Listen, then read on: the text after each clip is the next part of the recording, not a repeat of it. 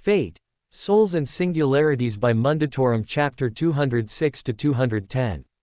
Applied Learning. He'd caught her lingering around the door of the workshop for a good couple of minutes. It had initially been him seeing her from the back, but it had quickly given way to him slowing his movements and staring right towards her. He knew how it must have looked from the outside, but all the same it was something that had caught his eye. Specifically because of the nature of it. Altera, still one of the recently summoned servants by only a few days, was just standing outside of Da Vinci's workshop, making no attempt to knock on the door or even so much as gain entry. Simply stood there in complete and total silence, her eyes fixed on the door with an unblinking stare. He was unsure for how long she had been there before he arrived. All he saw was her standing there. Heck, he'd probably been staring at her for close to a minute at this point in time. Well, he'd never learn anything just by being stood there. However, the moment he went to take a step forwards, he felt a stare on the back of his neck. Turning around and finding himself face to hat with Beatrice, the caster having appeared behind him for one reason or another, awkwardly shuffling on the spot as she poked the top of her hat up to allow her eyes to look between the two of them. "Hey, Betty." He nodded to her once, then brought his focus back towards Altera, staring at her from a short distance away. "How are you doing?" "Me. I'm doing fine, just fine." The woman answered rather nervously, not as bad as in the past but still a little quiet.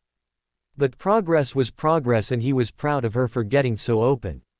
"A little bit nervous, actually. These past couple days have been a little bit, am I still useful?" He blinked once, then turned around to face her with furrowed brows. "Yeah, what a weird thing to ask. I don't know if you're saying that to be nice, but there's all these gods around and all these nights and I'm a lady who lived in the woods, so I was just fidgeting on the spot." The woman turned sideways to him and rubbed her hands together. He watched her with a troubled frown. He could probably see where she was coming from. Actually, he could definitely see where she was coming from. "It just feels like I'm not really all that useful compared to them. There's another witch here who's supposed to be much better than me, but we haven't seen one another and I'm a little nervous in case I do meet here, and it's just. I was literally just the guy brought in to fill an empty seat. How do you think I feel half the time?" He offered her a wry chuckle, then turned back around to stare at Altera, keeping his brows furrowed as he spoke again. "Trust me, you're still valuable, Betty." "Oh, okay. She sounded as though she'd gotten a little bit better, which was definitely nice.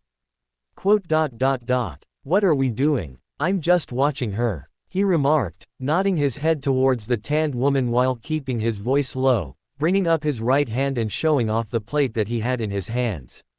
Upon it sat a single cake with teal-colored icing. "I was actually on my way to visit Da Vinci and then I saw Altera just standing there and stopped and waited to see what she was doing." There was a short silence from Betty, then she spoke in a slow and bemused tone of voice. "You were visiting Da Vinci with a cake?" "Yeah, we still have some leftover cakes from Christmas in the fridge that needed using up. Sigward suggested we make a little announcement in case anyone wanted one, and then Da Vinci said she was interested but couldn't get away from her workshop, so it needed delivering and I offered to help." "Ooh." A hum soon followed from the woman, silence falling between them once more. "How long are we going to be standing here, by the way?" He opened his mouth to speak, then stopped himself and closed it once more, blowing air out from between his lips and raising his brows as high as they could go. That was probably a rather good question from the caster. He wasn't sure how long they were going to be standing there. It would probably be best if they just approached her and got it over with. She could just be rather nervous about everything. Maybe that was it. "Come on then, let's go say hello." He started to walk. Beatrice made a brief noise of surprise behind him before he heard her feet patter along the floor, following him as he advanced towards Altera. The saber didn't so much as register his approach, still keeping her gaze firmly planted upon the door. Once he was close enough, he brought his other hand up and waved to her while speaking, wearing a smile on his face.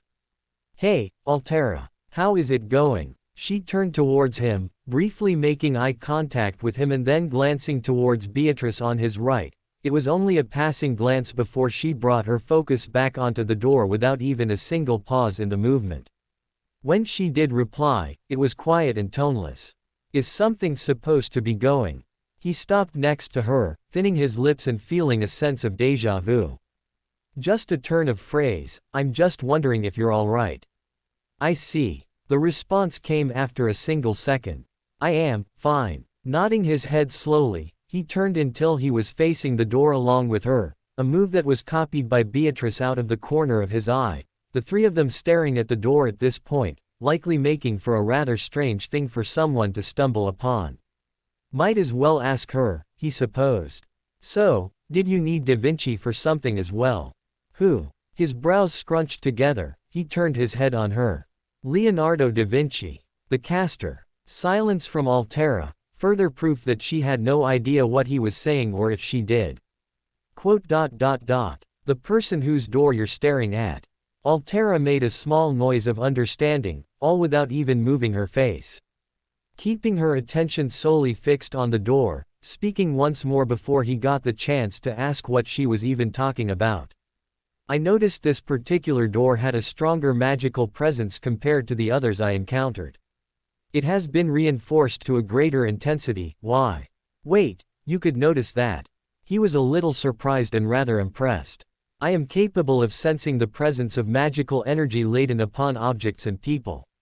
She explained further, then paused for a moment before she continued on. "However, I cannot determine the specific nature of the magical energy or its purpose.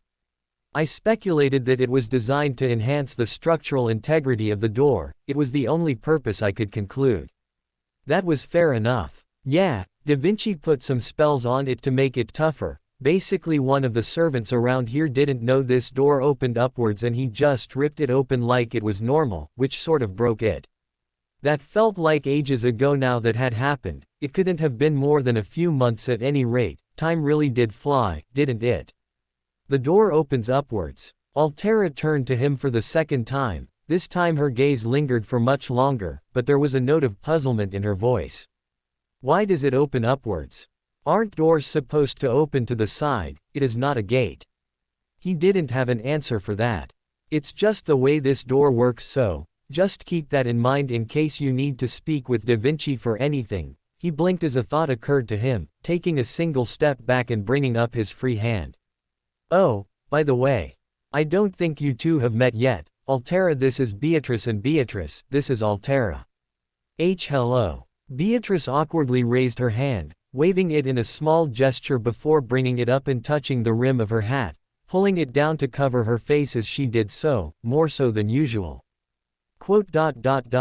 "Greetings." Altera blandly responded, her gaze narrowed just a little as what he presumed was a thoughtful expression came upon her.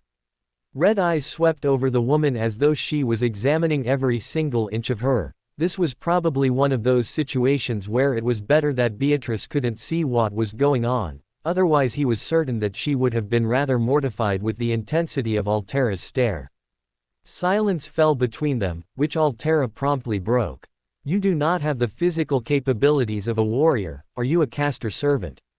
"Why, yes. I see." Altera acknowledged. "There is no record of a Beatrice provided to me by the Grail." "You are a servant of the other world." She deduced that rather quickly, and there was something in her eyes which wasn't quite expected. He didn't want to call it curiosity, but it seemed as though she might have been marginally interested now. A slow nod of the head from Beatrice, still shuffling on the spot. Perhaps she could start to sense that Altera was actually looking at her at this point, or it was just the silence from her that was surprising. In fairness to her, he wouldn't have put the saber servant down as one of the most approachable people in Chaldea, and that was from their short interactions with one another. She was now looking at him, her eyes lingered on his own before they gradually shifted downwards towards the plate in his hand, staring at the cake for a few seconds in silence, then tilted it slightly to the side, looking back towards him. "Did Ash create that?" No. No, that would be Sigward. Why do you ask?" "He said he was trying to make food," was the simple explanation she gave. Her eyes returned to the cake for a second, then she turned away from it without a second thought. He thinned his lips, shrugging his shoulders up and down before he stared at the door, taking a single step forwards and rapping his knuckles along the back of it rather politely, then stepping backwards. A short wait later, the door hissed and rose up from the ground and into the ceiling. Da Vinci strode forwards and then promptly blinked at the three of them, not that he could really blame her. They must have looked like the weirdest trio possible, well, probably not the weirdest, but certainly not the most expected. "I wasn't expecting this, protagonista," the brunette replied after a short moment, her eyes sweeping over the other two for a short moment before they landed back onto him, raising a single brow rather bemusedly, leaning on the side of the doorframe and folding her arms over her chest. "I know Sigward said he would send it down for me, but if I had known it was going to be you, I would have just gone and gotten it myself. You were busy and I offered, it was no trouble," he explained simply, handing the cake towards the woman and allowing her to take the plate. Then glanced towards the side of the door, raising a single brow and giving it a small thought. "I would have assumed you'd put in a doorbell or something, or a little bell you had to pull or something. HMPH. Hadn't actually thought of that yet, but now that you've brought it up, that's what I'm going to do." Da Vinci beamed rather widely, stepping away from the doorframe and right up, then looking towards the other two servants for a couple of seconds before nodding her head to the pair of them. "Well, I'll be off then." He jerked his head to the side and took a single step back, catching the slightly odd look on the face of the caster. She was probably assuming he was trying to run away from her or something. "The director wants me for another little magic lesson breakdown and all that. I need to catch up with them to try and at least memorize all the basics, not entirely sure what we're doing today, but it'll probably be interesting." Da Vinci made a face of understanding, nodding her head up and down. "All right then, I wish you the best of luck with that, and remember, the basics are only interesting because you can make them interesting. Whether that be magecraft or anything else. That is Da Vinci's advice for the day. Ciao." And with a wave of the hand and an enthusiastic voice, she stepped back into her workshop and closed the door. With a small smile, he turned and immediately found himself face to face with Altera, the saber staring right into his eyes with a rather intense look in them. "You are going to learn magecraft." He winced. "Well, not me specifically, mostly learning the terms and what everything means so that I'm not so out of the loop." He chuckled lowly and awkwardly, bringing his hand up and rubbing the side of his neck while averting his eyes. "I was just the guy they brought in. I'm not really a mage like everyone else, and the director decided that I should at least know what people are talking about rather than being stood around, in her own words, like a shop window mannequin." Altera just continued to stare blankly at him, then made a small noise. "Ah, I see. Let us go then." "Yeah, he should probably. Us. It is a reliance on the mana of the world, as opposed to the odd within a person, something which is more commonly utilized by those with magical circuits of lower quality and quantity." The director explained as she continued to write down on the board. The faint scribbling of pen was more or less the only sound to be heard. Though it is often required a catalyst for this art, the uses are relatively slim, but it is favored depending on the quality of the materials that one has at their disposal. The director paused for only a moment, then turned towards him with a slightly suspicious look on her face as she kept her eyes upon him. "You are familiar with the differences between mana and odd, are you not?" A slow nod of the head, but he could tell what she was going to ask, so he cleared his throat. "Mana comes from the atmosphere and odd comes from people. Odd comes from living things, whereas mana is just all around us, like the living force, and then it can be taken into a person and converted into magical energy with magic circuits, right?" He really hoped that was the right answer. It sounded like the right answer. She stared at him in silence for a few brief moments, then gave a slow nod of the head and with a tiny approving smile on her face. "Yes, a textbook answer. With that in mind, you can likely determine the value of formalcraft as well as its application. For those who do not have the necessary magical energy generation within their own circuits, they contract with an outside force to complete the ritual." He raised his hand. "Is this the sort of thing that I could do, then?" He really tried to keep the giddiness out of his voice, but he wasn't quite able to manage it. Basically, from what the director was saying, is that this was the type of magecraft that was tailor-made for someone like him who wasn't actually good for all that much in the first place. It wasn't like he was expecting much, but this sort of thing had to be useful for at least something in the first place, just so he felt like he could do more than rely on his mystic codes. The director paused for a moment, a thoughtful look flashed across her face before she leaned forwards, resting the flat of her hands on the table and gave him a rather intense gaze. He could feel the pressure behind her amber orbs, enough that he fidgeted in the seat, glancing to the side just to feel a little less on the spot. From the way she was staring at him, it made him feel as though he might have said something wrong. Theoretically, yes. He perked up at her answer. But realistically, no. His features dropped. For her own part, the director cringed at the face he made before shaking her head from side to side.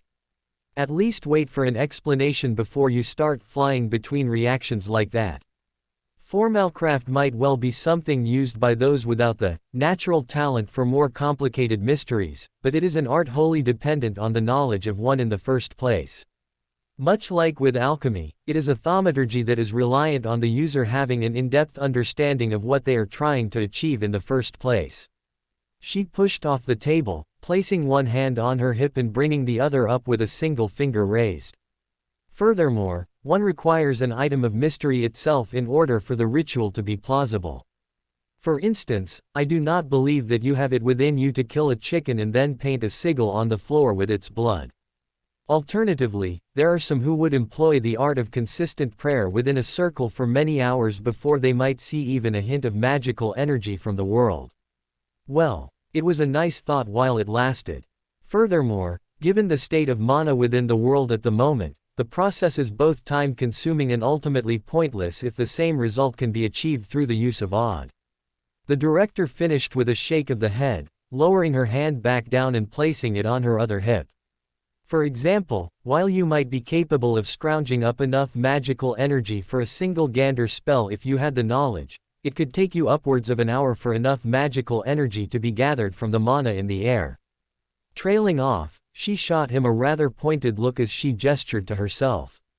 Whereas I can create such a spell within the span of a single second with enough thought.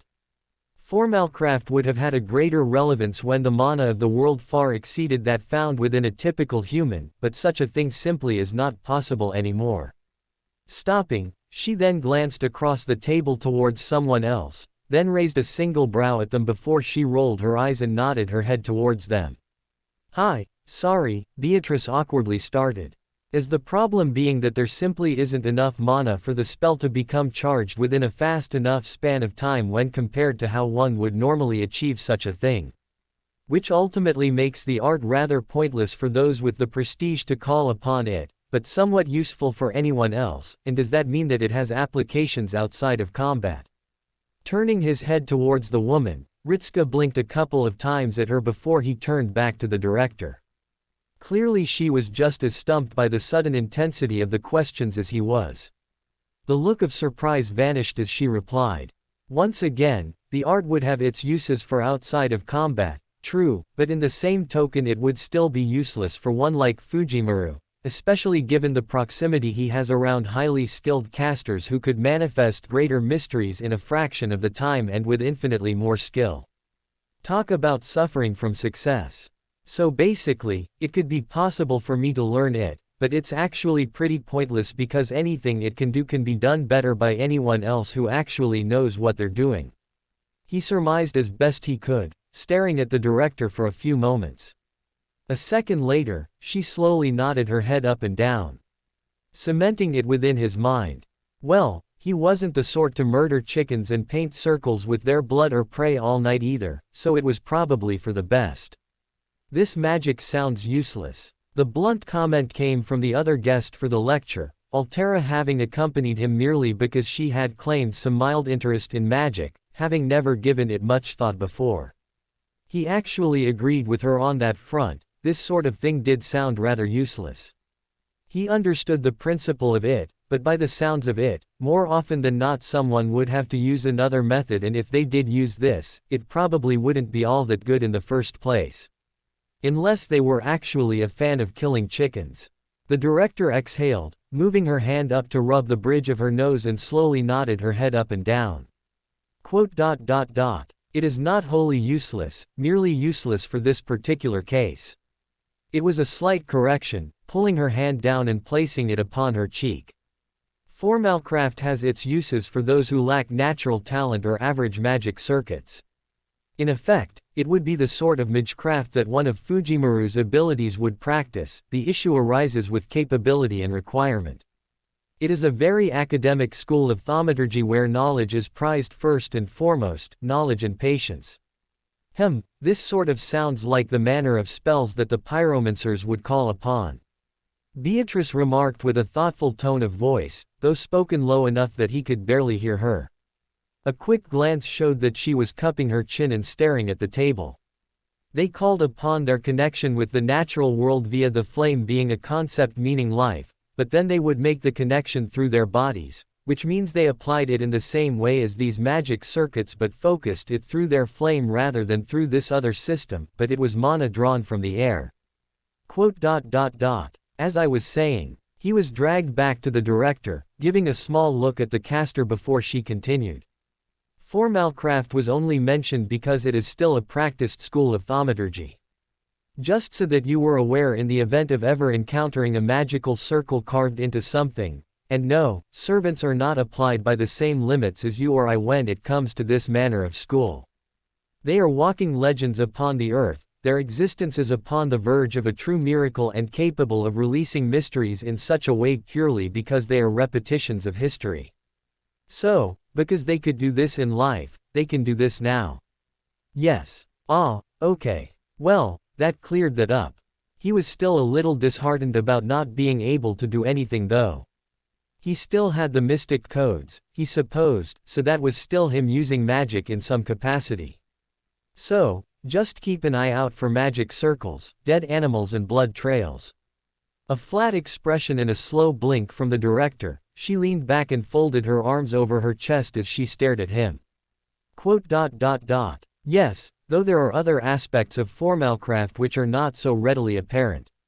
For example, one further use would be element conversion, which is somewhat self-explanatory, but I shall give you a moderate oversight so that you can at least understand the principle of what I am trying to explain. She held up her hand, showing all 5 digits. There are 5 elements within the thaumaturgy school, those that everyone should have an affinity towards barring some exceptions. Fire, earth, water, wind and void, the latter of which can also be placed under the title of ether. Which I have already explained to you in the past. He nodded his head, resuming his focus. Excellent. Now then, examination of the elements allows for what one might refer to as an element conversion. They are applied towards the concepts of the world itself. If one can imagine a certain element falling under the category of these 5 elements, then it allows for the conversion into it via the use of Formalcraft, one of the more common uses of the art. He walked out of the room, stretching his arms back until he heard something click in his back, then rolled them forwards a couple of times and smiled, turning to his right and then clapping his hands together in front of himself. Well, that was interesting, wasn't it?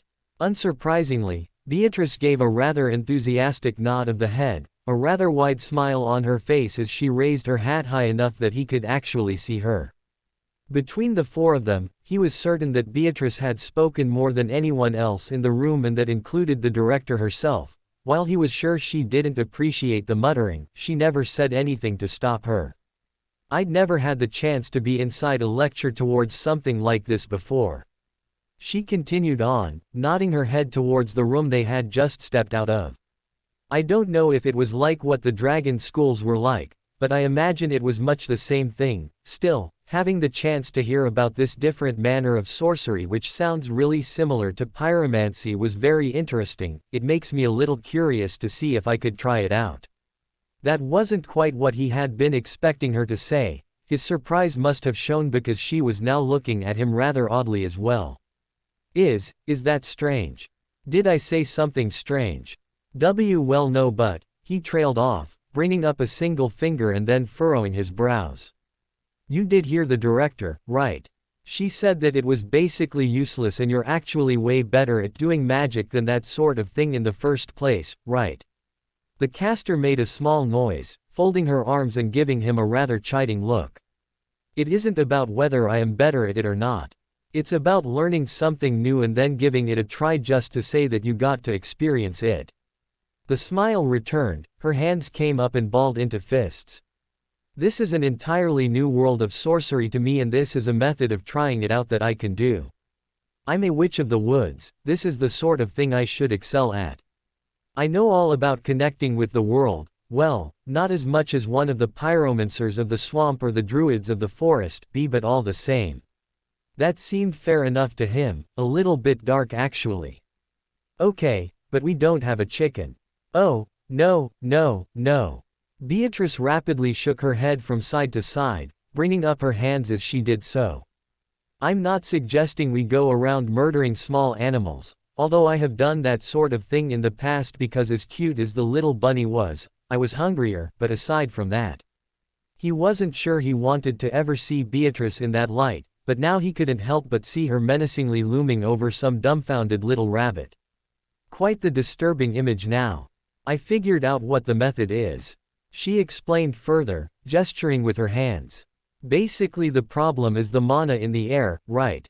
But if we can increase the local magical energy, then it should speed up the process of formalcraft, which is why people use little living things freshly killed, because their blood would still have the odd in them, right? A slow nod of the head. Yeah, they probably would, so you're suggesting we just get something else that is just as magical as blood from somewhere in Chaldea. That sounded rather difficult for him to even consider, placing his hands on his hips and raising a single brow. But where would we get something like Ashen Estus? She answered before he could get a word out. His expression flattened, then his eyes started to widen. The liquefied concentration of magical energy, that thing that Sullivan had made. His hands came up, fingers snapping together as he stared at her with comprehension. It was that weird drink that Ash talked about in the past that would restore magical energy rapidly, a quick fix for a short time. To recharge someone like Ash it would have to be positively brewing with magical energy. Good idea. He settled on, nodding his head up and down. By right it should technically work and Sullivan should be able to restore it rather easily. A faint twitch, his eyes turned towards the watch on his wrist. Okay then, it's approaching time of day for another summoning, you can head off with, he trailed off, then turned to the side and found that Altera was still there, staring at the two of them in complete silence. Are you still interested? You have discussed a method of negating the supposed weakness of the magical method. The saber replied after a moment of silence. I wish to see this through to its completion. If that is possible. A nod of the head. Great. Can you go with Beatrice to Sullivan? Altera acknowledged him silently. Thank you. Beatrice, explain to Sullivan what you need and that I asked for it. That should get him to at least do what you ask. He may or may not want to come along as well, if he does. Fine. If he doesn't, no big deal, don't try and force him. He backed away from them, throwing his thumbs over his shoulder. All right, I'm going to head towards the summoning chamber, see if anyone shows up today. Call me when you get the chance and then I'll head there as quickly as I can, or call me if there are any problems either. Beatrice looked like she might have wanted to say something, but Altera beat her to it. You will be informed. Thanks guys. Looking forward to it. He waved to them, then turned and started to jog down the hallway. It might have been a little childish of him to do, but at the same time it was magic. Even if the end result wasn't all that impressive, it was still magic. Who didn't want to try at least one magic spell once in their life? He didn't want it to appear as though he was in as big a rush, but he couldn't quite help but fidget on the spot as he stood in the summoning chambers. Naturally it would only be a matter of time before. Are you all right, Senpai? Someone caught on. A smile came on his face, nodding his head up and down. Fine, I'm actually feeling really pepper right now. The puzzled face on Mash remained, but it was softer and more pleased. The director was running me through one of the lectures again, This one on Formalcraft, and then Beatrice got interested, so she's currently heading to get some supplies for it, and then we're gonna head onto a simulator and give it a try. Mash's brows furrowed, though the pleased look remained on her face. Formalcraft. But, I'm not sure I understand, senpai. Just because it's magic and I can actually help out. He replied with a shrug of his shoulders. Ultimately that was all it really added up to. It might well have been rather useless in the here and now, especially for the future, but it was just so he could say he did magic. Not quite in comparison to the last time he did it, which was, with the help of Seath. Looking back on it now still made him feel a bit conflicted. On the one hand, it had been his first real time doing magic, and on the other hand, Seath get the chance to try new things. The elaboration earned a look of understanding and a nod of the head from the girl. A smile flickered across her face. You can come as well if you'd like. It was mostly because Beatrice was really excited to just try it out, same as me, and then Altera was just interested in general. Altera-san was. Yeah, turns out she was just mildly curious about magecraft and just wanted to see how it all worked. It had been a bit of a surprise, but he was rather happy with it, meaning that it was something that they could connect over. A shared interest in new things, and he was rather curious as to how Altera's first reaction to him with a cake was to ask if Ash had made it and then dismiss it entirely when she found out he didn't. Rather peculiar, but for all the right reasons. I take it the director already explained the basics of Formalcraft to you, Fujimaru-kun. He turned his head to the voice, Romani looking at him through the window with a slightly odd expression. We don't really have any living animals we could kill, well, unless you count Fu, but that should go without saying that we're. Fu. The small squirrel thing let out a rather loud and somewhat aggressive chirp, leaping up onto Mash's shoulder. Their ears flickered back and their tail stood on end. A low growl soon followed. I was just saying we wouldn't even consider that an option. Romani hastily finished with a panicked look on his face, eagerly placating the little creature. At least wait for me to finish speaking before you decide to try and curse at me or something. Fu looked far from immediately convinced, though he did stand down from his more aggressive look. Sitting comfortably on Mash while keeping his gaze firmly fixed upon the doctor. Mash quickly brought her hand up, rubbing a finger along the back of the neck of the animal and drawing a rather pleased noise from them. Phew, anyway, back to the topic of the whole animal blood thing. Bringing up his hand, he offered the man a smile. See, that's the thing. Beatrice figured out that it was the odd in the blood that acted as the layout for the magic circle as well as the mana in the air. But if the blood was already really magical, then the process would be much quicker, right? A nod of the head from Romani, now looking less puzzled and more intrigued. So basically, what Beatrice came up with was using some of the Ashen Estus as the foundation for the circle, because it's basically super magical liquid, isn't it? Romani opened his mouth, then closed it again, his brows furrowed as he leaned forwards and made a small noise.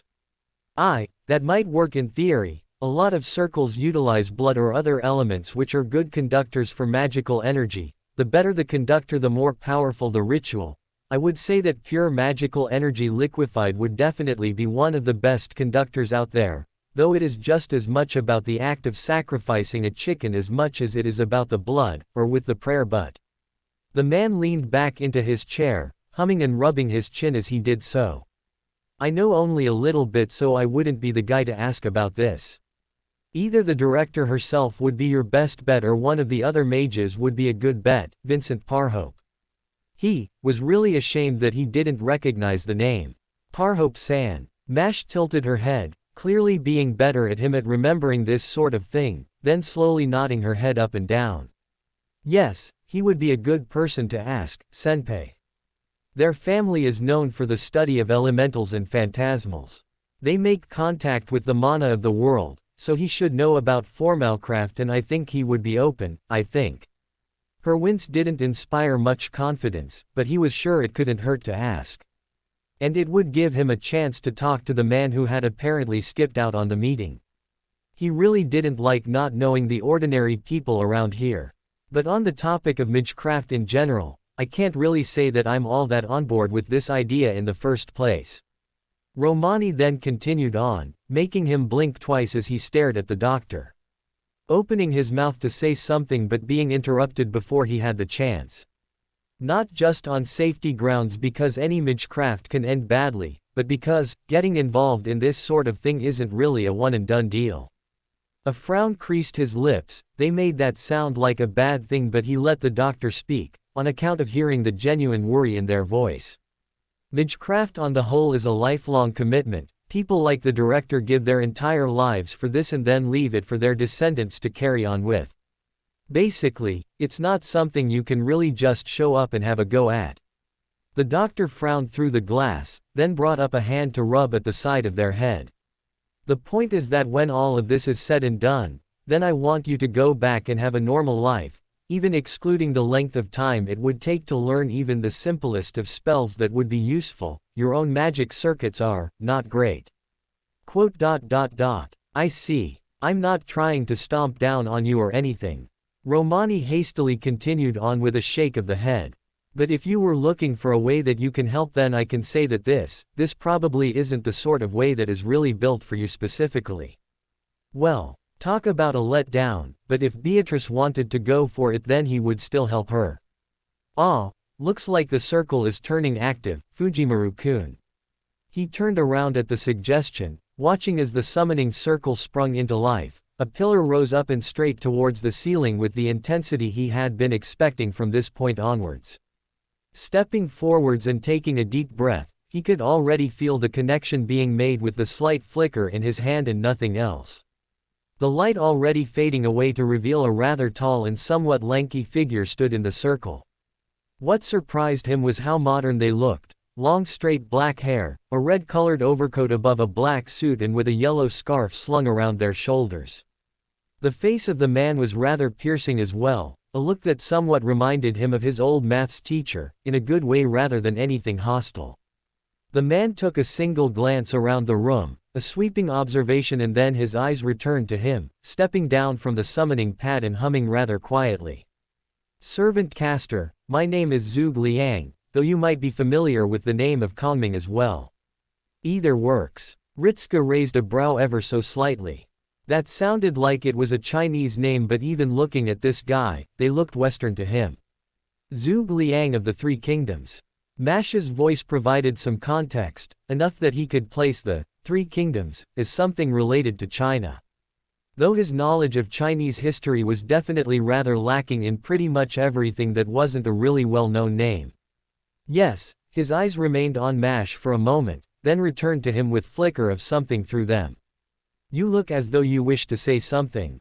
Ritsuka thinned his lips, then shook his head from side to side. No, probably nothing. Just happy to meet with you and look forward to working with you. Really, I assumed you were going to ask why I am very clearly not Chinese. The voice of the man was rather dry, his hands moving towards his pockets as he gave him that same look as before. Ritsuka winced a bit at the tone but slowly nodded his head up and down. The man hummed and then nodded once. You would indeed be correct. I am not truly Kongming, though I have his skills and noble phantasm as though you had summoned him. Rather, I am the vessel that he chose to carry out his actions. This place is Chaldea, yes. Vague rumors from the Department of Astronomy spoke of this place, but I was unaware it was completed. Though that is little surprise, Lord Animosphere would hardly have announced it. No, the difference in the years would account for it. Ritsuka blinked twice at the man, then tilted his head to the side. They spoke of being a vessel, something that he knew a little about, but he really hoped it wasn't what he was thinking of. When you say vessel, are you still? I still have all my faculties, if that should be a concern to you. My judgment remains unimpeded. He cut him off rather quickly and with a single look towards him. A moment passed before he continued on. But your concern for my well-being is noted. I would be more accurate to say that Kongming dumped all of his personal skills onto me because he could not manifest as a servant under his own power, thus he needed a body and decided that I alone would be a better fit for the task at hand. We came to an understanding soon after. But as he is not present at the moment, no. It is just I. The man paused for a moment, then narrowed his eyes ever so slightly. Unusual, you're still looking at me as though you have no idea who I am in the first place. No, you're young, but you would not be so young as to remain ignorant to my appearance. Especially since the man behind the glass has been gaping like a fish ever since I was summoned. Ritska turned. Sure enough, Romani was rather bug-eyed as he stared through the window at the man, opening and closing his mouth and even stepping out of his chair, pointing towards the direction of the figure.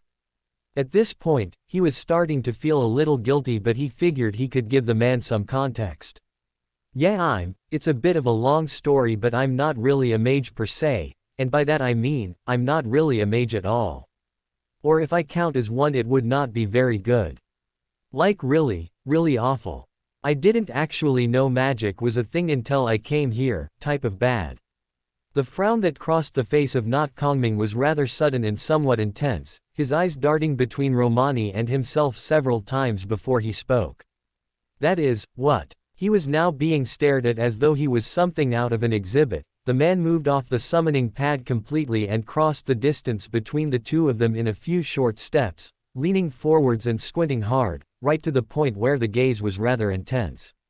Then, as quickly as it happened, the man leaned back and frowned even deeper. Where is Lord Animosphere? There's, Ritska coughed under his breath and then spoke again. There's Director Animosphere, well, Director Olga Marie Animosphere. Olga Marie. The man repeated with a note of surprise in his voice, a slight widening of the eyes before they returned once more. Sending a slow glance towards the direction where Romani was still miming for whatever reason, an odd look passed through his gaze as he made a disapproving sound, and she is not present for the summoning of a servant because. Ritska winced. That is part of the really long story. Then perhaps it would be best if you started speaking. The man supplied as he reached into his pocket, then pulled out a cigar and a lighter. Ritska stared at him rather blankly as he held it up towards himself. We can speak as we walk. I would prefer that you take me to Director Animosphere as quickly as possible. Ah, yes. I believe I should also introduce myself for you as well.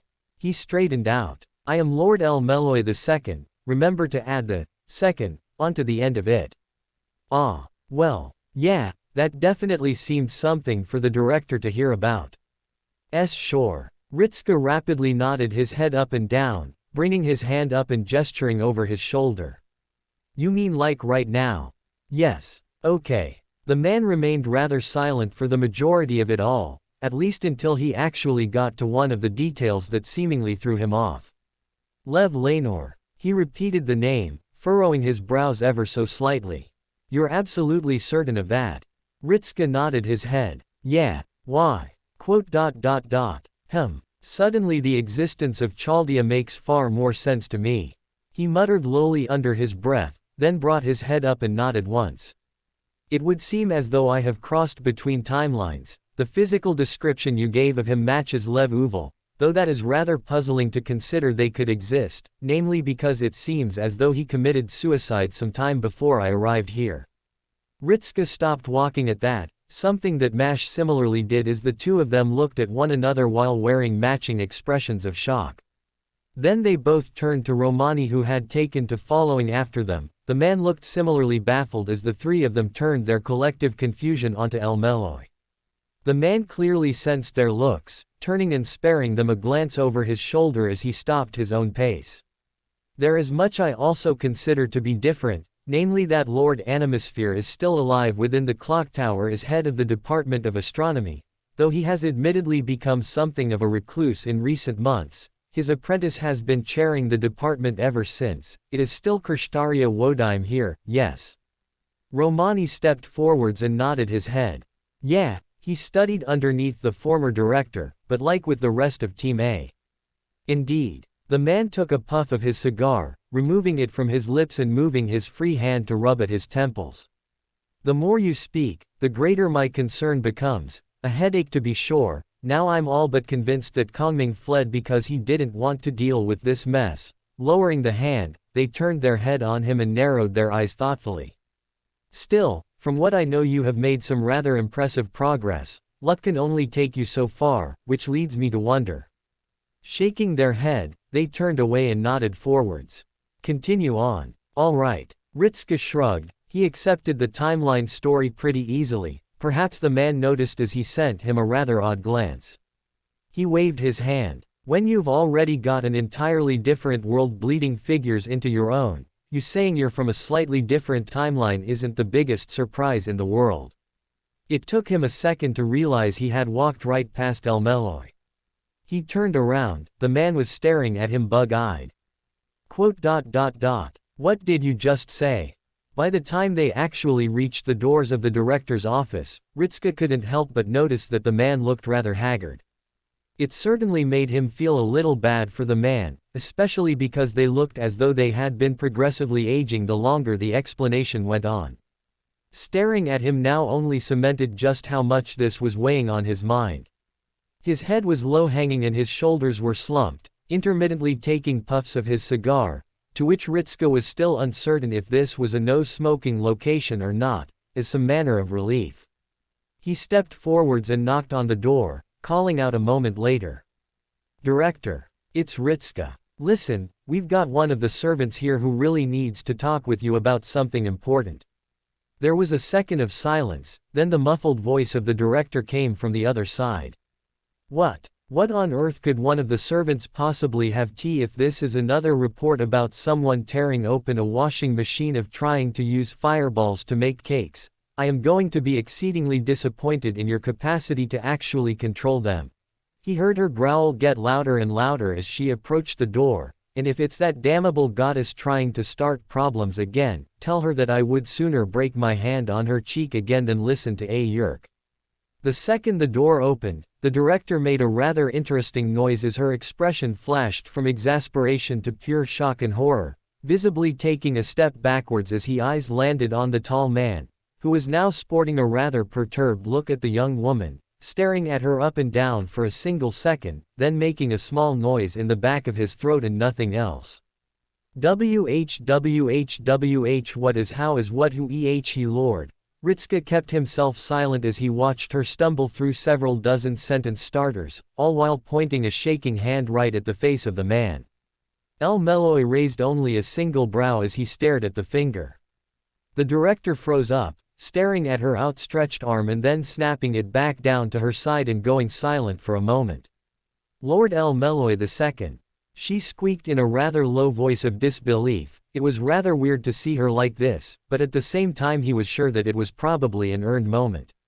From his own lessons, Lords of the Clock Tower were basically like the main leaders in the magic world and stuff, so it was basically like being stood in front of your boss or something. "Yes," the man replied without even showing a hint of reaction to her. "Director Olga Marie Animosphere, certainly taller than I remember you being, though perhaps that is because you have your posture taut. In any event, I shall answer your doubtless burning question of why and how I am here. I am a pseudo-servant summoned under the true name Zhuge Liang, or Kongming, and my presence here is no different than any other servant, though I believed it wise to speak with you as swiftly as possible." The director made a small noise, even as the man continued on. "And your subordinates have been explaining the situation to me as best as they can. The picture they have painted thus far has been grim to say the least, but you seem to have kept the organization afloat and solved upwards of several singularities and survived against rather impressive ordeals." He wasn't quite sure what face the director was making, but it looked somewhere between surprise and being happy, but she quickly stifled it. "Now then, though I might be a lord of the clock tower, that is of a different timeline to this one, and I am first and foremost a servant just as any other. As such I shall not be excising any authority beyond my station, nor shall I be demanding preferential treatment beyond which I am expected to receive." He finished, lowering his hand and staring down at the director. "Is that acceptable to you?" "Ye bet your eye. I will do my best, though it is a confusing situation, yes." A dry note in the tone of the man showed his exasperation. "For the meantime, I would like to be informed of the complete state of Chaldea's operational capacity as well as past successes in detail. Nothing that would compromise your family's secrets, just enough that I can do my job and know what I am dealing with, especially if the manner of your enemy is King Solomon himself and the notes and characters of this other world I have been told of." "All right, yes, of course. The director rapidly nodded her head up and down, then looked past and sent a rather piercing look at Romani. The doctor made a face of understanding and scrambled away as quickly as possible down the hallway. Everything that can be used to assist you further. I've been told that you are tutoring my master on Magecraft basics. El Meloy continued onwards. Ritska saw what he almost thought was a ghost of a smile on the face of the man, but it vanished before he could even register it fully. He has assured me he is content with remaining under your care. The director stiffly nodded her head. Of course, you are a professor of the law. Her eyes were boring into his own before he even realized what was happening. Her hand lashed out and clamped against his collar and dragged him forwards until he was nearly nose to nose with her. She turned on the Lord, then offered a shaky smile. Might I be excused for a moment? She didn't even wait for a response before she was bundling him into her office and closing the door behind them. He stumbled for a couple of steps, then turned around and winced as he caught sight of the rather volcanic expression on the face of the man. A lord of the clock tower offers you the chance to study under them, and you said no. Ritska opened his mouth, then closed it again, bringing up a single finger as he took a half-step backwards. I get the feeling that you're upset. Her eye twitched. Okay. Stepping back again as she moved closer, he brought up his hands and waved her down with a shaky smile, rather uneasy with the expression she was giving him at the moment. Especially because she really did look like she might hurt him if she got close enough. He just asked how much I knew and I said that you were teaching me the terms and everything else. He just asked if I would use him for that sort of thing and I said that it was fine because I had you. Really, it wasn't much of an offer of him teaching me in the first place, right? He collided with something, turning and looking around to find himself having retreated into the desk, turning back around and blanching as he realized she was barely more than a step away from him. Her hands reaching towards him almost as though she was going to strangle him, then her fingers stopped short, her lips rolled inwards and she took a couple of steps away from him. I enjoyed the classes that you did and you made it easier to understand. He felt a little lame in adding that on at the end, glancing to the side and bringing his hands around, drumming his fingers on his legs and shrugging his shoulders. He didn't want to add it was also because he liked spending time with her and she actually looked rather happy when she was teaching him. Or if not happy, then she looked more at ease with everything. And I'm not very good at Magecraft anyway, so it would be sort of a waste of time for Lord El Meloy, right? The second. Olga corrected him with a sigh, bringing her hands up to her face and rubbing at it. A low groan followed as she turned around, keeping her back to him. A single breath, she raised her head back up, moving her hands towards her hips. I am going to apologize for that outburst. It was merely that you said something so unashamedly stupid that I could not help but react accordingly. You understand that he would be superior to me in every single way that mattered. His entire class is dedicated towards applying Magecraft into the modern world. He didn't know about the latter part, but he could probably guess the former was true. I guess. But I'm not really going to be much of a mage after this, am I?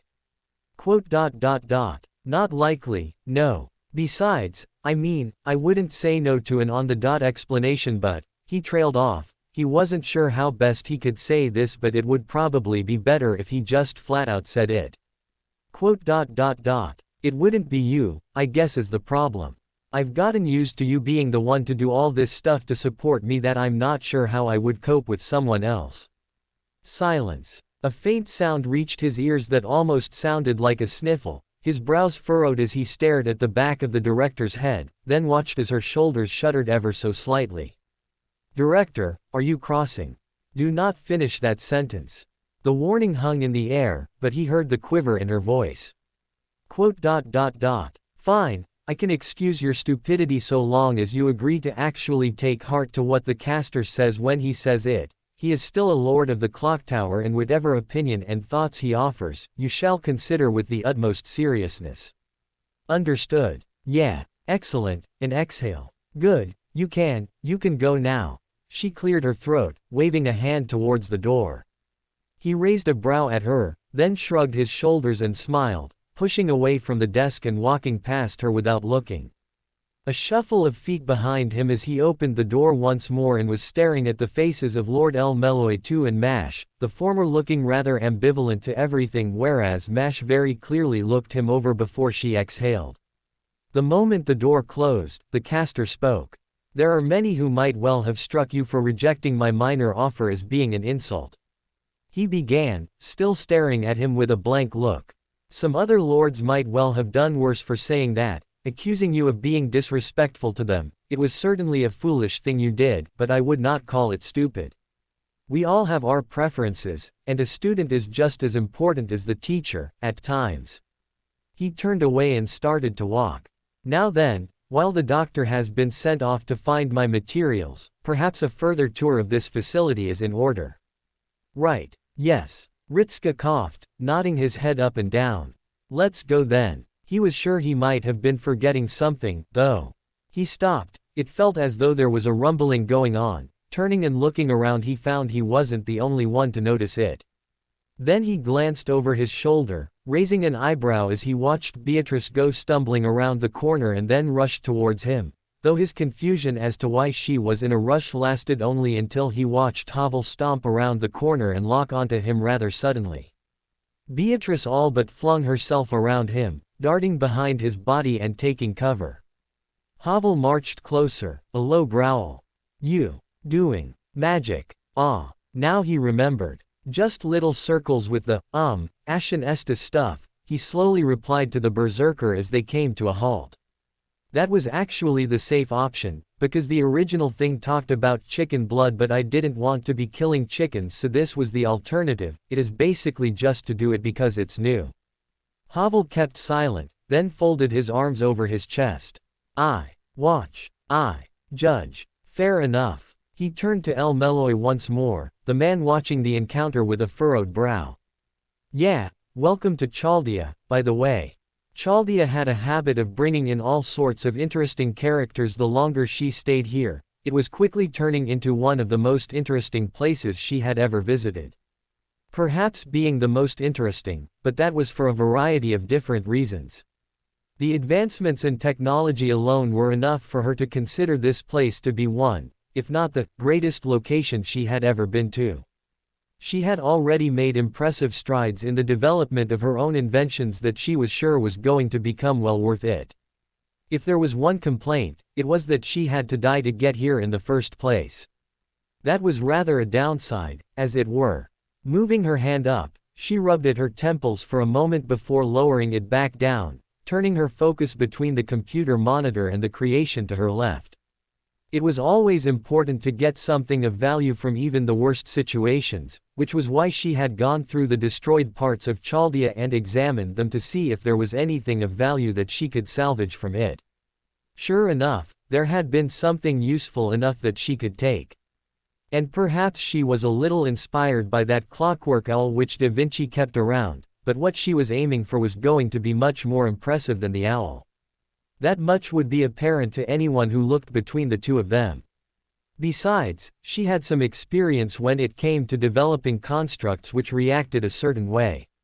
Sliding the chair away from the desk, she rolled it towards the frame and pulled herself towards it, frowning in thought as she looked over the metallic skeleton.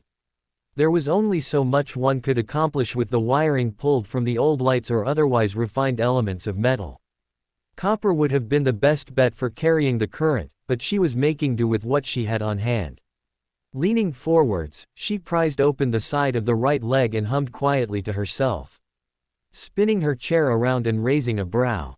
"Now where did I put that soldering iron?" she muttered to herself, clicking a button on the chair and propelling herself forwards at a steady pace. That had been one of the first modifications she had made.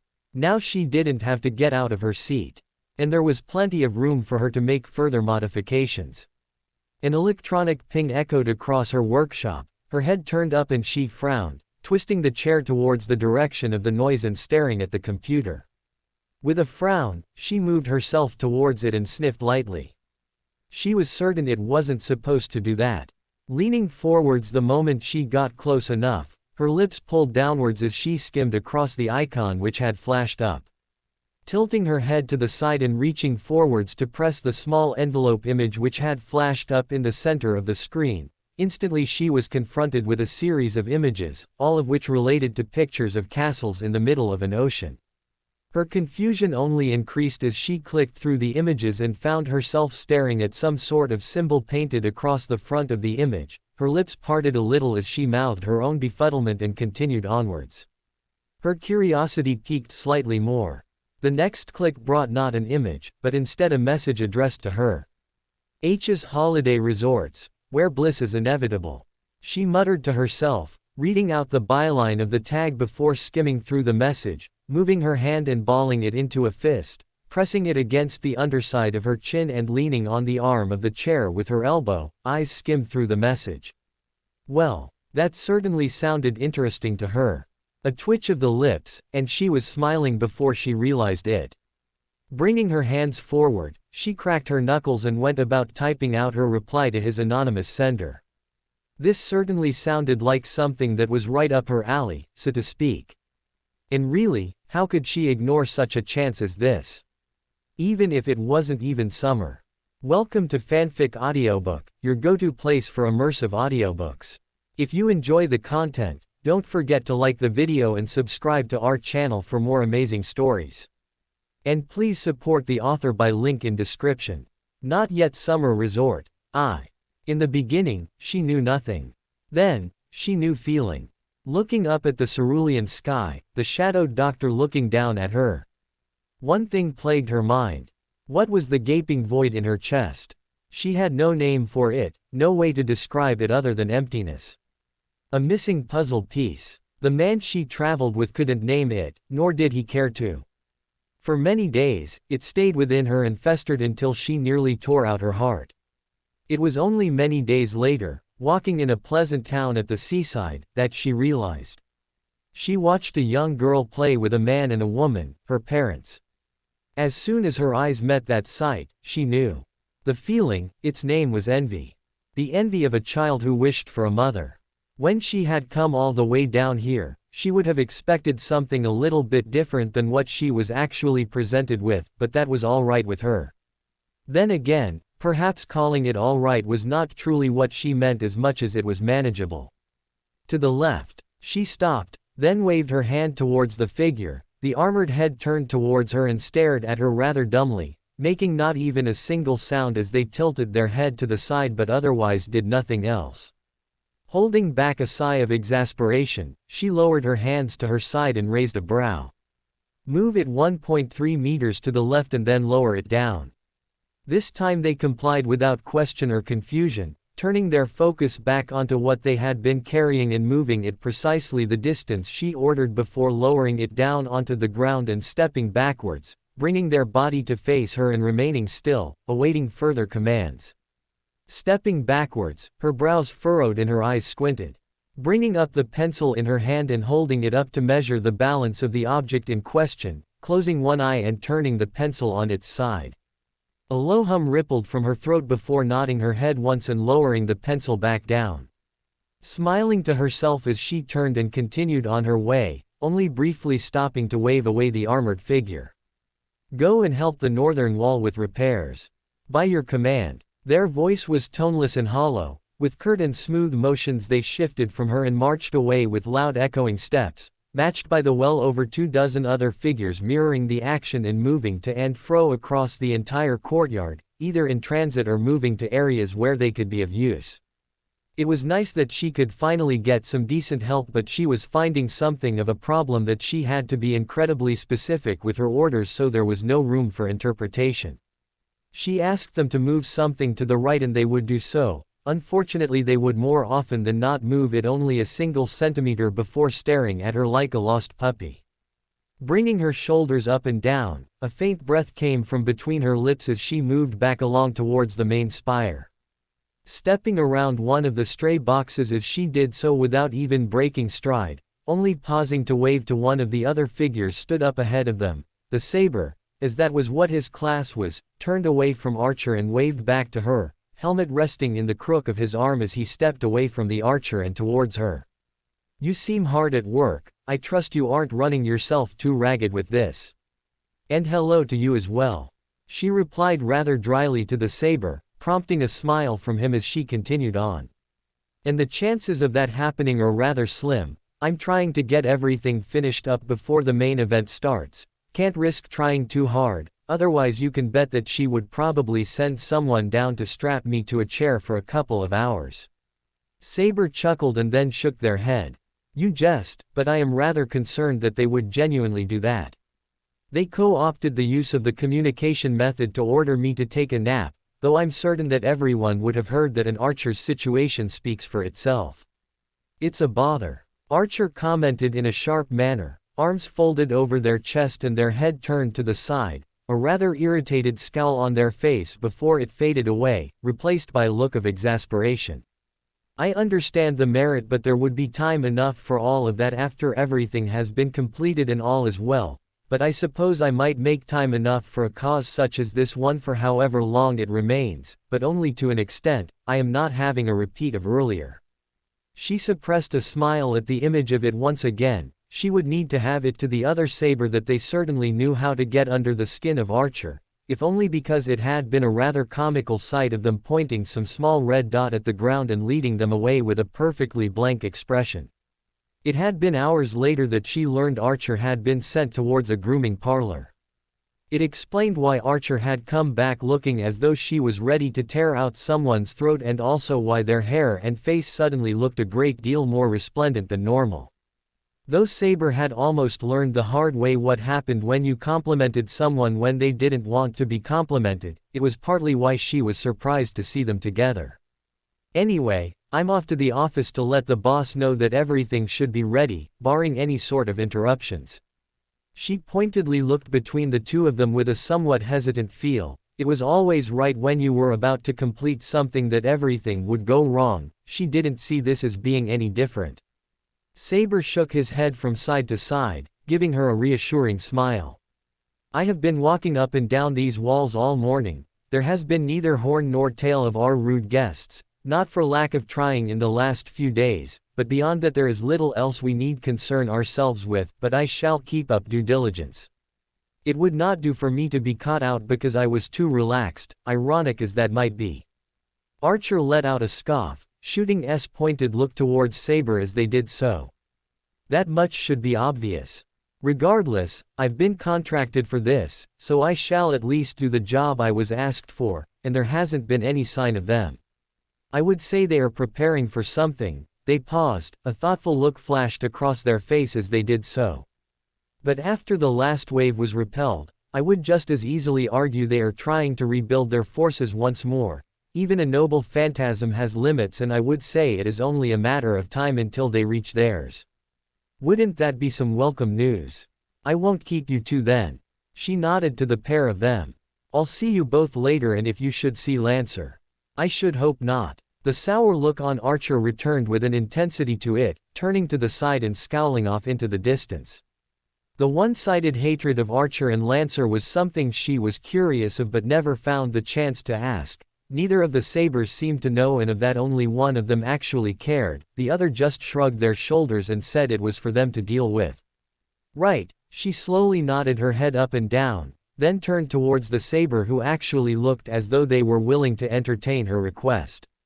Tell Lancer, if you find them before I do, that I still want that grappling hook crossbow back, and I don't care how much they like it. It's mine. Saber raised a brow and nodded his head, looking rather bemused. She saw that the words caught the attention of Archer as well, them raising a brow and staring in confusion before shaking their head from side to side and walking away from the conversation without asking. Well, whatever their problem was, at least they kept away from one another. With a final farewell to the Saber and Archer duo, she turned her focus once more unto the direction of the spire and continued her advance, moving through the large doors and into the elevator, bringing her foot up and then slamming it down on the large button in the center of the space. An echoing grinding sound filled her ears as she shunted upwards, the lift starting to pull as she ascended higher and higher through the tower. Her eyes turned out to glance through the passing windows, only getting glimpses of the work, but it brought a ghost of a smile to her lips. She wasn't about to jump up and down with joy or let out a whooping cheer, but she was certainly proud of the work she and the others had put into it at this point in time. Placing her hands on her hips, she briefly paused and then narrowed her eyes and leaned forwards as she watched something in the distance. It took a moment for her to realize what it was, then her eyes closed and her head slumped forwards. A faint groan escaped her as she realized that it was nothing more than Lancer playing around once again. She never should have made that grappling crossbow in the first place. She never even got a chance to use it before Lancer all but pilfered it off her desk and ran off as fast as he could. Something of a childish pest, perhaps she could enlist the other saber to convince him if the first didn't pan out. No time to think of all that now. The elevator started to slow its ascent. She turned her eyes towards the door as it started to pull to the side. The refurbished and polished steel swung open for her and all but beckoned for her to exist, stepping out and onto the polished stone floor, carrying herself forwards and in the direction of the singular corridor before her. It was the only place where the lift would bring her, the summit of the entire fortress. Stepping outside and onto a narrow walkway, she continued onwards towards the doors as she caught sight of a figure standing just off to the side. They turned towards her almost instantly and stared with that oddly intense look of theirs. It lasted for only a second before they dismissed her entirely and turned their head away. Well, no reason for her not to be polite. Morning, Saber. They did not respond to her words for a second, then turned their head towards the sky and stared at it for a good half second before replying in an utterly toneless voice. It is. Yes. Pharaohs caught herself short, then stared at the servant with a flat expression. One that they showed no intention of even acknowledging, clearly having met the standard requirement for social interactions, or perhaps they just didn't like speaking with her in particular. She didn't know which it was. You spoken with Lancer today? Their unblinking gaze returned to her, giving her an expression somewhere between puzzlement and irritation, as though she was asking something incredibly stupid. I speak with him every day. Why? She sniffed, placing her hands on her hips. Just wanting to know if you could pass along a message for me. Are you unable to speak with him yourself? Pharaoh's was cut short but the blunt remark. She held herself back from slapping a palm over her face and groaning into it. Instead she offered a polite smile and continued on, trying her best to avoid losing her focus over the words. No, they just keep running away from me and I don't have the spare time to chase them down. You spend more time with them than me, so I was just wondering if you would be willing to speak with them on my behalf. Saber remained silent for several agonizing moments. During that period her gaze seemed to harden and her lip twitched for a brief instant before they gave a slow blink and broke contact with her, shifting their focus back out and returning to gazing over the fortress with an almost apathetic feeling about them. It's no business of mine to intervene between you and Lancer. He will respond better if you talk with him yourself, rather than just through me. Pharaohs probably would have said more. In fact she knew she would have said more, but Saber made the choice for her as they jerked their head towards the door they were stood next to. She's still awake. Speak with her before she goes to sleep again. As though to drive the point home, they stepped away from the battlement and pushed the door open with a loud groan of wood before they stepped back and turned away from it. Clearly finished with the conversation, if the attempt at moving her on was anything to be interpreted. Pharaohs figured the only way she could have made it more obvious she didn't want to speak further was if she just told her. Well, she hadn't been expecting much anyway, so she wasn't surprised in the least. With an undaunted shrug of the shoulders, she pulled herself forwards and moved past the saber with a quiet farewell to them which went unreciprocated beyond a mere grunt. Stepping through the now open door, she entered the office and almost fell over as she stumbled over the pillows scattered across the floor, catching herself just before she could truly slip and then pausing, turning her head down towards the ground and giving the floor an annoyed look before she brought her head up and towards the desk at the other end of the room. Naturally, the person who was supposed to be seated at that desk wasn't there. Instead she looked to the bubble-like chair which was suspended from the ceiling by a large chain, swinging back and forth while noise blared through the room, sounds of small animals and chirping mixed with many other noises. Pharaohs spared a glance towards the direction of the large TV fixed to the wall, showing some manner of complex full of animals and people. Of all the things to get with the Holy Grail, it was this. Well, it was rather impressive. Ahem. Clearing her throat, she stepped over the remaining pillows and teddy bears which littered the floor, then paused as she saw a couple of stray plastic cups mixed between the soft collection, litter upon the ground from someone too lazy to pick it all up, positioned in more or less the same location, likely from them just tossing the cups over their shoulder when they were finished with them. The game paused, the chair started to turn at an almost painfully slow rate.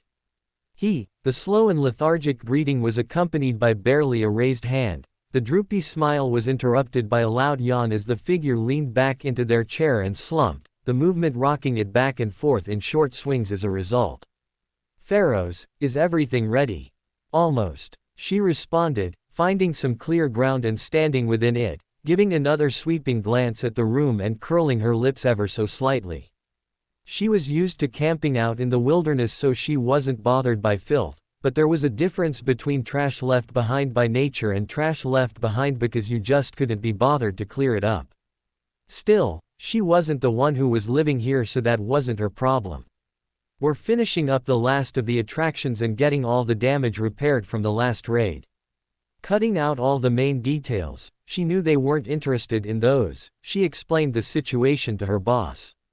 "I'd say that if all goes well, it will be done within the next hour." The eyes of her employer narrowed, something suspicious flowed through them as they started to lean forwards, setting their game controller to the side and letting out a low hum. "An hour? You're not overworking, are you?" Pharaohs gave a polite smile. "Not at all. We've been going at a rather steady pace and no one has put in more work than they are comfortable with." Or that her employer was comfortable with, left unsaid that she could have had this entire project done days ago if they didn't keep insisting upon everyone taking mandatory breaks every couple of hours. Much as she might have joked internally about Archer's treatment, she knew full well that something similar would have befallen her if she didn't submit to the 6-hour compulsory break times. Suffice to say, she was more impressed that they were actually going to get this completed today. Between the slow rate of production and the repeated attacks on the outer walls, well, it earned its place as one of the least productive worksites she had ever been on in her life. And she had worked with rats. Rats didn't even have opposable thumbs and they were still better at building. "So we'll be able to open up for the first arriving guests soon, that's good." They turned their chair back around to face their TV, picking up their game controller and pressing the unpause button as the noises returned once again. "Yeah, okay, you can finish up and then take a break." Pharaohs stared blankly at the employer for a couple of seconds, then turned around and started to walk back towards the doors, kicking aside the bears and pillows that blocked her path. At this rate she was going to need a break from taking breaks. It was all fun and games until it was literally all fun and games. Well, it wasn't like it wouldn't have its highlights. She looked forward to when everything was up and running at least. One of these days he was going to be woken up to a pleasant surprise, like breakfast in bed or something. Okay, perhaps that would have been a little much, and it wasn't as though his every single morning was full of some manner of trouble or hijinks. More often than not it was actually rather calm. Fact of the matter was, this was just one of those mornings where he could already tell that something was going to end up amiss. For one thing, when he opened his eyes he didn't find Gwendolyn staring down at him from the foot of his bed or even at the side of it. Nor did looking under his bed reveal any sign of Kiyohime. Even when he got out of bed and swung the wardrobe open he was greeted by nothing more than the sight of his clothes hanging up, clearly untouched and with no sign that anyone had been hiding in between them. His eyes narrowed and he stepped back from the open wardrobe door, bringing his fingers up to pinch his chin and hum quietly to himself. Was it telling that the absence of intruders in his room was something he was using as evidence that there was something afoot in Chaldea? Maybe, but he didn't want to put much more thought into it than that. Neither Kiyohime or Gwendolyn were present, and that was all the evidence he needed for there being a problem. Those two weren't the sort to just leave his room alone and avoid showing up. Getting dressed as quickly as he could, he departed his room and moved into the hallway. Already there was something else amiss. It was much too quiet. He glanced at his watch. It was already past 8 in the morning with not a single soul to be seen walking around in the hallways. Even now he would have expected to see either Sif or maybe even Havel patrolling the corridors. If neither of them, then Mash would have certainly been on her way to his room to try and wake him up. His left hand moved to his neck, scratching back and forth as he looked up and down either end of the hallway. The glance revealed no sign of anything else. Flipping his wrist over and moving along to the communicator, he pressed down against the button and set out a little call to the command room. It chimed for a few moments, then the face of Romani flashed up in front of him. He could faintly make out Da Vinci moving in the background and a couple of words, but otherwise his focus remained on the doctor. Something the matter? Romani gave a brief pause before he continued on. Yeah, how did you? Never mind. You'd be right on that account. Not sure how it happened, but sometime during the night, servants started to vanish from Chaldea without warning. Their head turned from the communicator and towards the screen at their right. We've been trying to track down where they went, but they didn't use the Chaldea summoning or the one that Da Vinci whipped up. It's like they were just lifted right out of the base. Yeah, that sounded rather bad. That being said, I still feel as though I'm contracted to them though. Well, I think I do. I'd have felt it if I wasn't contracted to them anymore, right? Romani nodded his head up and down. Yeah, that's partially why this is so peculiar. The contracts are all still active, it's just that we're trying to figure out where they all went. Honestly, we don't know whether this is an attack by Solomon or some other sort of mischief, and the fact we can't rule out the latter of the two. Cutting himself off, he placed his hands against his face and leaned back into his chair. Mattina protagonista. The rather exuberant greeting came from Da Vinci, who stepped out of the background and into frame, pulling Romani's chair back just enough that she could fit into the screen as well. I'd say you're just in time for the morning excitement, though I'm leaning towards the idea that we can exclude Solomon as the cause here, if only because we're all still alive. He opened his mouth, then closed it again. Huh, yeah, good point. Anyway, in case you're wondering where Mash is, I sent her down to get the director up here first, and then she should be making her way up to you. If my timing is right. She cracked a smile that was all but telling. They both knew that her timing was going to be right and she was just playing it up for dramatic effect. Then she should be coming to you any second. Ah, senpai. Now, she finished with an all too proud smile, puffing out her chest and jutting her chin upwards. Both he and Romani gave her matching looks of a single raised eyebrow. Then he turned his focus towards Mash and nodded his head towards her. Now that Mash has found you, the both of you can come up to the command room and we should have somewhere for you to go by the time you get up here. They didn't exactly make it very subtle. Well, at least they would have somewhere to go. Quite frankly, he wasn't sure if this was going to be another Elizabeth-style thing as with Halloween, but he supposed he wouldn't know until he got up there. Just because it wasn't Solomon didn't mean it wasn't benign. Good, you made it. Good morning to you as well. He responded with, chuckling lowly under his breath and doing his best to ignore the glower that the director sent him over the comment.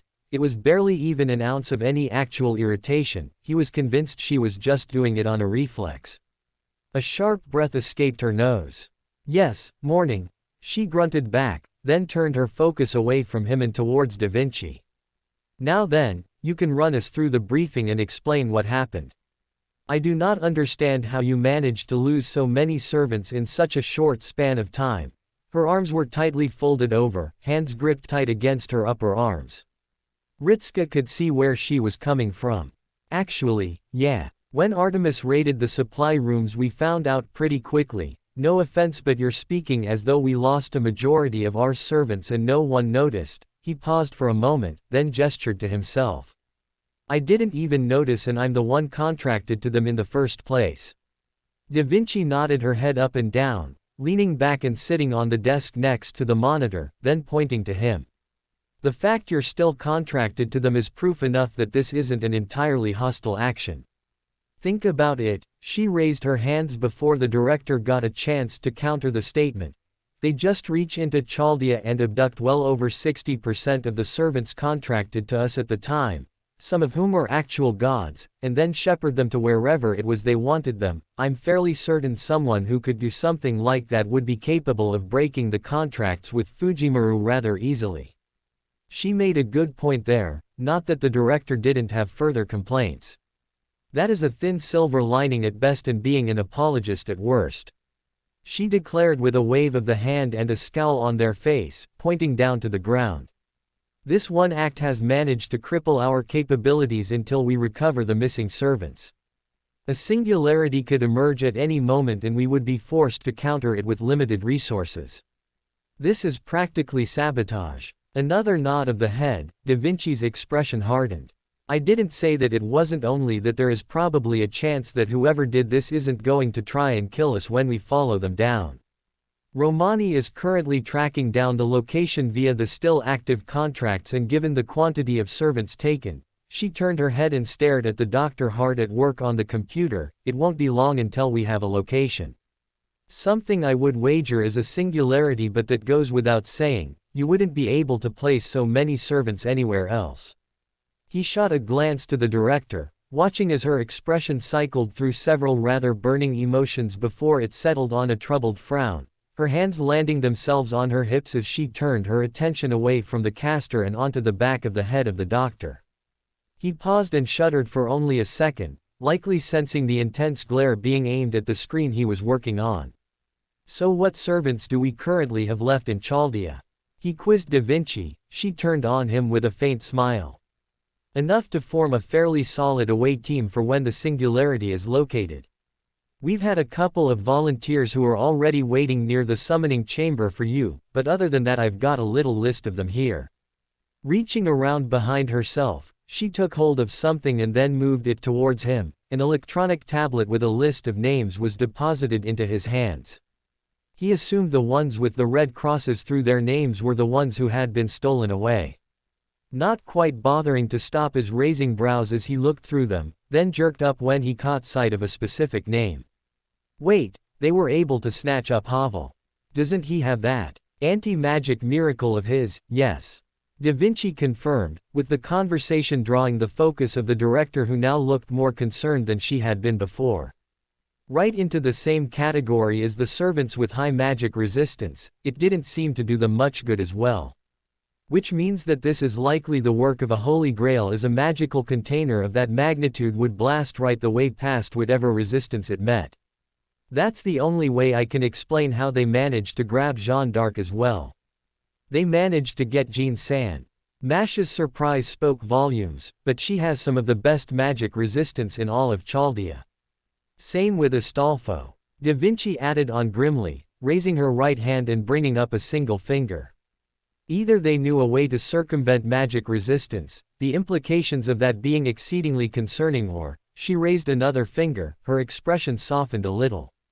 They just decided they would brute force their way through it without enough magical energy. The latter is the more appealing option to consider. The comment from the director earned a nod of the head from him. If only because the idea of someone that smart doing something like this was a little concerning to him. He wasn't entirely certain why that was, but it just made him a little more comforted to think that it could be explained away rather neatly by someone using a Holy Grail. We got something. The voice of Carrie cut through the room. He turned in the direction of the brunette as she wheeled her chair around to face them, pointing an arm towards her screen before flipping back around and bringing herself forwards. He lowered the pad to his side and moved across the room, the terminal soon becoming the center of attention, at least until the screen was put up on the draw-down projector in front of the window. Then their focus turned to that. Ritska raised his brows as he stepped forwards, watching the map cycle around before landing on a particular location. Howland Island. He'd never heard of it before in his life, judging by the size of it on the world map, being smaller than a grain of sand to the point where they had to zoom in even further so that he could even see it. He didn't think he would have been the only one in the room to be surprised it existed. It's the closest landmass, Carrie explained, shrugging her shoulders up and down. It's at least 100 miles north of it as well. Placing it firmly within the northern Pacific Ocean, but there are no recorded major land masses nearby. The closest is Baker Island, but that's more of the same. A tiny little dot of land, not sure how it would even count as a singularity. The only logical answer is that there is something there which is able to affect human history from a point of nothing. The director announced as she stepped forwards, placing her hands on her hips. In a similar manner of ability as Ash was capable of demonstrating during that little Christmas escapade, he is still in Chaldea, isn't he? He answered the question, nodding his head up and down. Yeah, Ash is still here. Registered on the little tablet as one of the volunteers to go down as well. Same with Boudica, Gareth and Medusa, though we're a little short-staffed and none of them have the ability to whip out boats. Ash can't swim either, so he's going to be in for a rough time. It wasn't long before he got a solution for that. I can whip up a little floaty for you. You'd still have the one from the time we sent you to the Atlantic to use, and fortunately for all of us, I have been able to develop a little motor to give you some momentum with it. The brunette turned around and cracked a smile. Ash's box makes transport less of an issue. He could believe it. What else do we know about this? Romani's hum drew his eye, the doctor leaning towards his screen and frowning for a moment, then pushing away from it. Munier, can you double-check those magical energy readings for me? Because those aren't looking right. On it. A response, then followed by a surprised grumble and the hesitant voice of the man in question. All right, yeah, this doesn't look right to me either. The gauge is flickering up and down, the output is exceedingly high, but it doesn't look stable, or maybe it does. It's strange, it routinely spikes but then it settles back down just to spike again. Ritska blinked, then moved towards the desk of the man in question and loomed over the back of him, staring at the screen and watching the readings for himself. His eyes narrowed as he watched the bars jump up before falling back down again, then doing so again before they fell once more. The time between them seemed to be consistent. The jumps would happen after what felt like a short period of time, perhaps 2 or 3 seconds, and then there would be a short respite before they did so again. It was really, really weird. The other Holy Grails didn't do that, did they? They did not. A fast and serious response from Da Vinci cemented that this was not a normal situation. And I can see what the problem is. This is more like a pattern, but, It is entirely possible that there have been some modifications made to this particular Holy Grail, but we won't know for certain until we get down there and have a look. A pause from the woman, he turned to see her lean away and then gave a half smile. And by we, I mean you.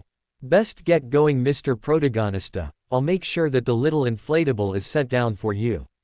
A light cough, the director came into focus as she folded her arms over her chest once more.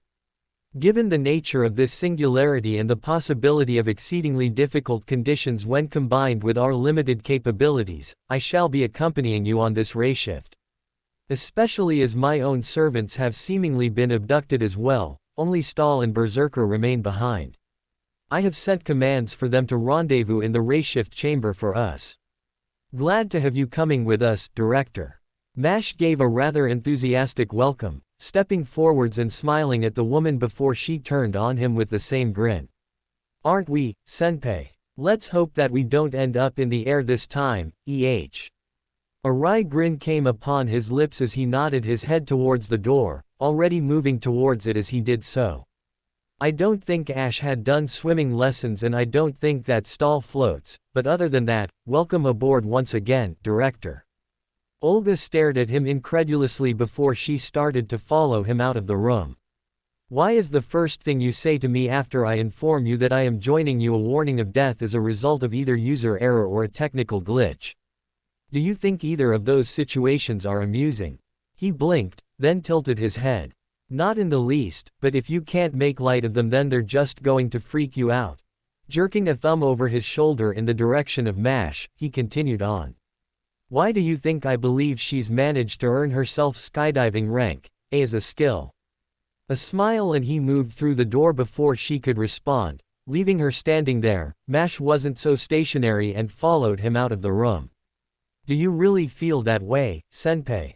He shrugged. Way I see it, either we'll get a smooth landing or we won't. So long as everything works out well, we can always joke about it later. Besides, I like to think that all the falling is behind us.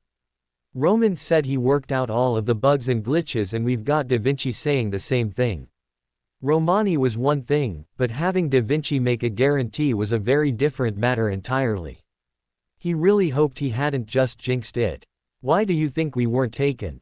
The sudden question from Gareth had prompted an all-around silence from the assembled servants thus far. Ash kept a short distance from them, but not so far as he could not hear the question. His lips pulled down in thought for a moment before he answered. I could explain away my own presence being left behind, given that I could just as easily summon myself back into Chaldea, but I cannot explain the rest of you.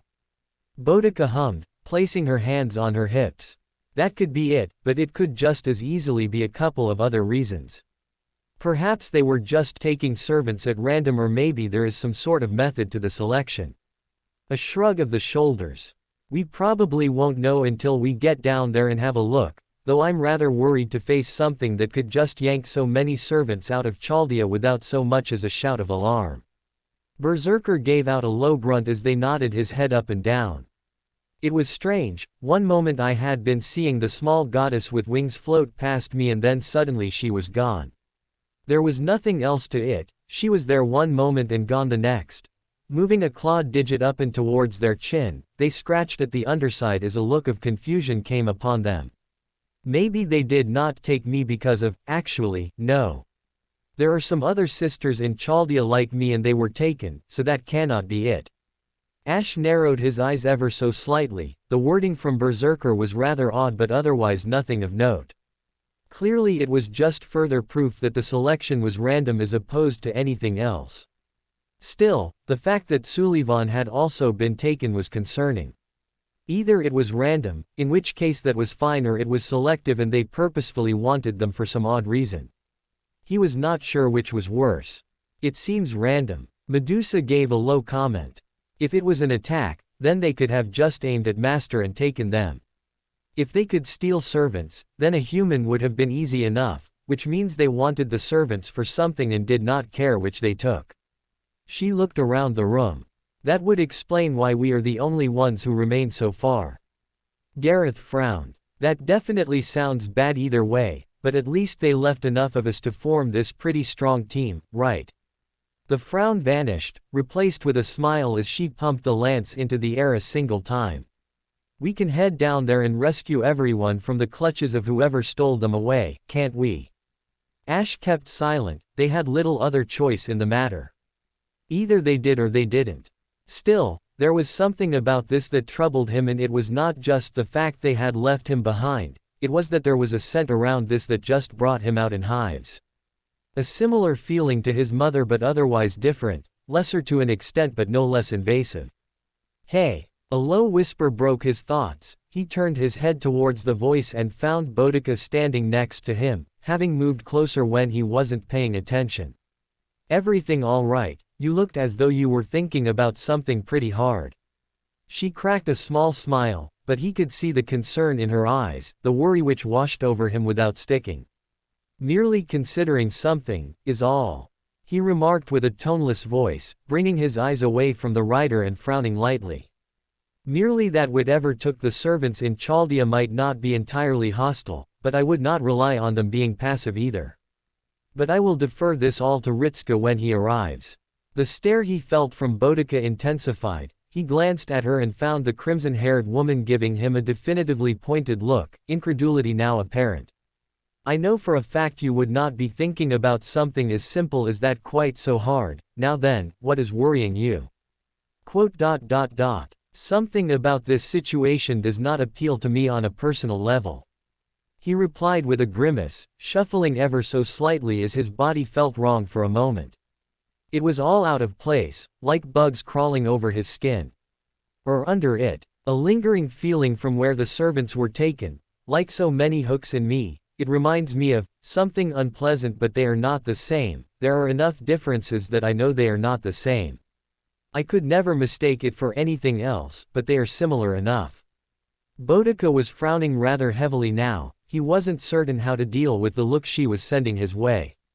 He settled for just turning his body side onto her and closing his eyes. All he needed to do was just wait. There was every chance he was just thinking of nothing once again. An odd time that it would be more appealing for this to be nothing more than a stray emotion surfacing once more. A mere trick of the mind. Fortunately, the door to the summoning chamber opened up, Ritsuka's voice echoing through a moment later. All right guys, we've got a mysterious singularity in the Pacific Ocean with strange Grail readings. Let's get in there, find our missing pals and then get out before, well, let's just get this over and done with and hope that everything goes according to plan and no one gets hurt. Sure thing, master. He could tell that even as Boudica spoke, she had not taken her eyes away from him. He turned a little bit further to avoid her, though it didn't stop the itching of her stare on his skin. As though she was trying to see right through him. It wasn't as though he disliked her concern. He just couldn't accept it. Because it wasn't concern from her. Oh yeah, the director will be joining us as well, but you probably guessed that with Berserker and Stahl here. Ritsuka added on, sounding as though it was almost an afterthought, but it was fairly apparent, as he pointed out. HMPH. A dry grunt from the woman, likely annoyed at the almost haphazard way she was introduced to them.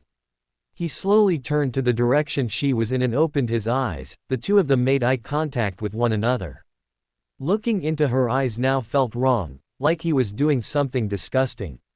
Rolling his jaw, he turned away from her after a short moment with a sharp movement, closing his eyes once more and keeping himself still. Okay everyone, about to boot up the rayshift now. We'll keep in contact with you where we can and monitor the situation from here. He nodded his head once, then took in a deep breath before unfolding his arms and opening his eyes, moving his hand towards his bottomless box and drawing out galvatine as he did so, placing the tip against the ground with a gentle tinging sound and laying his palm flat on the pommel of the blade. The rayshift was without incident. But that was not the real problem, that was instead the fact they had materialized on a pier. Ash turned left and right. Sure enough he found nothing but a wide expanse of blue waters which stretched on for what looked like eternity, fading into the distant horizon without a single object to break it up. Save for one, he supposed. That being the rather large fortress which stood before them, standing upon a foundation of old stone. It remained virtually untouched by the ocean around it, all but pristine in appearance with towers jutting out from the side of the high walls, thick battlements layered along the side, and even as he squinted he could see dozens of armored figures moving across them. Okay, this isn't what I was expecting. The rather lame comment from Ritsuka was coupled with him bringing up the communicator. Roman, we've got eyes on the problem. There's a big castle in front of us, and I mean big. It looks absolutely massive and I can see it crawling with people. They look like guards. Can anyone see better than guards? Berserker commented rather suddenly. Ash glanced at them as they took in a deep huff from their air, then narrowed their eyes. Dressed in steel. Old steel, but they are different.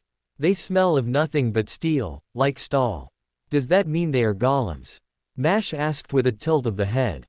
Whatever they might be, the scale of this creation can only be the work of the Holy Grail. Olga stated rather simply, moving past the others and right to the front of the group, staring over the fortress for a moment before she clicked her tongue. A noble phantasm, perhaps. Or it is another creation of the Holy Grail. Either way, this did not exist during the era of 200 AD and it certainly doesn't exist within the modern day either. Barring the Wandering Sea, but that is an entirely different matter. The communicator crackled, then the voice of Romani filtered through. We read you loud and clear, it's all picking up now and yeah, looks like Berserker is right, we're detecting well over 100 different signals here with different classifications to them. They are either golems or they're summons, but there's an awful lot of them. A brief moment of silence and then the doctor continued on. We're also picking up the missing servants. They appear to be scattered around all inside the castle at different points, but, looks like the readings don't want to be completed. Ash frowned, that didn't sound right to him. What? Olga whipped her head around, annoyance leaking through her voice. For goodness, she cut herself short with a sigh. Let Da Vinci have a look at it. All right, yeah, probably a good idea. The doctor chuckled and started to retreat. Ash stepped closer and looked over Ritsuka's shoulder and into the hologram as the doctor was replaced by the caster servant. The woman pulled herself towards the desk and started to type away before she similarly paused and fell back in the chair, blinking twice as she did so. "Looks like Romani is right," she announced as though she was similarly surprised. It starts the scan but then it just slows down and grinds to a halt before stopping. "Hey, there isn't any sort of interference I can detect either. It's practically as though the equipment has decided it's too much effort to scan the entire complex and then gives up." Shrugging her shoulders, she sent a look towards them. "I'll keep working on it, but for now you'll have to make do with what we can send you." He glanced up towards the fortress once more, narrowing his eyes as he stared at the large tower near the center of the citadel. He could sense something there, something that almost seemed to be looking right back at him. A nudge drew him away, glancing to the side and seeing Boudica giving him another odd stare before jerking her head forwards. "Come on, we're going to head for the front gate and see if we can't speak with the ones there." Yes, of course. He hadn't even realized how much time had passed. Shouldering Galvatine, he started the advance across the pier, his steps giving out dull thuds as he moved.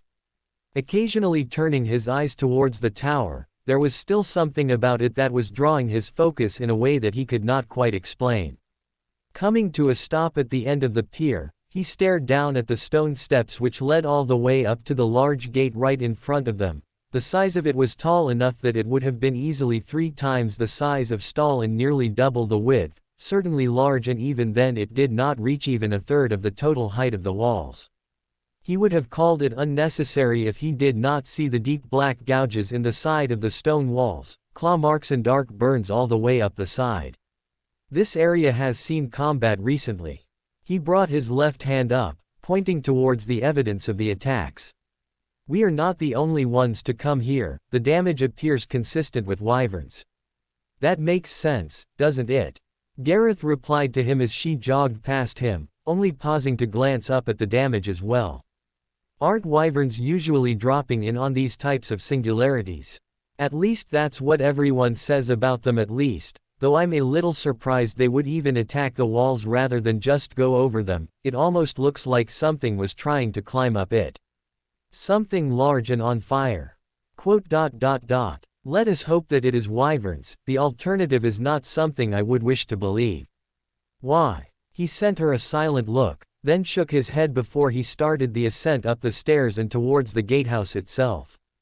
A brief pause as he looked over his shoulder to see Ritska and the others moving up the stairs behind him, their eyes turning onto the damage as well before they continued upwards. He stopped near the summit, then took a step backwards and frowned. A presence was approaching them. He narrowed his eyes and looked through the bars in the gate as the shadowed figure approached them, making a gesture with their hand.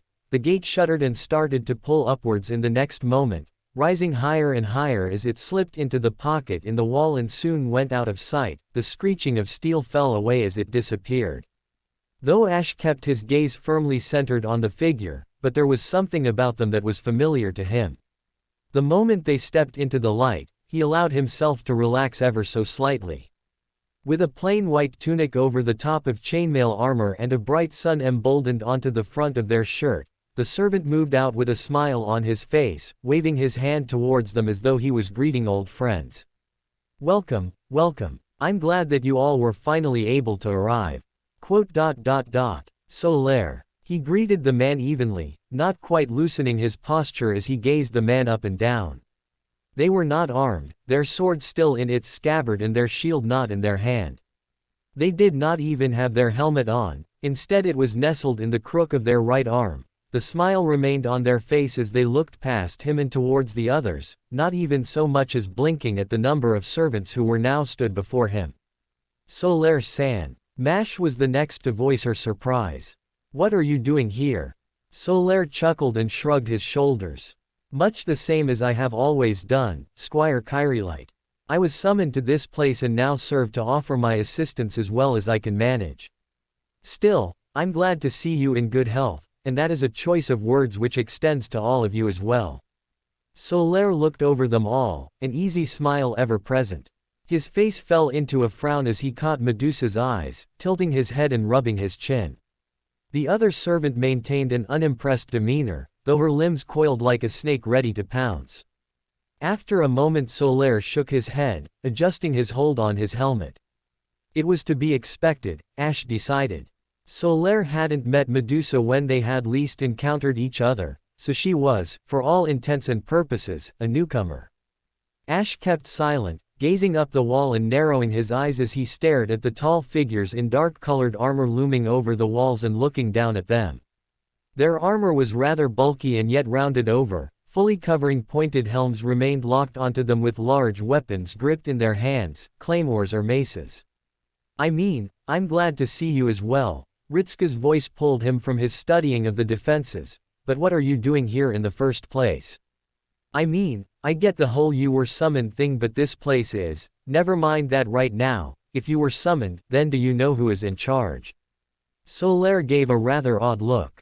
Yes, I'm sorry, I believe as though there is something of a miscommunication going on here. You do know where you are, yes. A castle in the middle of the Pacific Ocean. An ironically dry comment from Boudica.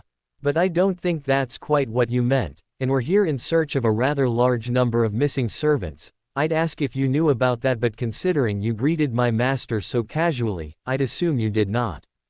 The servant recoiled in surprise, looking as though he had just been struck. Now I am all but certain there has been some manner of misunderstanding. Aren't you here because did you not get the invitation to come here? I was assured that it was sent to Chaldea. You should have received it. I thought that was why so many servants appeared here. He raised his free arm, then pointing a thumb over his shoulder. Silence. Ash turned his gaze and looked around to the others, seeing if they had any idea what the man was speaking of. Sure enough, they all looked just as bewildered by the words as he currently felt. They all brought their focus back onto a now rather pensive-looking Solaire, still with a thumb pointed over his shoulder. I see, this is turning into quite the awkward encounter, and suddenly your unease makes a good deal of sense to me. A frown fell upon the face of the servant. I give you my word that I am as in the dark as you all currently are, but rest assured, I will see to it that we are all made aware of what has transpired here. Lowering his arm, he thinned his lips and shrugged his shoulders. It just so happens that I was asked to lead you towards the main office the moment you arrived. There you would speak with my summoner and she would explain everything to you. And your summoner would be?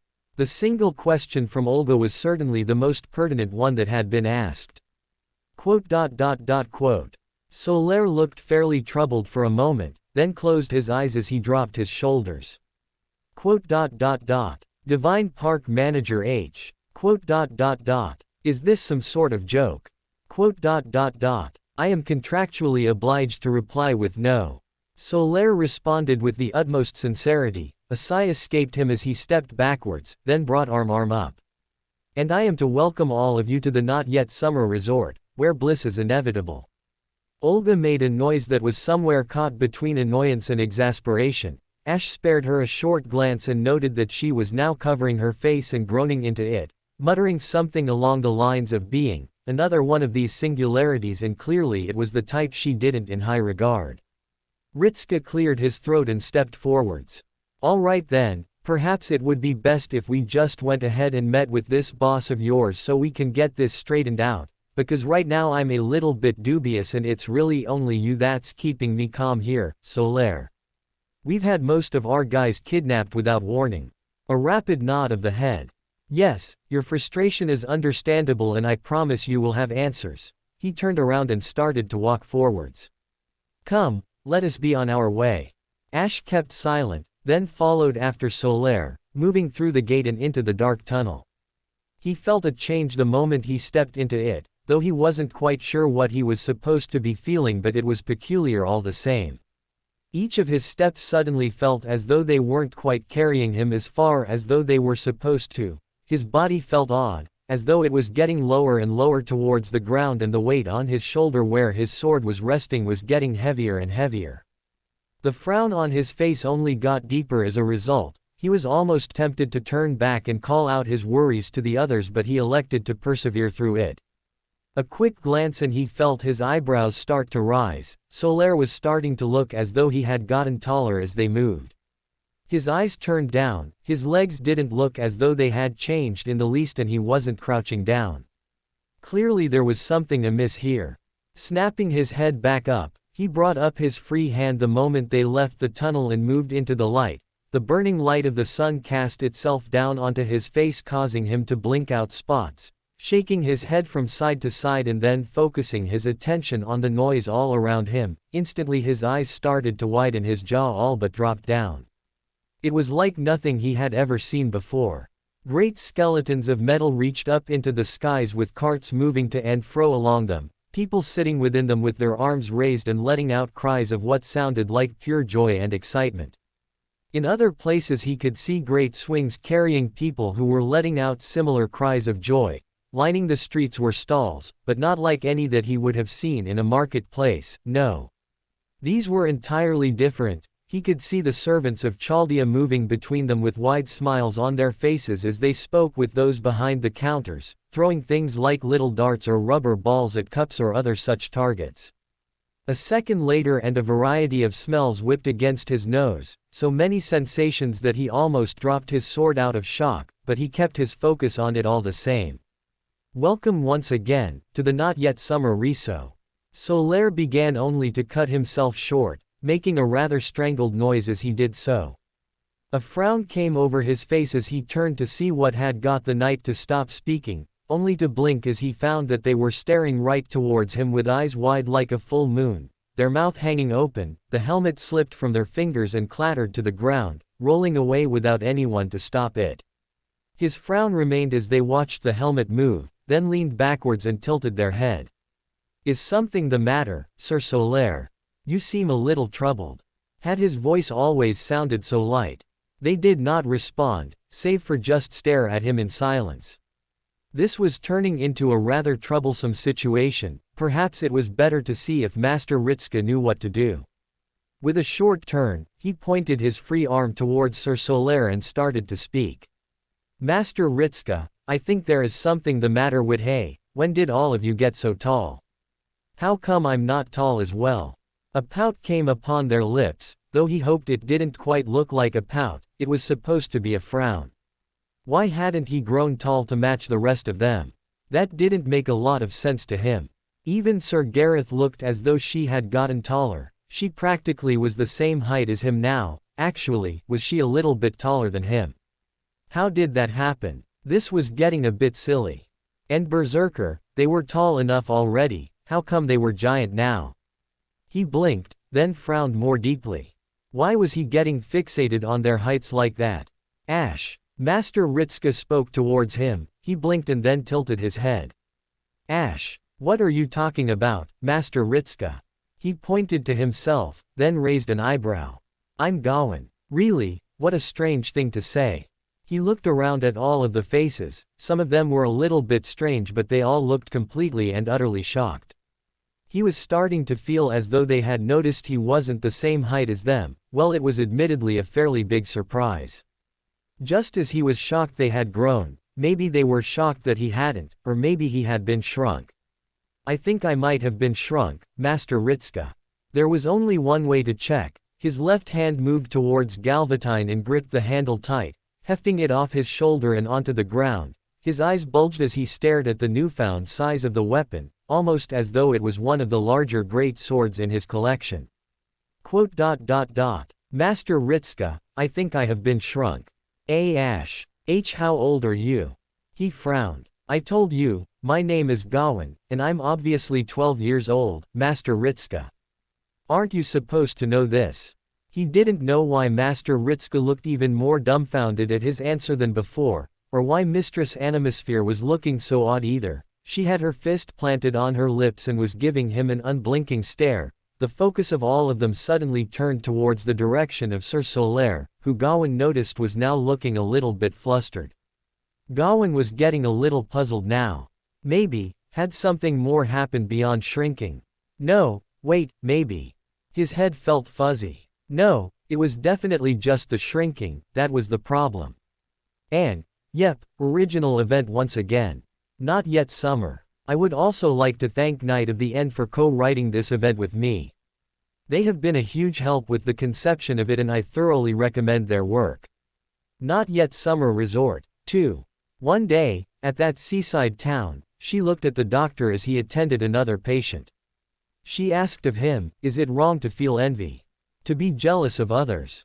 The doctor paused, before affirming humans are jealous creatures. It is fine to envy what others have, so long as it is not done wrongly. Confusion rose in her mind. Done wrongly. What did that mean? She wasn't human, couldn't be human, so could such a thing apply to her? That child, she began once more, I wanted to kill her. Why? He queried. Because she had a mother, and I did not, she confirmed. The doctor remained silent for a long time. He put down his needle, and looked at her over his mask. The silence remained for a long time as they stared at each other. The doctor turned back, as if the conversation never happened. The words he gave her then stayed with her to her dying day. It is not wrong to want a mother and to feel that love for yourself. Never think that is a sin.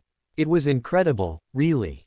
Between seeing dragons flying above his head, being part of a battle between gods, and even seeing magic as something real and tangible in front of him. Ritska thought that there really wasn't anything else that could have surprised him. Yet as he stared into the bright green, and very confused looking, eyes of the 12-year-old blonde child in front of him, wielding a sword that was actually taller than he was, wearing armor which was polished silver and coming with a flip-down visor for a helmet. It literally looked like a child in dress-up for the archetypal knight. And they barely even came up to just past his shoulder, and this was a person who, mere seconds ago, had stood a full head taller than him and been wearing an entirely different set of armor. Nope. He was staring at a small blonde child with strands of the hair jutting down from underneath the helmet, pressed flat against his forehead. All he could really do was just stare in complete and utter dumbfounded silence, all the while the boy looked back at him with those same bright eyes. Master Ritska. They repeated the words again, even their voice sounded to be of their age. It was utterly incredible to him that there was nothing that could have prepared him for this moment. Even as he opened his mouth to reply, no words sprung forth beyond making a small noise in the back of his throat. Unfortunately, they only prompted the young child to give him a sudden look of horror as their head whipped around to one of those standing behind him. Lady Esser wait Squire. Yes. Squire Mash, I think Master Ritska is choking on something. Their announcement was laced with genuine panic as they took a step towards him. He jerked his head and took a half step backwards and swung his arms up, ensuring that he kept a distance from the child, and then snapped his head to and from the saber servant in front of him, offering a twitching smile towards the younger blonde as he did so. I'm fine, Ash. The child frowned again. Please stop calling me that, Master Ritska, the boy groaned, then blinked rapidly and removed one of his hands from the sword handle, moving it up and nursing at his head as he did so. A low and painful sounding groan came out from between his lips. It makes my head hurt, I'm going. Yeah, because that wasn't disturbing to him in the least. His head whipped towards Solaire, he pointed towards Gawain, and took a single step towards the servant, all while they remained as motionless as they had done so for the last couple of minutes. Explain this. Now. Ritska was surprised by how stern his words came out, but he believed he was entitled to it at this point in time. Especially because Ash was now running around like a child and calling himself Gawain. The implications left little to be desired. Solaire jolted as soon as he spoke, turning and facing them with an expression that was rather thunderstruck, white eyes and parted lips. He took a hasty step backwards and brought his own hands up in surrender, eyes moving from him to across and over his shoulders in a wide sweeping motion. Suffice to say that he was certain he was facing multiple glares, all of which were demanding the same answer. I can't, I'm not sure how. Stopping themselves, they took a deep gulp and then started again. I swear to you all, by the light of the sun itself, I have no earthly idea what has transpired here. I would never have led you. I wish no ill will upon any of you, and I would never knowingly lead you into a situation where you or your allies would be the victim of. He wordlessly waved a hand in the direction of the childlike Ash. The child responded with a blink, then pointed to themselves. Wait, so was I actually shrunk? I thought the rest of you just got even taller, but it makes more sense if I shrunk. They paused, a thoughtful frown and then a single confident nod of the head. They turned on him with a blinding smile. I've shrunk, Master Ritska. You're all still the same height as you were, isn't that great? Before he could even formulate a response to that, the expression of Ash abruptly died off. Their smile was all but banished from their face and replaced with a cold line. Their brows furrowed and eyes narrowed, but not at him, rather towards the distance as their voice came out a moment later. No. This is a detriment. I won't be useful in this state. That was horrible to hear. Then they turned and looked down towards the ground. Ritska followed their line of sight and quickly found that the cause of this sudden intrigue was Fu, having once again tagged along with them and now being sat down right in front of Ash and staring up at him. Their head twitched to the side the longer they stared at him. Fu. Even their noises sounded questioning, the look in their eyes as they turned their gaze onto him corroborated it. This had managed to dumbfound even Fu. Don't. He opened his mouth, then cut himself short of completing the sentence. Instead he turned and looked over his shoulder towards the others just to get a measure of their own reactions. It went about as well as he would have expected. The most shocked and rather disturbed looking were those with the most understanding of what he meant, namely the director herself. Boudica and Gareth were just sort of baffled looking. Medusa didn't look as though she cared. Berserker was just staring on rather passively. Mash, she was a little more difficult to place. Her eyes lingered on Ash for a few moments, then turned their focus onto him with a searching look in them, almost as though she was hoping that he would pull out some answer for what was going on. Unfortunately for her, and for himself, he didn't have much of an answer for anyone. Bringing himself back around to face Solaire, he took in a deep breath and then exhaled through his nose. His right hand moved up, then rubbed at his chin for a few short moments, all while the man seemed to be increasingly uncomfortable. He felt a little bit guilty about them being put on the spot like this, as it became rather clear to him that they had no idea what was going on either. 1 second, he requested, then turned back around and brought up his communicator. The face of Romani and Da Vinci wasn't long in appearing before him, both of them with looks on their faces as though they didn't have much of an answer either, but he was still going to ask. Please tell me that you guys have something for this. Romani shrugged his shoulders, looking rather uncomfortable. I'm not sure what I can tell you, Fujimaru-kun. We're reading a servant next to you. It is the same basic information as Ash was, but it's, well, smaller. He gave him a flat stare. All right, I know how that sounds, he began, only to be cut off by a sigh from Da Vinci as she all but muscled her way past him. Romani is right, but I'll explain it a little better for you. She continued on. What looks to have happened is similar to what Ash did to himself not that long ago, some manner of sealing for the majority of his power, but it seems to have gone even further along. Like staring at a big puzzle and then removing a single piece while you get rid of the rest. That is indeed Ash, but I would say we're only looking at a smaller piece of the grander whole. They're registered as a saber servant and their stats are not all that impressive, but they have a very high divinity ranking to them. We're looking at a rank. Oh, is that what that was? He turned his head towards Berserker, who had chosen that moment to speak up. The look on the servant's face was somewhat troubled, as though they were looking at or had smelt something unpleasant. I wondered what it was, but, wait, does this mean that Brother Ash is one of the light kin? Ritska remained silent, sharing a glance with Mash for half a second before he brought his shoulders up and down rather stiffly. Yeah, seems so. Can't explain it, he's killed other gods before though, maybe that's just influencing him now because he's got fewer restrictions on him. Okay, but where does Gawain come from? Gareth asked, and Ritska really wished she hadn't asked that. Unless, wait, Ash said he couldn't remember his name. Now he remembers it. I guess there is something good about this after all. And he's so tiny.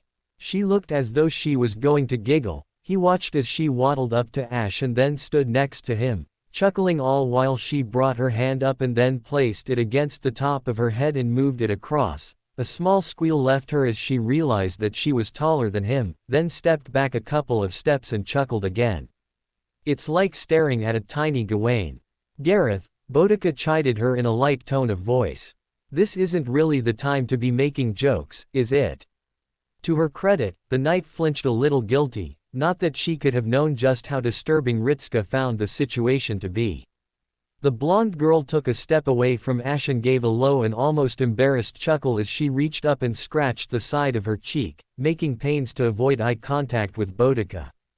Ritska kept his own expression as even as he could, watching over them silently. Just as quickly he turned his focus back onto Solaire as though he had seen nothing, ensuring to keep an eye on Ash from the corner of his eye. The little saber looked flummoxed, though likely for the fact they were acting so strange. From his point of view it was them who had changed. Where is the boss of this place? He wanted words with them as soon as possible, and he didn't know how pleasant those words were going to be. All he could hope for is that they did this without truly understanding what they had done to Ash, what they had turned him back into. If they did understand, if they knew what it was they had done and went ahead with it anyway, then there was no way he was going to let that slide, regardless of the reason they would offer him. Or if there was one, he would demand it given with full details, and only then would he even consider it, but not before he demanded that Ash be changed back to the way he was. Solaire looked at him. The weak blonde man paused for only a moment as he locked eyes with him. Ritska didn't know what face he was making, only that it felt stiff and tight. He doubted it was anything pleasant. With a slow nod of the head, he turned back around, casting one final apologetic look towards the direction of Ash. "Of course, I shall bring you to them right away." "Okay." A short reply. He waved his hand to the others. "Come on everyone, you as well Ash. Gawain, Master Ritska." They corrected him as though it was he who had made the mistake. Ritska only paused for a short moment and cast a look towards them, their face scrunched up and their hand moving to nurse their temples again, as though suffering from a poor headache. "Sorry, I'm not sure, but that word is." Pausing, they sighed and brought their eyes to meet him. Their sight went cold once more. "I shall ensure this distraction does not affect my performance. For the meantime, I believe it best that we avoid the word until I can determine the cause of this pain." They paused, then bowed their head ever so slightly. "If that is possible, Master Ritska. I make no demands." He felt really cold inside. "Yeah." His response was as slow as it was quiet, a short nod of the head. "Come on then, Gawain." Trying to keep his distaste for it to a minimum, he watched the flicker of relief pass across the face of Ash. It was too much for him and he just as quickly turned his eyes away from them, marching after Solaire with as long a stride as he could manage. They were moving through the courtyard once more. Ritska barely paid focus to everything that was going on around them, at least at first. Though the mutters and the calls of greeting eventually wore away and brought his gaze towards the rest of the area, despite his current misgivings, he raised his brows at the situation itself, far beyond what he could have ever envisaged to be here. It very nearly topped the fact Ash had been changed into a child and had his mind messed with. Nearly. Am I hallucinating, or is this real? There is magical energy surrounding us, but I do not believe this is a trick of the mind. In a curt comment, he glanced at the speaker and saw Medusa standing not far from him. Her own head gradually turned as she swept over the area, blindfold across her eyes. She had other ways of seeing, or so he had been assured. This appears to be some manner of territory, though I am unsure as to the nature of it. He furrowed his brows. You can tell. A small nod. I have a noble phantasm that operates along a similar principle, but, silently, she turned her head upwards and stared towards the sky. I am unsure as to the purpose of this one. I do not sense my magical energy being drained, but its effects are apparent if what has become of Avenger is evidence. Does that mean that the rest of us could end up as children? The query from Berserker sounded troubled. Ritska figured it was with good reason. If this was instead something designed to lower the age of those within the field, then that was concerning, and yet. He turned and looked around, briefly furrowing his brows as his eyes moved along what appeared to be the stalls of a theme park. No, it was not merely what they appeared as, it was what they were. He could even spot tall guardians standing at different points, thick bold letters painted across their breastplates which read, "Security," upon the front of them. All of them were roughly the same height as Stahl and just as built, though their designs couldn't be further apart.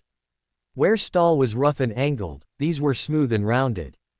Between the security guards, he could see other servants walking around, many of them being those who they had lost during the night. He glanced towards the closest, then raised a brow at whom he spotted, a quick turn of the head, and he waved up Solaire to stop moving before he approached the otherwise relaxing servant. He only said that because they were sitting upon a bench with a plain expression on their face, they only looked up as he drew closer to them but otherwise remained passive. "Master. Altera." He nodded back to the simple greeting with his own even tone, looking left and right before back towards her. "What are you doing here?" "Sitting." He realized who he was speaking with and that he should have phrased the question a little better. Bringing a hand up, he pointed down towards the ground. "I mean, what are you doing in this place? You're registered as one of the servants who went missing in Chaldea, and now you're sitting on a bench." Altera nodded her head slowly. "I encountered a surge of magical energy. It did not register as having hostile intentions, therefore my reactions were not properly suited for the situation," she explained, which definitely made sense as to how she would end up here. "When it became apparent what had occurred, I had no means of establishing communication with Chaldea but was otherwise contracted with you. Other servants were similarly stranded when we received instructions to relax." He waited for her to continue onwards. She just kept staring at him in complete silence. It took him a moment to realize that was the end of the story. A frown crossed his features, his hands moved to his hips and he turned his attention away from the saber and to the others behind him. They all looked similarly puzzled. "Have you felt anything trying to affect your body? Like, for instance, turning you younger?" She just stared at him, then slowly tilted her head to the side. "No, am I supposed to?" Before he could reply, he heard the light clanging of steel as Ash approached them with his sword dragging behind him. He cringed at the noise which was akin to nails pulled across a chalkboard. He was thankful it stopped when it did, Ash coming up to a halt beside him. A moment later, they spoke. "Greetings, fair maiden." Ritska gave rapid-fire blinks at the change of tone. "You have been a guest at this location for some time, yes?" Altera took the appearance of the diminutive knight in stride, turning her focus onto him and nodding once. "I have been here for 3 days and 22 hours.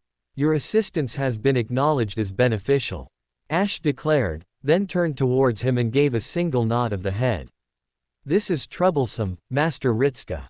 There appears to be a dilation of time surrounding us. Our forces have only been hamstrung for less than 8 hours, yet nearly 4 days have passed here. This situation is..." Ash started to trail off, their expression turned tight as their eyes grew hazy. "This situation is, the passage of time is broken, that means that the flame is," they muttered, then started to stumble away from him. "Have to find what was I talking about?" And just like that, it ended. Straightening himself out, Ash turned to him with a frown. "I believe that something is altering my mind, Master Ritska. I request that we discover the root cause as soon as possible, otherwise I believe that it shall cloud my vision to the point where I am no longer useful." They said that as though it was the worst thing in the world. A quirked eyebrow from Altera was the only sign of emotion on her face, even as she moved forwards perhaps less an inch in the direction of Ash and stared at him in silence. It wasn't long before the young blonde realized something was amiss and turned in the direction of the saber, raising his own brow in a mirror of her expression. "Do you require something more, miss?" "Do I know you? I do not recall meeting you," Ash replied somewhat hesitantly, though the slight confusion on their face indicated that there was something wrong with their own words, "but I feel as though there is something familiar. Regardless, I am Gawain, a warrior in service to the royal family." Altera remained silent for a moment, then leaned back and lowered her brow, as though there was never anything that caught her eye. "I see." The brief interaction aside, Ritska turned from the pair and towards his own communicator and brought it up. The face of Romani greeted him once more, already with a worrisome frown upon his face from the conversation. "Ash Gawain might be onto something there. Well, I say onto something, but there's no way we can get around the issue. This singularity should be less than a couple of hours old on our end, and yet they're talking about days. He figured it was the same, but something wasn't adding up.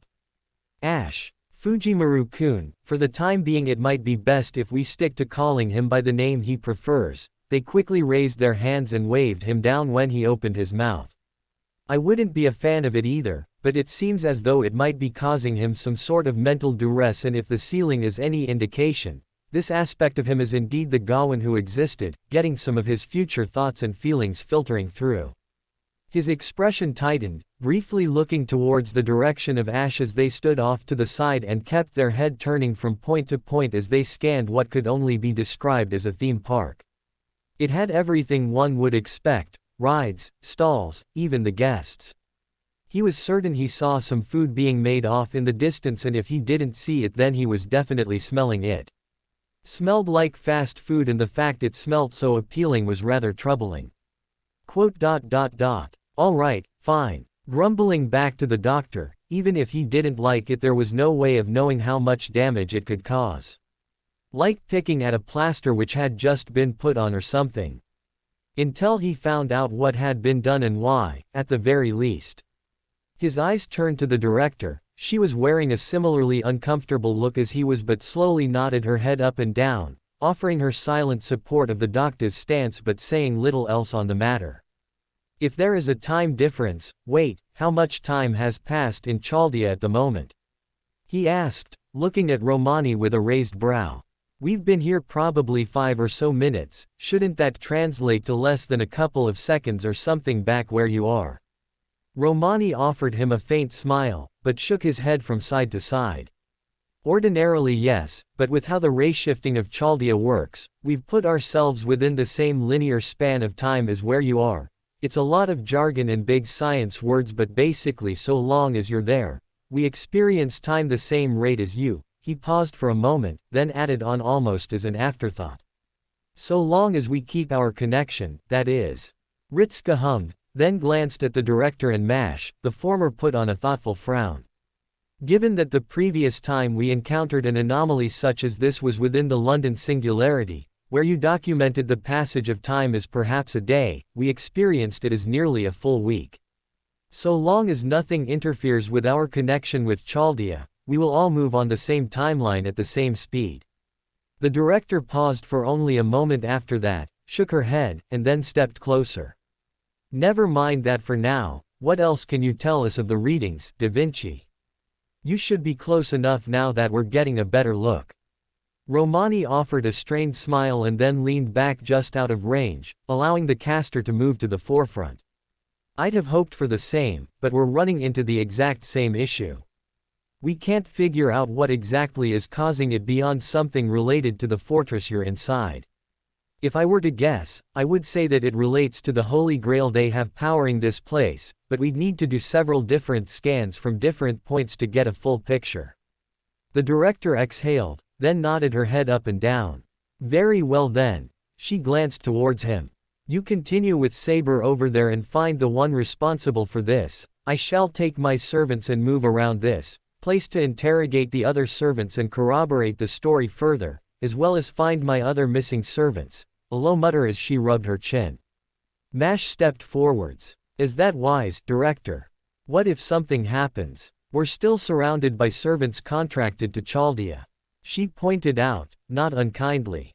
And even if there is something preventing them from fighting, I have 2 servants of my own. If there should be an engagement, it will give us time to investigate this location and get more complete readings. If I may, Mistress Animosphere. 2 blinks and the attention shifted to Ash as they stopped forwards, the little knight resting his sword on his shoulder with both hands clasped around the handle, looking as though he was trying to lean forwards to balance the weight. We are in an unknown location. I believe we should consolidate our forces, though if this is a scouting mission then we would need more information before we proceed. They fell silent for a moment, then took a step backwards. I am content with either choice, so long as you do not risk yourself, Mistress Animosphere. Ritsuka raised his brows, then turned his head back to the director and watched her open and close her mouth, turning between himself and the blonde several times as she presumably tried and failed to come up with a fact she had just been called mistress. It was a bit of a shock to him as well, but it did make sense. The female version of master was mistress. Alright, well, taking unnecessary risks isn't. I wasn't intending on it.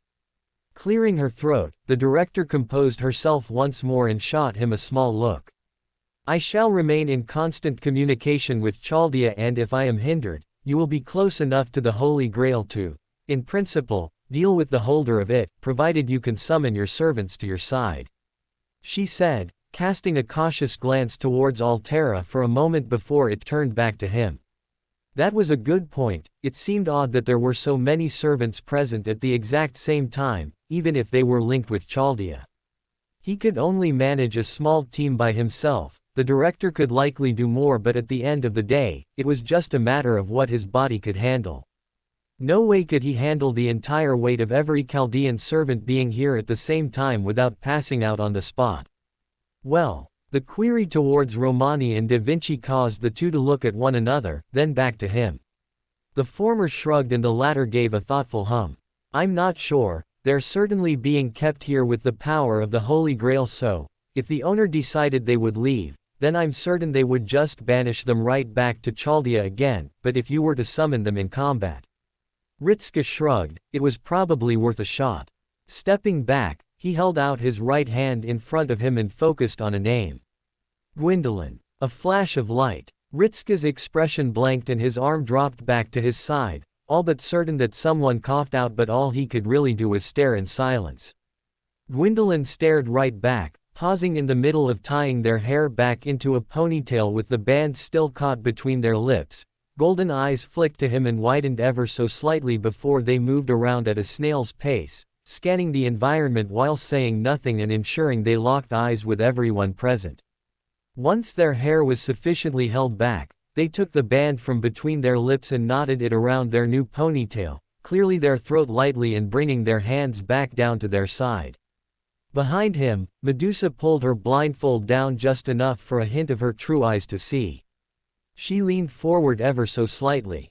Ritska's eyes trailed down. Going swimming. Yes. He silently nodded his head up and down, eventually placing his hands on his hips and gesturing towards the god once again. Where did you get the swimsuit? I was told it was an item of great cultural importance in Japan when one goes swimming. I was merely curious towards it. They replied rather defensively, pulling their arms close and almost hugging themselves as they looked at him almost searchingly.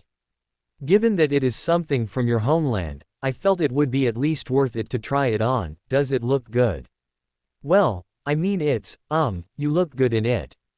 He brought his shoulders up and down, then offered a tiny smile, unsure of what else he was supposed to do. Gwendolyn let out a small sigh. That is fortunate to hear. I am surprised by how comfortable it is. They remarked, rather surprised, looking down and clasping the thin rubber between their fingers and pulling it out, demonstrating the elasticity of it. Almost as though I am wearing nothing at all. Well, releasing it from between their fingers, it slapped against them with a gentle plap sound. One that had Ritska flinch, his eyes turned literally anywhere else. Wow, did Gwendolyn's neck always look that smooth, or why was he thinking about that now? Gwendolyn paused for a moment and then shifted uncomfortably. His hands moved down and adjusted it around their thighs. Save for the issue of it riding high, but aside from that. A small high-pitched noise escaped him as he stepped backwards. Don't mind me, you can just go back to swimming. Are you going to come as well? I'm sure we could find a swimsuit for you as well. No, he hastily replied, then caught himself and cleared his throat. I mean, I need to just sort some stuff out, but maybe later, yeah. Bringing up his hands, he gave them a thumbs up and a strained smile. Gwendolyn gave him a suspicious look for all of a second, then gave him a bright smile that almost sent his heart aflutter. Very well. You have given me your word, do not forget it. They nodded once to Medusa in greeting and then vanished in a flash of light. He remained standing upright for a couple of moments, then leaned forwards and clasped his hand over his heart. I wasn't prepared for that. Silence came next, blissful silence as he lived with the sight that was burned into his mind until Romani broke it. Hey, Fujimaru-kun. Was it just me or was he wearing a school swimsuit for high school girls? Yes. He was surprised with how quickly he replied, then straightened himself out and turned around, staring at the assembled faces as he rolled his lips inwards. All right, so, we now know that the summoning works and that there might be something going on here, or someone just scammed Gwendolyn into doing that, but, well, as long as he's having fun, right? Berserker titled their head and furrowed their brows. Aren't you having fun as well?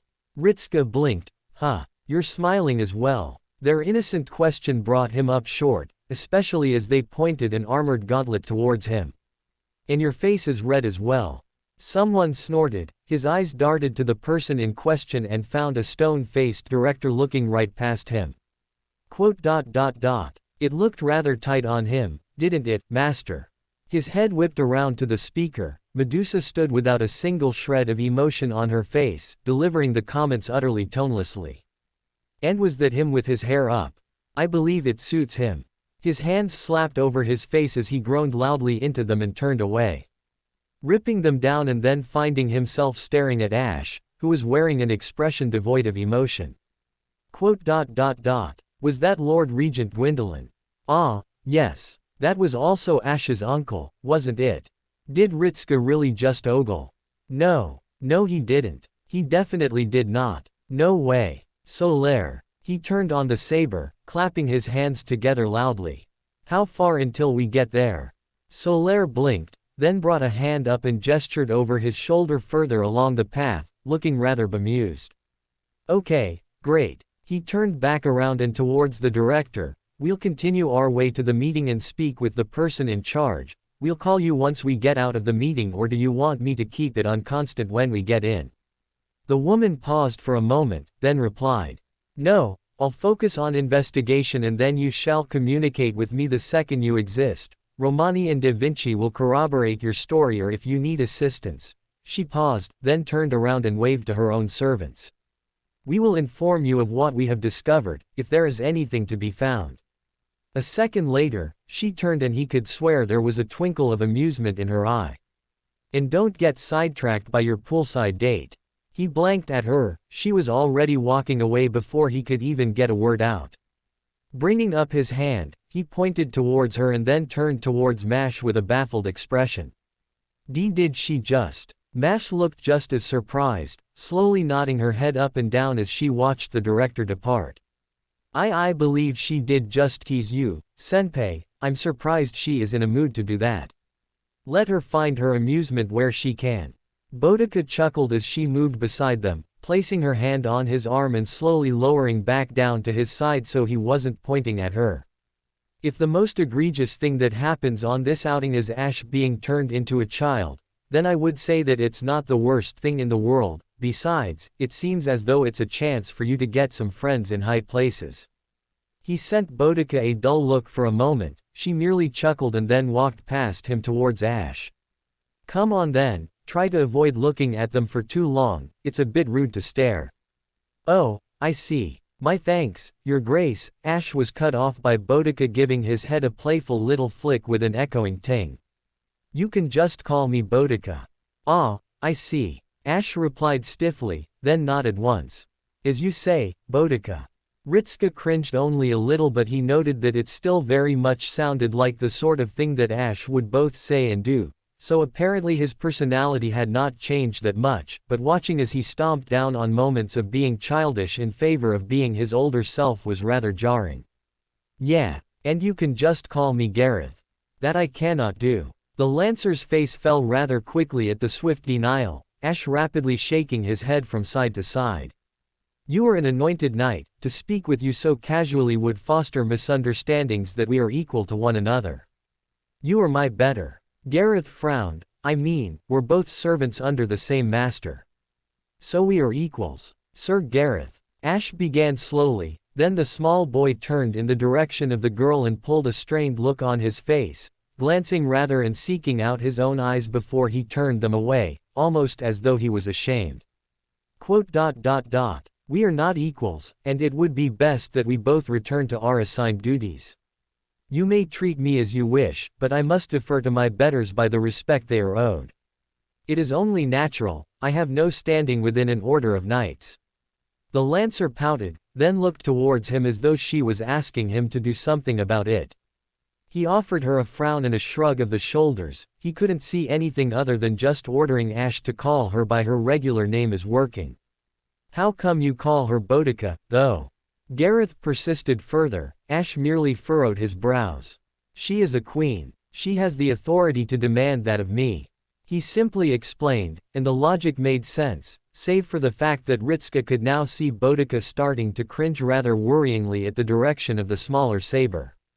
A moment later, the red-headed rider exhaled and brought her hand up, nursing her brows and muttering something under her breath before pulling her hand away. Gawain, you can call her Gareth, especially if she is fine with being casual. It wouldn't do to accidentally insult anyone, would it? Ash flinched. That was not my intention, Boudica. It is merely how I was trained. The authority of the knight and their status must be respected at all times, they explained. Though if you are commanding me to, and Master Ritska makes no objections to it. He shook his head from side to side when Ash looked at him questioningly. Now seeing that there were no objections to it, Ash looked rather puzzled by the matter with his jaw rolling from side to side. A faint but not imperceptible hum came from the servant as they closed their eyes and dropped their head ever so slightly. Then I shall refer to you as Gareth for the duration of this mission. They yielded, though it almost sounded as though it was physically painful for them to not show her the proper respect she was due, or they believed they had to give her at all times. With whatever that was over, he gestured up ahead for them. We should probably get going then. I doubt that whoever is waiting for us will wait forever. He took a single step and then paused as he caught the look on the face of Solaire. The blonde-haired man was making a clear show of avoiding making eye contact with him. With furrowed brows, Ritska squinted a little harder, bringing his hands back and resting them atop his hips as he kept a silent vigil upon the knight. Naturally, they folded after a few more seconds. A short but exasperated sigh soon followed. I shall warn you that when you arrive you should not expect the most punctual of greetings, though I will avoid speaking ill of her. There are some matters in which there could be improvements. They paused for a moment, bringing up their right hand and seesawing it. Most definitely when it comes to productiveness, but I cannot expect everyone to be akin to an order of knights. That sounded like an excuse to him. It sounded like they were literally trying to offer some small measure of safety net for why someone wasn't the laziest person in existence. Was that who they were going to be running into? With an unimpressed look at the saber, he raised a brow at Solaire. The knight cleared their throat and looked back to him. Shall I assume that the Lady Animisphere will be meeting up with you at a later date? That a problem? Not at all. Solaire relaxed, looking more at ease and with a faint smile.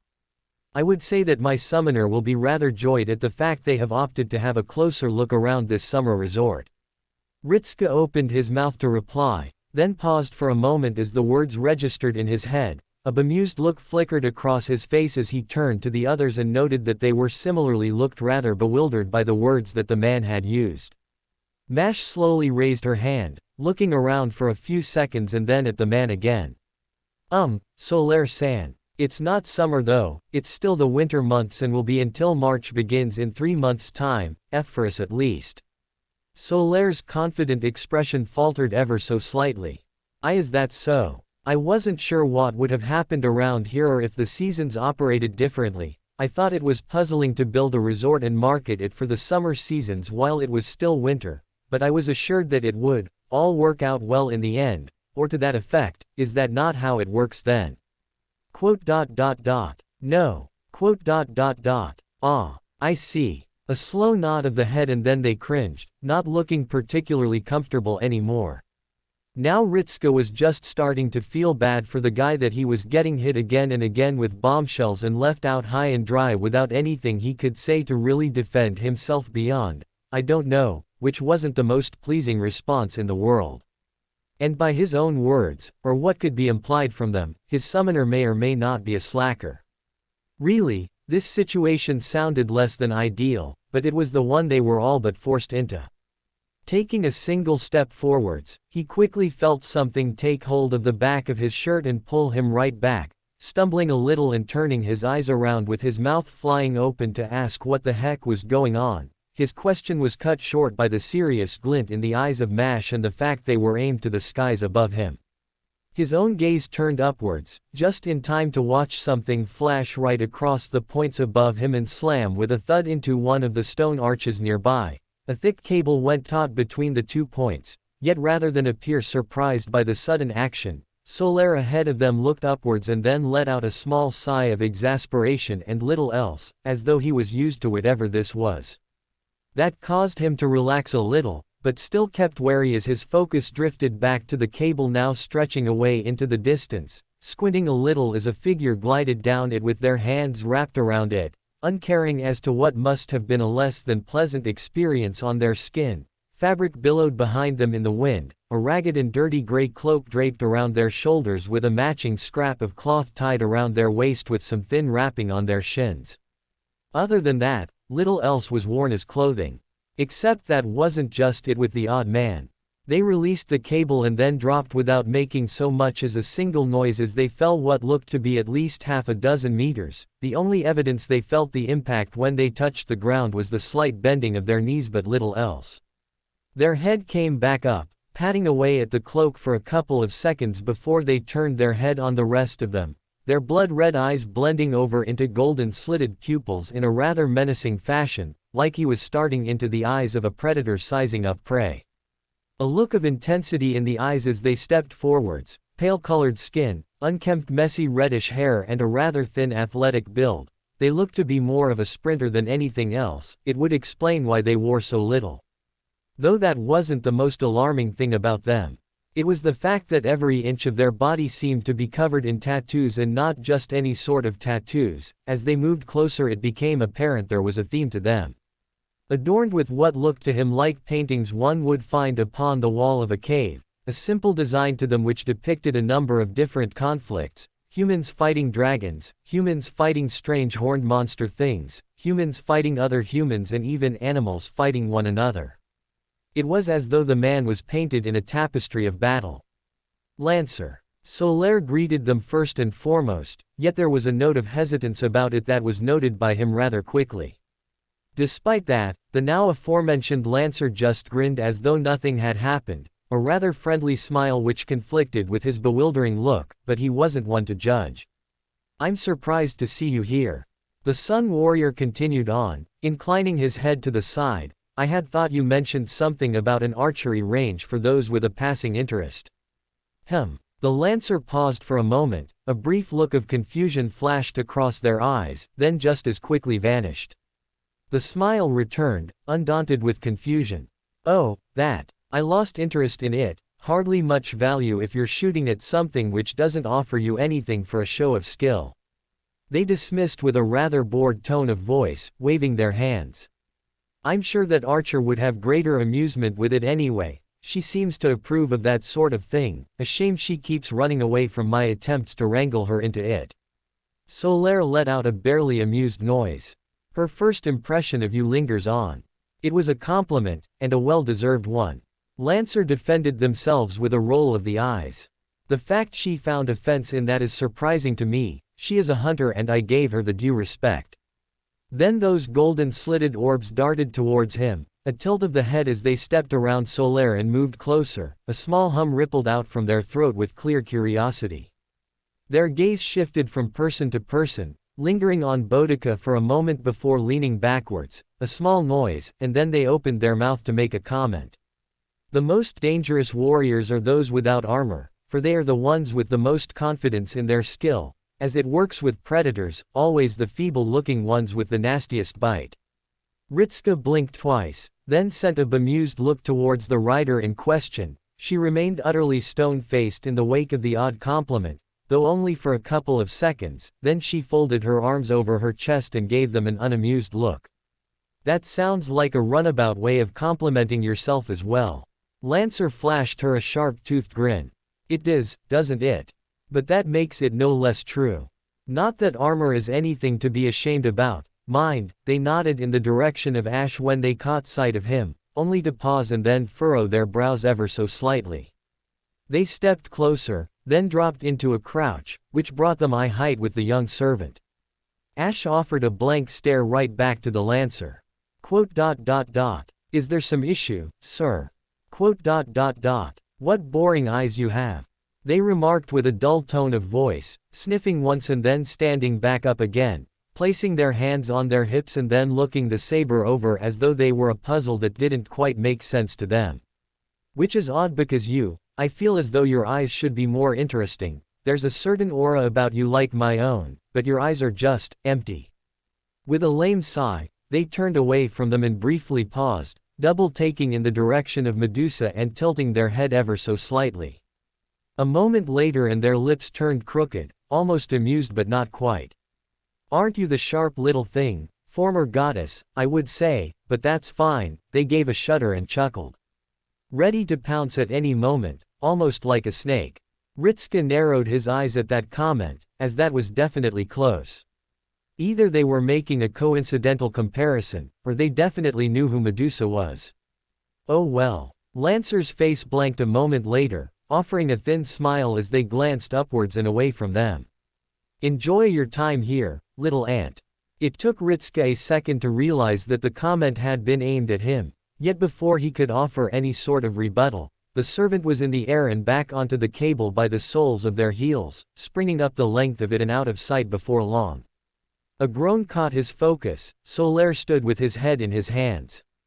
I suppose you would need to have met him sooner or later, but that was Lancer. He comes and goes as he pleases, but he has offered his services from time to time, he admitted with a small shrug of the shoulders. He's courteous enough. He just called me an ant. He couldn't help but comment, not that he was all that offended by it, but at the same time, he had just been called an ant. Solaire looked troubled once again. Yes, well, he's not done that before. He was a god, master. He turned towards Medusa, the rider still staring in the direction where Lancer had vanished off towards, then she turned her head back towards him. Though he does not feel as strong a divinity as Gwendolyn, it is still that of a potent divine spirit, though it smells, muddied by something. As with the blackened saber. A same sort of situation as Artoria Alter. Romani. She's not wrong, they were definitely a god.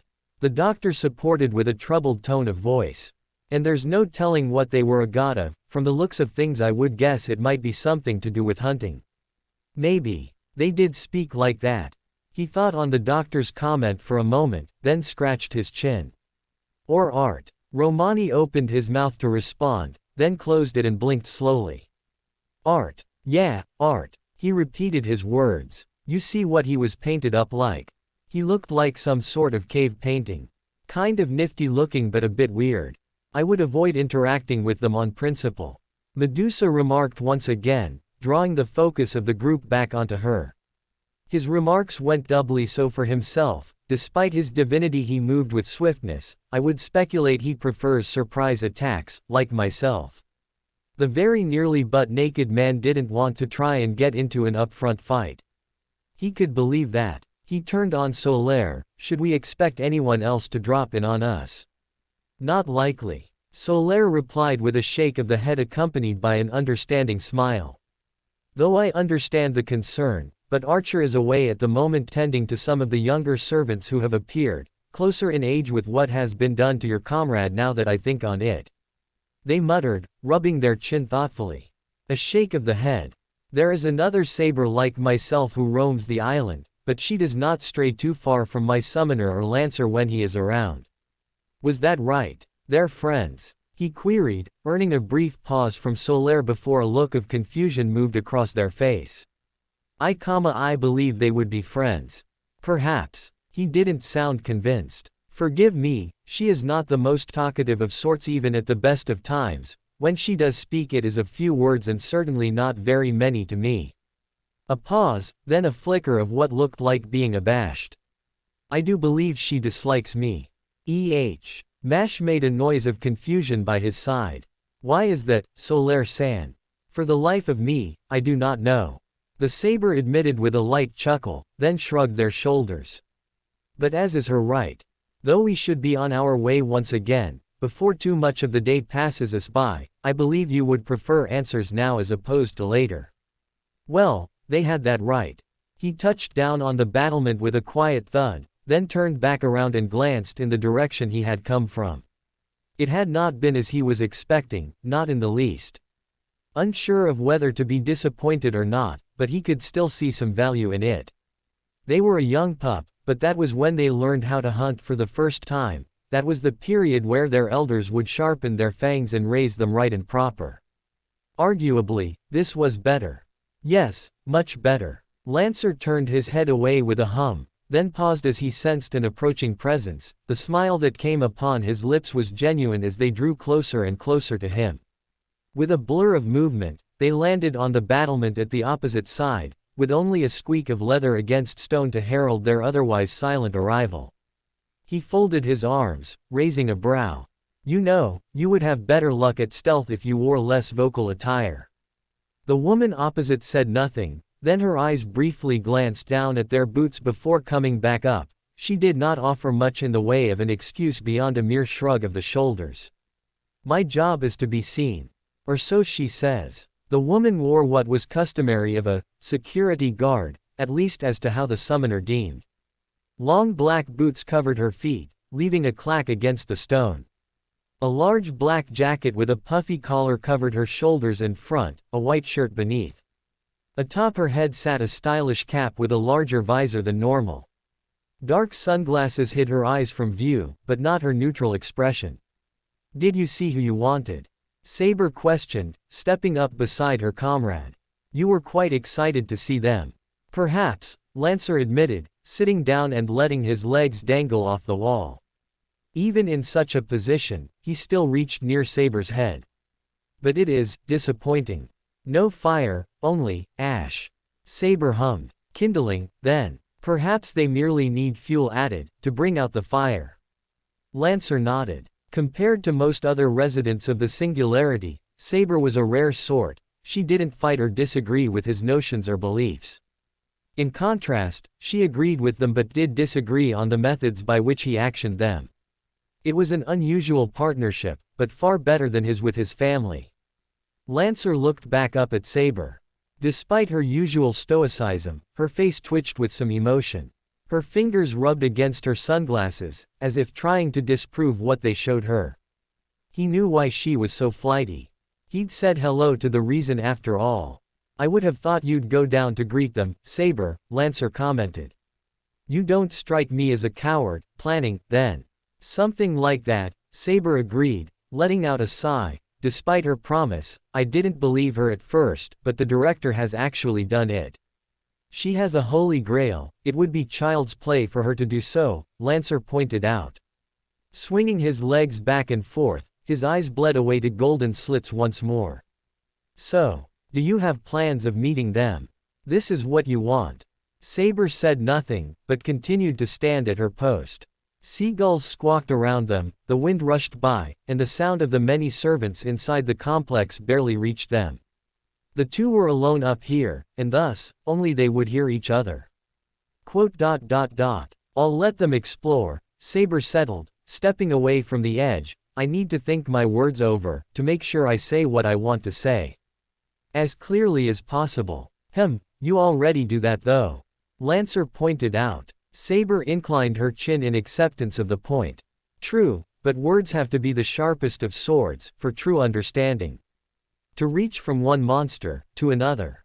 I should hope that everyone had a good Christmas, a little late but worth mentioning. Not yet summer resort. 3. Her blade slid into the gut of a mighty beast. It screamed in pain, then fell silent. Her hand grabbed a man's throat before clenching. Blood spurted, drenching everything red. In front of her, rising from the pool pouring from her wounds, a howl raised. She watched it all, experienced it all, with a face blank and uncaring. How many times had she tried to understand humanity? By slaying monsters, thus showered in adoration. By making monsters, and endorsing terror. By protecting humans, and thus being called a savior. And by killing humans, thus being called a monster. As she stood amidst the blood and gore, the seaside town came to her mind again. Her teacher had said, understanding is bred in suffering. Yet she was no closer to that understanding than all those years ago. Something grabbed her chest, a dark emotion she named grief. How foolish. She had been born of a monster, and so, how could she understand human emotions? Yet, that old desire still burned, and burned brightly. The words passed her lips, as she sunk to her knees. I want to know my mother. The journey had been relatively short once they actually made it towards the elevator, though the encounter with the god was still fresh in his mind. He suspected the same was true of everyone else when, especially given the impact the man had for the short time in which he had spoken. Something decidedly off about the way they looked and the way they spoke, almost softly for a man who was painted up in tribal-looking tattoos and adorned in rags. Doubly so when they went falling from the sky, yet even as odd as that was, it was still little when compared to the rest of their time thus far.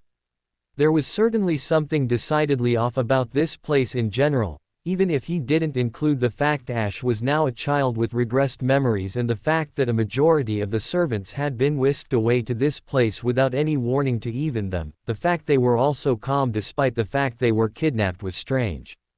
Really strange. Not to mention the time differentiation. Setting all of that aside, and it was all very weird, this place was almost too welcoming for them.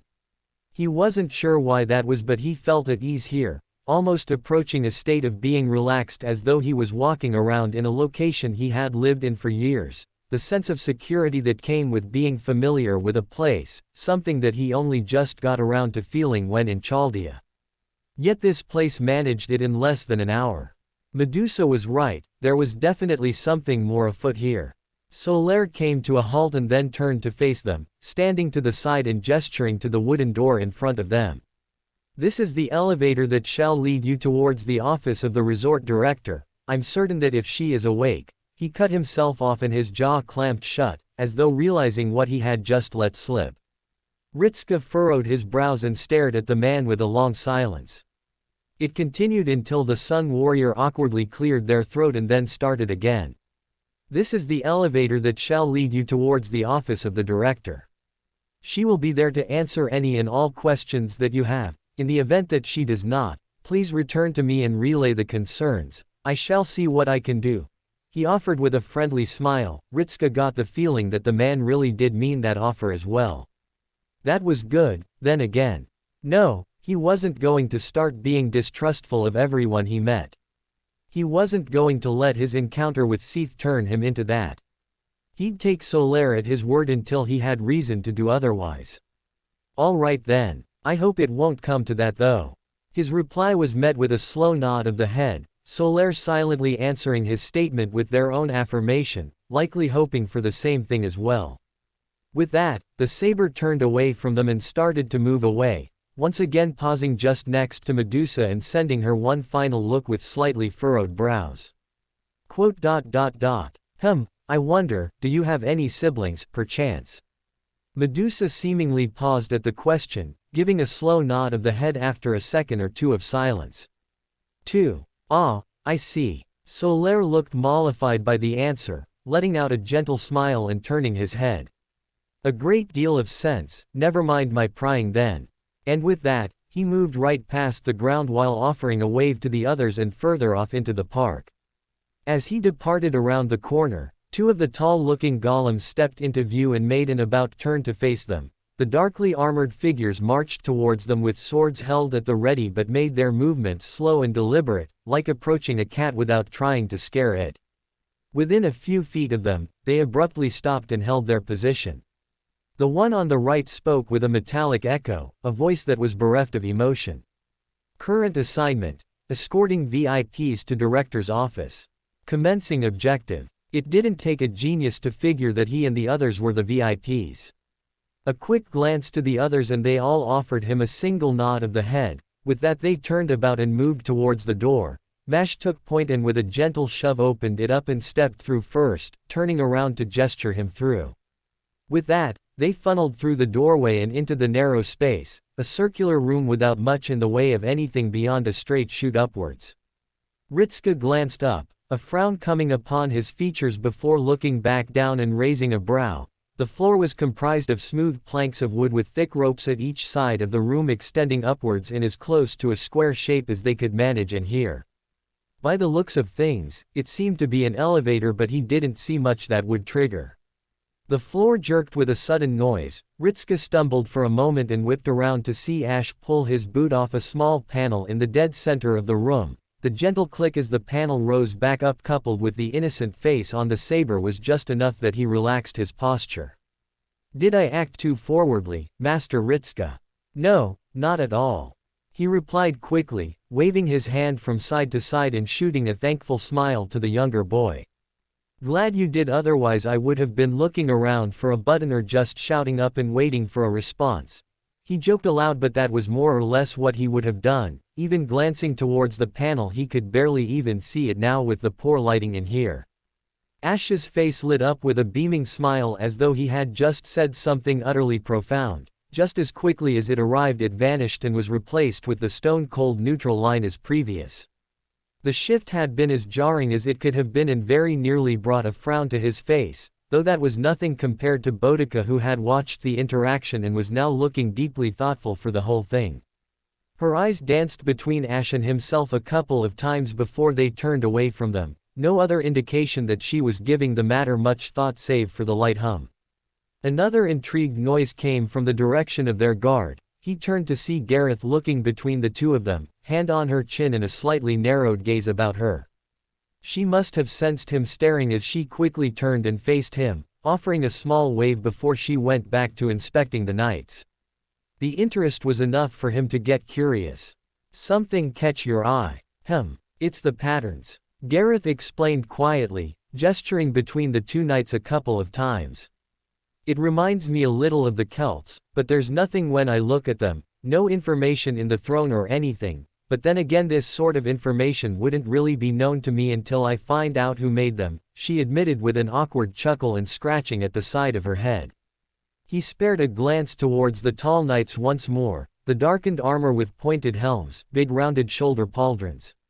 He wasn't entirely the best person to ask when it came to armor themes, because until he started meeting heroic spirits, he'd have mostly put all of them down into either European or Japanese, and that would have been the extent of it.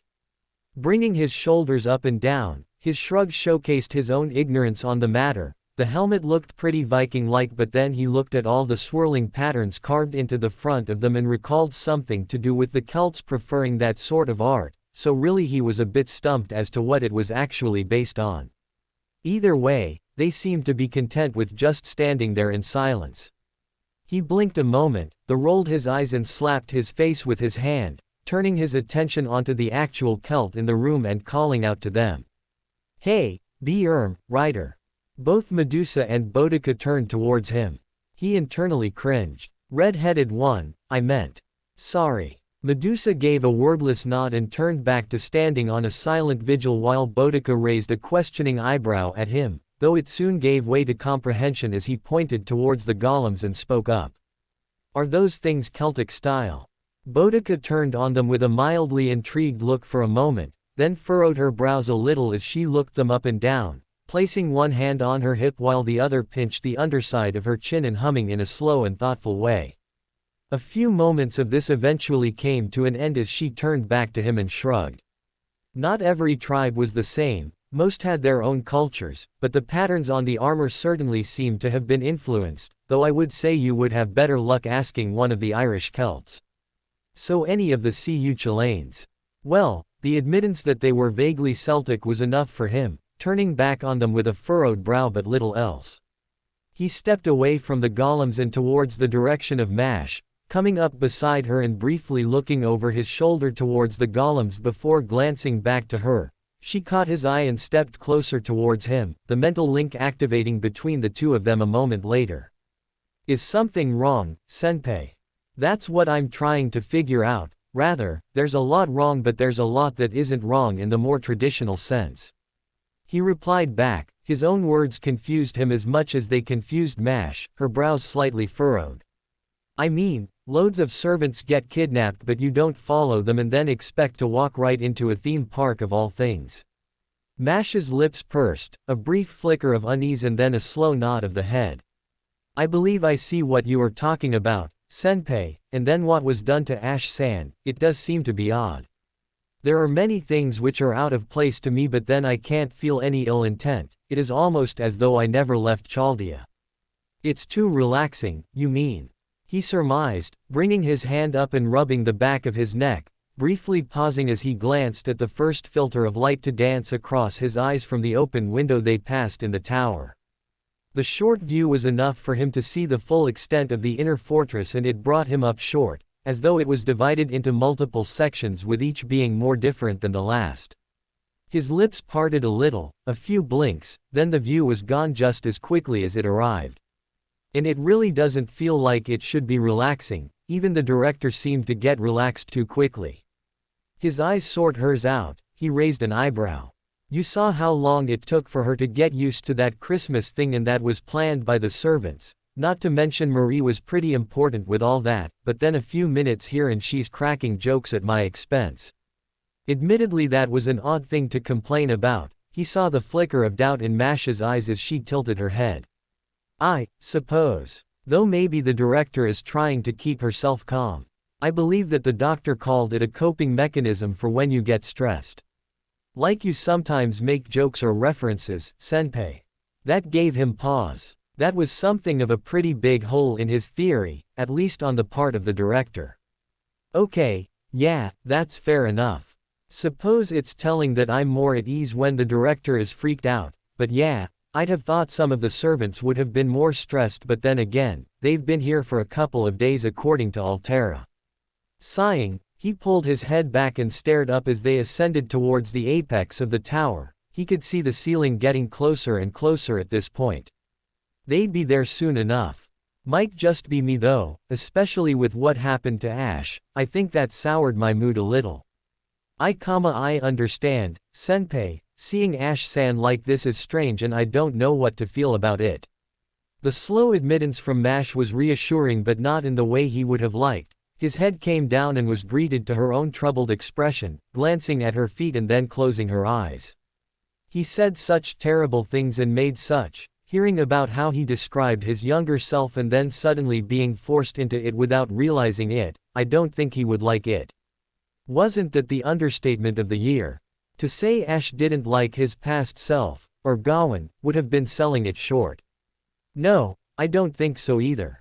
Another understatement, but I'm going to give whoever did this the benefit of the doubt that they didn't know it would actually be this important to Ash, though I can't really imagine why he alone was turned into a child and the others were left more or less the same, but, just considering it to be an honest mistake. He could tell his words had some impact on Mash. The girl shot him a worried look as her thoughts started to filter through the link. What if they did it intentionally? She gave voice to his own worries in a way he could understand, with deep levels of apprehension projected across the two of them. He grimaced ever so slightly and turned his eyes onto the other three servants who accompanied them beyond Ash. His eyes moved over each of them before returning to Mash. Then I'm not going to be as diplomatic, and I'm not sure how much longer I'd be able to keep it secret. His grimace deepened further, answering the growing pensive nature of the shielder. Guinevere has enough problems with her family as is. Both Gwendolyn and Ferrum don't like her all that much right now, and Ferrum seems to like Ash well enough, but I doubt he's going to be pleased, even without the problems that would cause. It's more for the sake of Ash's privacy. He knows, but he's made little effort to openly disclose his family matters. Pausing, he brought his hands up and rubbed away at his temples, sighing lightly to himself as he did so. If he doesn't want it discussed, then I won't speak of it. It's ultimately his choice, but seeing him like this, just hope for the best and prepare for the worst at the end of the day, that's all we can really do. Coinciding with the end of the conversation, the lift ground to a halt at the summit of the tower, with the gate door sliding to the side and opening up the walkway before them, as well as another figure stood on the passage right before them, cloaked in silver armor with pale white cloth draped over their shoulder and an arrow-like helmet pointed towards them with a white plume jutting from the top. The figure stood silent with both hands rested on a greatsword. Ritska frowned a little as he took a step forwards, the first off the elevator initially, but then found himself very nearly shouldered to the side as Ash moved before him, raising his hand and blocking him as they took point, advancing with their sword dragged by their side before coming to a halt and swinging it around, raising the tip of the blade pointed towards the figure. He expected Ash to question them, instead they kept themselves silent and offered nothing in the way of a conversation, neither one of them did so much as twitch. The knight didn't so much as even react to the weapon pointed at them, nor did they shift from their rather casual stance of everything. The helmet of the knight turned in his direction, then moved past him and towards the others before a low noise echoed out from behind the helmet. The guests have arrived. Fewer than was expected, no matter. Those who were labeled as high priority have arrived. A rather bored tone of voice from the knight, interrupted by Gareth, who moved around him and took her place right beside Ash in a similar state of readiness, once again prompting no reaction from the unnamed knight before them. Though Ritska was starting to believe they were a servant, there was something about them that was decidedly different when compared to the golems who stood behind him, but he couldn't much tell what it was. "I'd ask you to identify yourself, sir," Gareth requested with a polite, if a little forceful, tone of voice, keeping her posture loose but ready. "Are you the other Saber that Solaire spoke of?" "Saber? No, I am not her," the servant responded rather swiftly and with a shake of the head. "I am Berserker. Solaire will not know of me, my presence was not necessary for him to do his job, thus I avoided contact with him. Lancer would have known, but your surprise at my class indicates he did not inform you either." Ritska blinked at the rapid-fire answers he received before he could even think to ask the questions. Well, they answered them before he could even formulate them in his head, leaving him with little else to really say in relation to them. Instead he leaned slightly to the side and glanced over the shoulder of the knight towards the far end of the walkway, leading towards yet another tower, with this one being decidedly smaller than the last one but still at the summit of the entire fortress. Bringing his hand up, he gestured past Berserker. "Is that where the manager of this place is?" "Yes, she resides there," Berserker answered simply. "I am merely present to ensure that you all arrived safely and securely. I am only present to inquire as to where the others you arrived with are." Ritska furrowed his brows. Why? They wordlessly turned around and the question was answered without the need to speak. Instead Ritska raised a brow as he found himself staring at the words, "Park Security," printed in big bold letters right on the back of the armor. On the white fabric, they turned back around and faced them, with the indication that they were giving a pointed look from behind the helmet. He shrugged his shoulders at that. "Fair enough, the director is away and looking around the park, though you'll probably know that by now, right?" Berserker turned their head to the side ever so slightly, as though they were speaking with someone else, then brought it back around after a moment of two of nothing. "You speak truly, she is converging towards the treasure-hunting trove, I have visual confirmation of this. That is all I came for." They stepped to the side and gestured towards the door. "You may proceed towards your audience with the park manager, I doubt we shall ever speak with one another again." He didn't even get a chance to ask anything further. The servant's body dissipated as they entered astral form and vanished from his sight. Both Ash and Gareth loosened their postures a moment later, indicating that the servant was well and truly gone from them. "Well, he seemed," Ritska paused as he searched for the right words, teetering his head from side to side. They called themselves a berserker, but he was rapidly coming to the understanding that the class wasn't actually as insane as he was previously led to believe, or there were varying levels of it. Actually, Lancelot was so far the only one who seemed to conform to what Romani had even said about the class in the first place. Blunt. The supplication from Boudica brought a nod of the head from him towards her, the writer with her hands on her hips and her brows slightly furrowed. "Though I wouldn't call him rude. If anything, he seemed very polite for a berserker, more so than one would have expected from the class that they called themselves, though I'm more puzzled as to why Solaire wouldn't have known about him." Ritska raised a brow at her. "Recall, he said he was security as well." Boudica continued onwards, gesturing to the spot where the berserker had been. "Apparently the same job as them, and yet Solaire had never even heard of them while they claimed Lancer would have done, so I'm a little bit puzzled by that. Especially as they just casually appeared in front of us as well for what was otherwise something they could have apparently checked for themselves. He opened his mouth to reply, then paused as he thought about it, soon shutting it again. All right, that's another one down for the mystery. Turning his attention towards the door, he gestured towards the far end of the walkway. Though at this rate, we're only putting off the meeting. This place is mysterious enough without adding in secret security guards. It is not so secret. He paused, glancing at Ash as they relaxed themselves. Those of the Black Hand were not known, only that their order existed and conducted business on behalf of the royal family for many generations before I was born. During a time in which the queen was only an advisor to the original family, turning towards him, they offered a thoughtful frown. Perhaps this berserker was of a similar role. It was not expected for the knights to know those of the Black Hand and for those of the Black Hand to know many of the knights. You mean like a different security team? He muttered, then hummed to himself as he nodded his head up and down. Maybe, though it still seems a little odd. What did the Black Hand do anyway? Ash paused for a second, then furrowed their brows. I do not know. I received such knowledge from Lord Gothard and I never inquired as to why he knew of such things. Another pause, they looked around for a moment and then continued onwards. I was asked not to reveal this information to any other than those who would command me, so I ask you to keep it in confidence. Lord Gothard was very specific on that. He said not even the Queen herself unless she asked it of me. Ah, thanks for telling me. A slower response than he would have liked to have given, but he could see it for what it was. Evidently whoever this Gothard was, there was something more about all of it than was initially seen. Especially if they were asking for it to be a secret unless specifically called upon.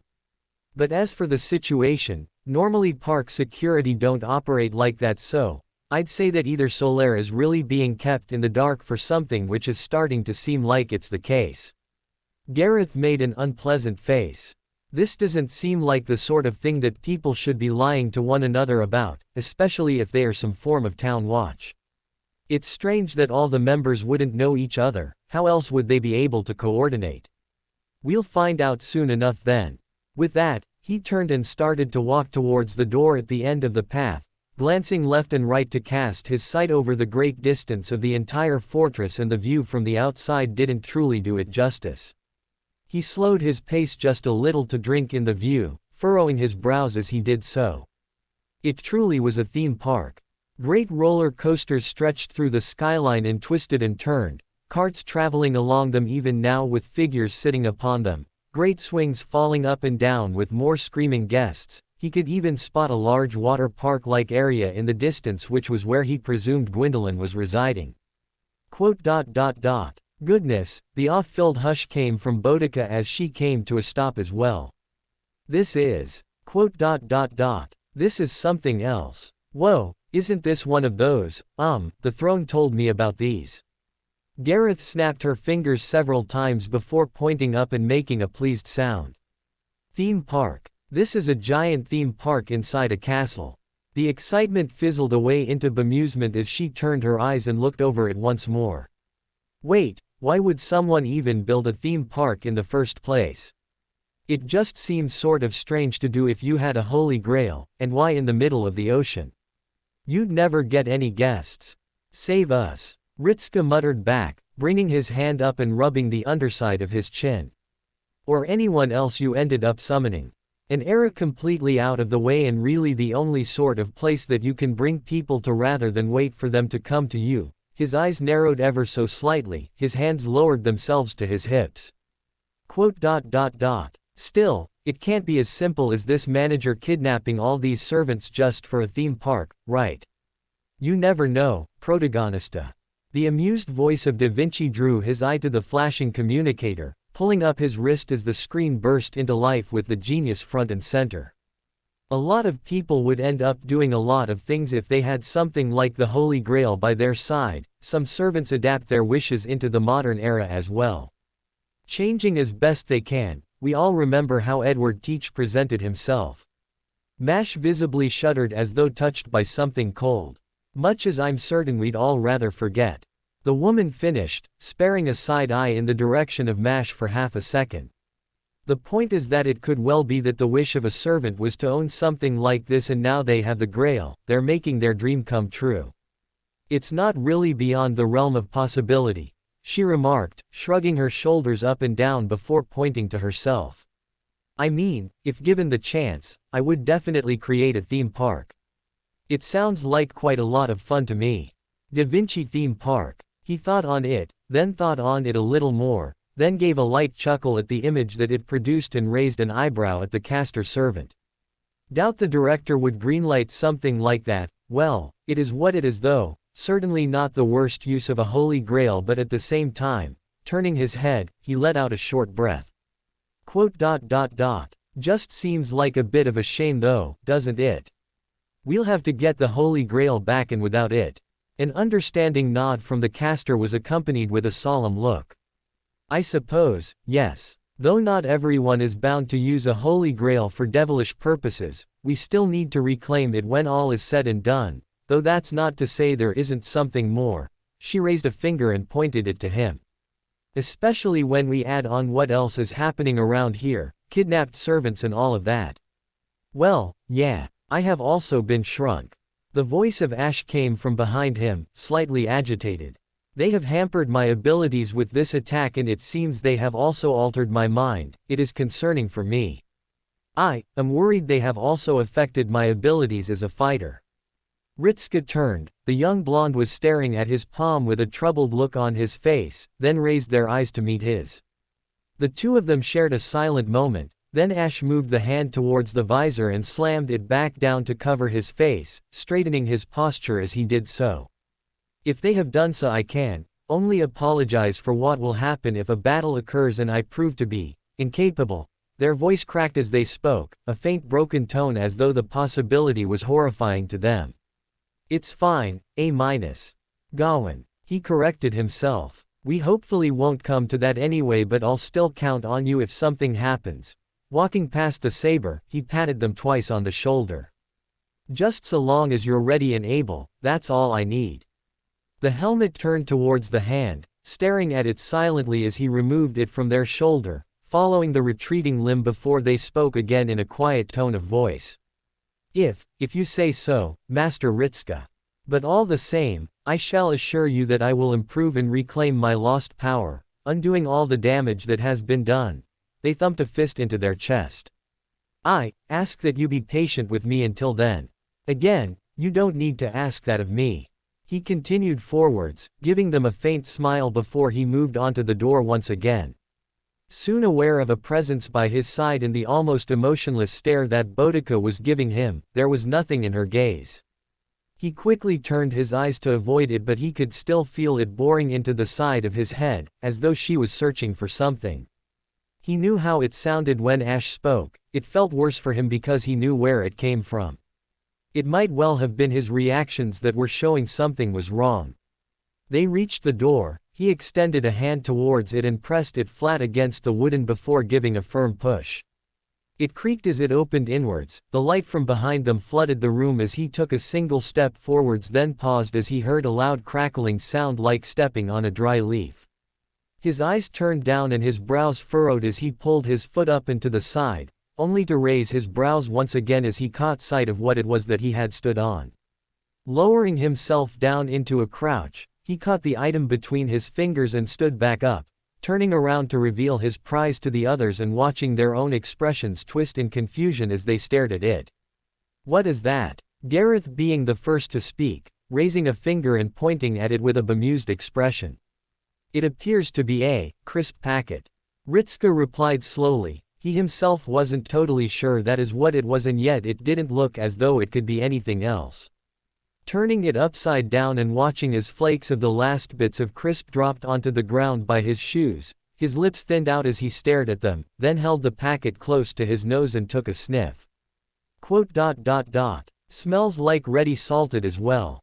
Ash tilted his head. Is the flavor important? No. He admitted with a shrug of the shoulders, though his brows furrowed once more as he lowered his arm to his side and turned back around to stare at the room. Just a little bit weird is all. A crisp packet in the middle of a castle just seems strange.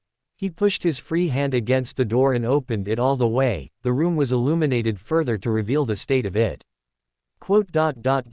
This is just weird. The comment came out before he could help himself, but that was how he felt. The entire floor was covered in pillows of varying sizes and shapes. Not even a trace of the original floorboards could be seen as far as he could tell, and it somehow managed to get worse as well.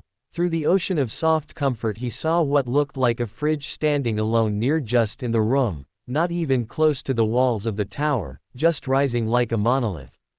This is just. Boudica was the next into the room. Her hands fell to her hips, pulling a stern frown out as she cast a disapproving eye around the entire location. A low hum came next as she moved past him, kicking aside the pillows and only pausing at the thwacking sound which echoed out. Ritska turned to see that she had kicked a full 2-liter bottle of Coca-Cola across the room by mistake. Not that she could have known it was there, given that it was hiding beneath the sea of pillows. The writer took in a deep breath, then moved her hands up to cover her face. This is repulsive. Who on earth could live in this? It is worse than a pigsty. She turned towards him, waving a hand to the room. And I have actually seen those. Same. Gareth remarked as she moved in next, frowning as well. Not that I'd really want to chastise someone for how they live, but this is a bit much. There's a lot of rubbish hiding underneath these cushions, so cleaning must be really hard. As if to prove her own point, she leaned down and hefted up one of the pillows in front of her, revealing a small mound of used-up plastic wrappers for sweet packets. Her face shifted into a grimace as she lowered the pillow back down on top of them.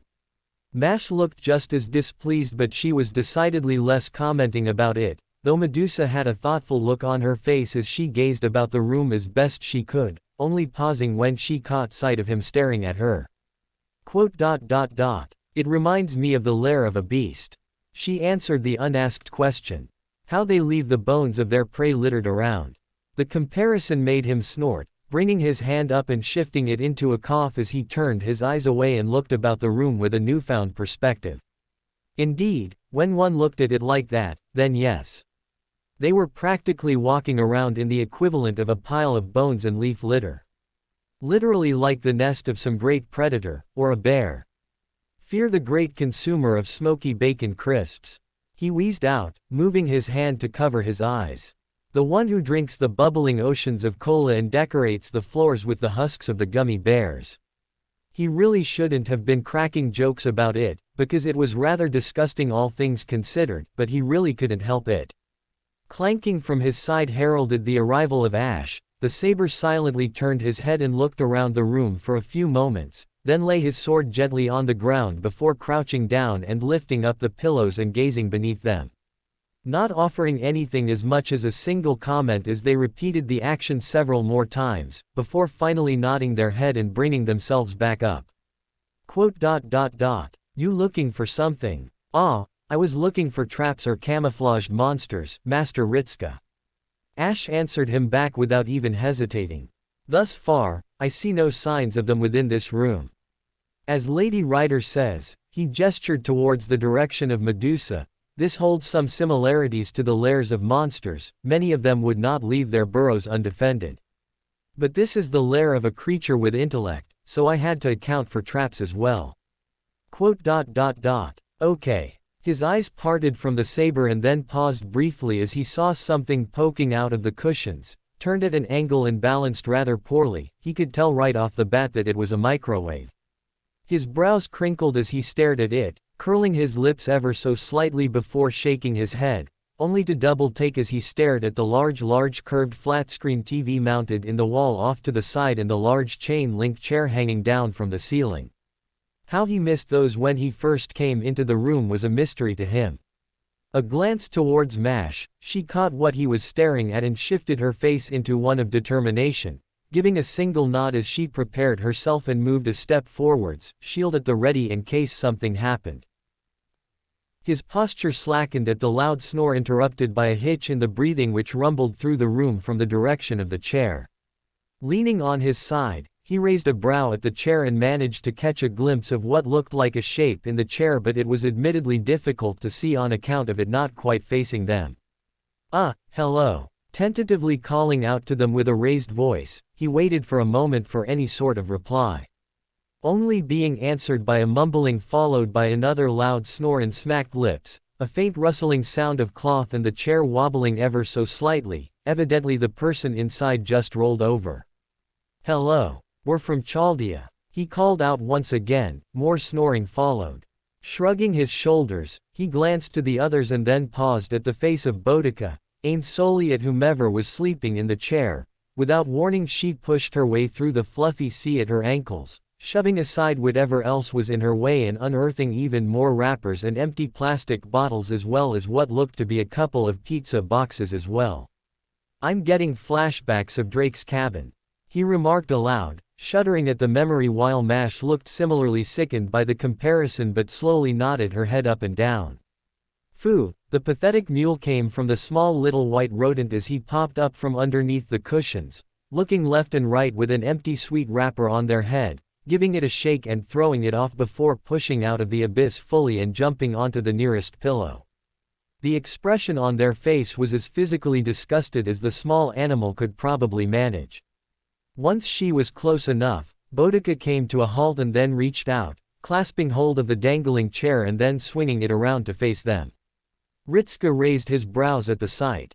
Unkempt chestnut-colored hair draped across the front of a rather pudgy-looking face with a faint dusting of freckles sprinkled across her cheeks, a light gray baggy sweater which was clearly several sizes too large for the person wearing it but accompanied with simple logging yoga pants, all without shoes. The woman was strewn out across her little alcove chair like she was a cat, flopped out and still snoring to the world with yet another item of interest in her hand. A game controller. Boudica turned back around to stare at them with her brows raised, giving a disbelieving shake of the head before she looked back at the person and released the chair, taking a single step backwards and folding her arms over her chest. Letting out a faint breath, he pushed himself through the pillows and advanced towards the woman as he did so, making a small effort to step over the top of the worst of the rubbish to avoid making so much noise, intermittently shifting between watching where he was stepping and keeping his eye on the woman. She was undoubtedly a servant but he had expected something that wasn't this. "Fujimaru-kun." Romani's hushed voice came out next. "There's something the matter with the servant in front of you. You think?" "No, not like that." The man hastily added on. "I mean the scans are getting really bad now. They just start and then just stop, like they don't want to finish getting anything out of her. The only thing we can get out is that she is related to divinity but that's it. We can't even get a class out of her, so just be ready." He took the warning as seriously as he could, but even just looking at the woman all of Solaire's complaints suddenly made much more sense. Well, he wouldn't know until he actually got to speaking with her. He stopped just shy of the chair, briefly glancing to Boudica and then down at the woman, the others soon joining him as they all stared down at the figure, each of them glancing around to the other without saying anything as they came to terms with whatever was in front of them. Eventually, he opted to break the silence. "So, who's going to wake her? She will wake when she chooses to." None of them said that. A voice cold as ice cut through the silence of the room, accompanied by the sudden rattle of the chains. As one, the group leapt back, Mash taking hold of him and pulling him away as well, and turned their focus towards the ceiling, swords and the light pointed up towards the very summit where the chain of the hanging chair met the rood. He could barely make out the silhouette if he focused hard enough, vaguely human looking with what looked like long flowing hair as well, but that was about as much as he could make out. Their voice was also relatively difficult to place. It was either a light-spoken man or a deep-spoken woman but he really couldn't tell by that alone. "I'm not here to fight."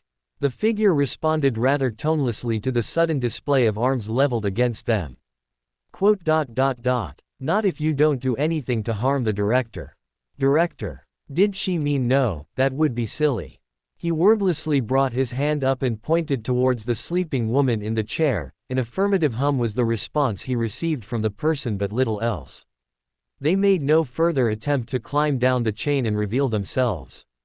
"Right." He lowered his arm to his side and then shook his head. "As for whether or not we're here to fight, that isn't my intention but," he thinned his lips, opting not to lie to this person. That depends on whether or not I like the answers to the very many burning questions that I have right now. The silhouette did not respond to them, instead it didn't feel as though they were even so much as looking at him. When will she wake up? Now it felt as though the woman was looking at him once again. It was as though he knew there was a laser pointer aimed right towards his face, though it was only for a brief second, but then it vanished just as quickly as it had arrived. The attention of the speaker being sent elsewhere, a faint and almost exasperated sigh echoed out from above them as the speaker raised their voice. Refueling time. Ritska had barely a moment to understand the words before the woman in the alcove chair rocketed upright with a jerked motion and a gasp, flapping her wildly long hair about and with wide eyes, a faint trail of drool running down her lip and onto her chin.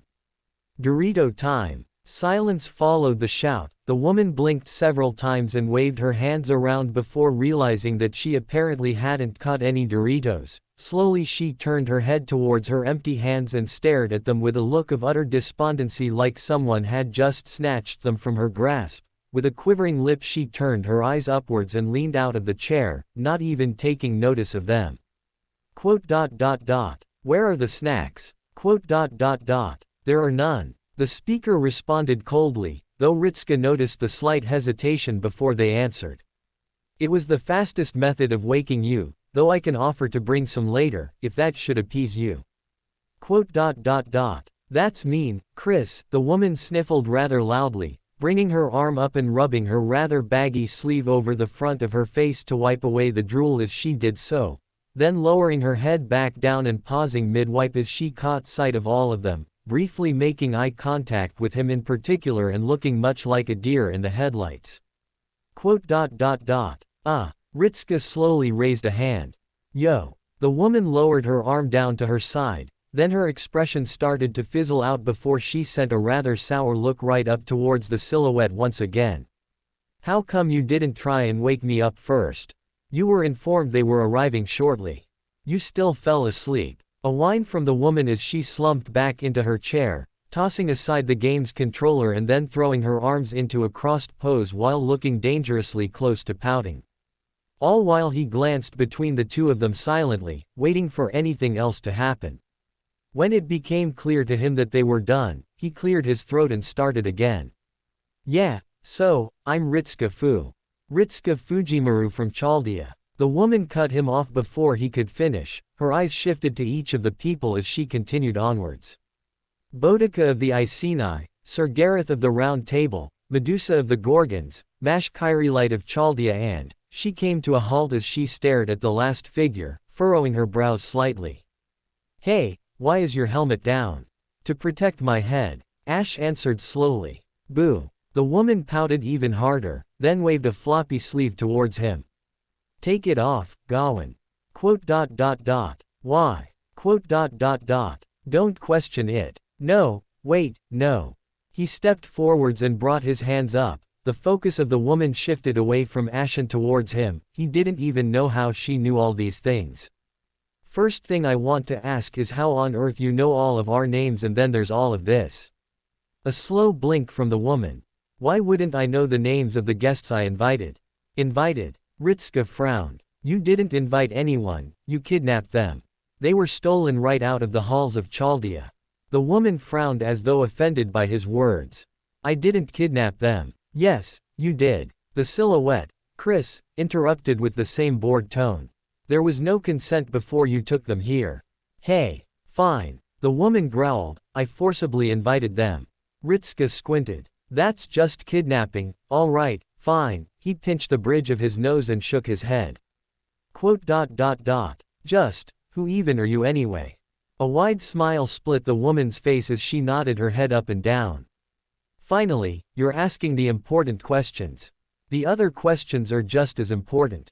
Boudica remarked as she loomed closer towards the woman. They briefly glanced at her before they seemed to retreat further into the alcove chair and narrowed their eyes ever so slightly, giving her a look as though there was something the matter.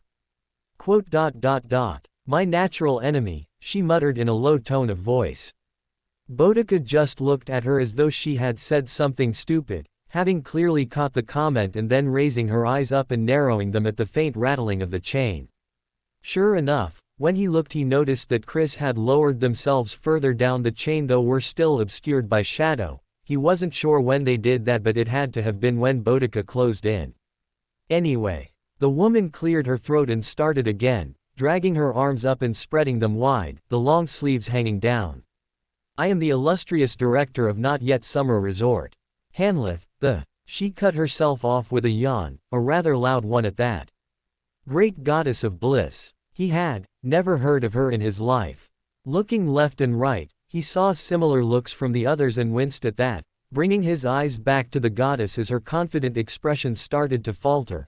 Then her hopeful eyes fell onto Ash for some reason, only to be met with silence from the smaller saber. Her arms dropped down and her confident expression vanished entirely, replaced only with a disappointed frown. Her arms dropped back down to her side as she blinked slowly. Seriously, how come you don't even know me? Hanlith muttered in a tone of voice that he couldn't quite place. Well, never mind. I can also introduce everyone else. There is. Chris barely got a word out before Hanlith leaned forwards and sent a smirk towards the figure. This is Chris, my captain of the security here at Not Yet Summer Resorts. Chris exhaled, then loosened their posture on the chain and slid right the way down until they landed atop the chair, moving from out of the shadows and into the light. Ritska's brows shot up his head, then snapped his focus away from the figure and onto Medusa, double-taking between the two of them. It was hard not to, given that they were virtually identical to one another. And this is it. My final chapter. I shall now go on break until next year. See you in Check's Clock, a week's time. Not Yet Summer Resort, IV. His eyes strayed between the two of them with increasing frequency. Within moments it all made sense to him.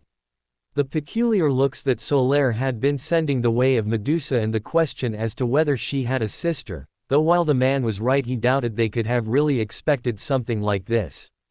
Indeed, while the face of Chris was one of a perfect mask without even a hint of emotion as they stared down from their perched position atop the hanging chair, the jaw of Medusa had dropped down and she looked as visibly startled as he had ever seen or imagined her. The normally unflappable servant caught completely by surprise, to say nothing of what he felt.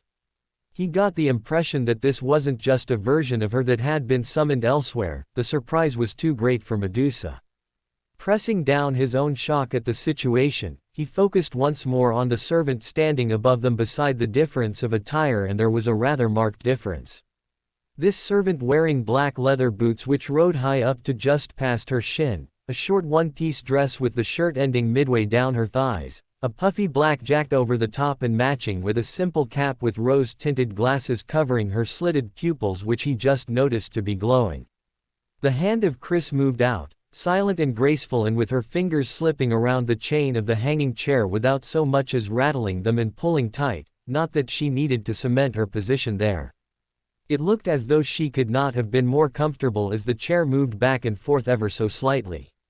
Ritska brought his eyes down towards Hanlith. The goddess maintained her passive look, if still a little tired, and aimed it more or less in his general direction before switching to Medusa for a moment. A slow blink accompanied by a light yawn. The goddess brought her sleeve up to rub her forehead before a rather lethargic comment sprang past her lips. You really look alike, huh? Medusa's jaw clamped shut, her posture tightening like a spring but otherwise doing little else, her visor fixed solely upon the direction of Chris to the point where he suspected she would have been shooting laser beams from them if it was any more focused. His lips drew thin as he moved his gaze from the rider and towards the others. Mash in particular had a furrowed brow as she glanced at the twins and then towards him. Saber, right, he called out, turning his focus towards Chris, noticing that the servant didn't so much as spare him a glance as he spoke to her. Solaire mentioned you. We do not have anything to say to one another. He blinked at the sudden comment which was all but thrown back into his face. Her voice neither rose nor did her tone waver. Casually dismissing him with all the same effort as one would give to a passing fly. Turning his lips into a rather sudden frown, he kept his gaze on the servant for a few moments longer, then closed his eyes and exhaled. It wasn't as though she was wrong either. He was just caught up in the moment and felt the need to at least address the new individual, though it seemed as though she truly wasn't all that interested in speaking with him at the moment, but he didn't quite agree with her that they had nothing to talk about. Maybe right now, at least. He called back to her, lowering his head and opening his eyes once more, instead the new focus of his attention being Hanlith, his arms coming up and folding over his chest as his gaze narrowed. You, on the other hand, have quite a lot of explaining to do. Hanlith, rather surprisingly, cringed at his words and leaned backwards. Oh, exposition, I should have made a PowerPoint for it, she lamented rather quietly, groaning as she rubbed her hands over her face and sounded genuinely distressed by the fact she would need to explain herself. Castor offered. Chris called down from her perch. You rejected it, citing that it was extra work she could do without. Why didn't you stop me? That wasn't in my job description. HMMMRPH. With a rather annoyed pout, the goddess rather swiftly folded her arms and looked down, all while Chris remained utterly stone-faced, having not even so much as blinked, or that he could see. As she shot down the complaints of Hanlith in rapid-fire succession, he was more starting to believe she was just answering on reflex at this point than anything else. As interesting as it was, enjoying their banter wasn't on his list of priorities at the moment.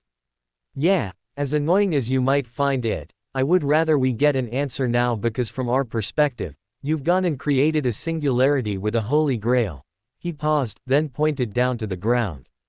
Which, by itself, would be more than enough reason for us to come here and put a stop to whatever theme park is, but then you went and kidnapped nearly every single servant in Chaldea overnight and kept them here for what was apparently a little under a week. Forcibly invit. You kidnapped them. They did not consent to coming here. He brought his hand up, giving her a flat expression as he did so. But fine, you forcibly invited them against their will to come to your theme park and, while I am happy that none of them have been hurt, he offered, softening his tone as he lowered his hand. And I am because I get the feeling this could have been much worse, so, thank you for not hurting them or seemingly hurting them. The relaxed expression that Hanlith made almost made him forget the other reason he was upset. Almost. But even with all that aside, swinging his hand out, he pointed towards the target in question with his features hardening once more and his lips pulled down into a deep frown. What is this supposed to be? Seconds after we step through into this place you go and do that. Ash looked around, then paused when they found his finger pointed squarely at their face. Me. Oh, yes, they nodded, whirling back onto the goddess. I would demand that you return me to my original size. I cannot serve effectively in this capacity. You have damaged me in a way that I do not believe I can recover from with my own means. Thus I ask that you undo the harm. That wasn't quite what he was alluding to, but the point remained the same. He kept his expression stern as he stared into the eyes of the goddess slouched in the chair before him. Only to falter ever so slightly as he saw a new emotion cross over her face. It took him a couple of seconds to place it and understand why it had bothered him a little, but then he understood the look she was now giving him. She was confused. Oh, you mean turning him young? Hanlith queried. He nodded once, but her puzzled expression remained. Her golden eyes moved between himself and Ash several times, then her head tilted to the side and her brows furrowed. Why are you mad about that? Ritska opened his mouth to reply, then snapped it shut. A deep breath was taken in, then exhaled through his nose. The arm pointed towards Ash lowered itself back down towards his side, the frown lessened only a little. You do know who he is, don't you? I mean, you have to know. You called him Gawain, so you do know who he actually is, right? Yes, a slow reply. The goddess bobbed her head up and down, though he was only marginally disgruntled by the fact she was looking at him as though he was the idiot here. All of this seemed rather simple to him. Either she knew who he was and didn't care, or she didn't know who he was and made a mistake. He's Gawain, didn't you know? Shouldn't you have known? Aren't you contracted to one another?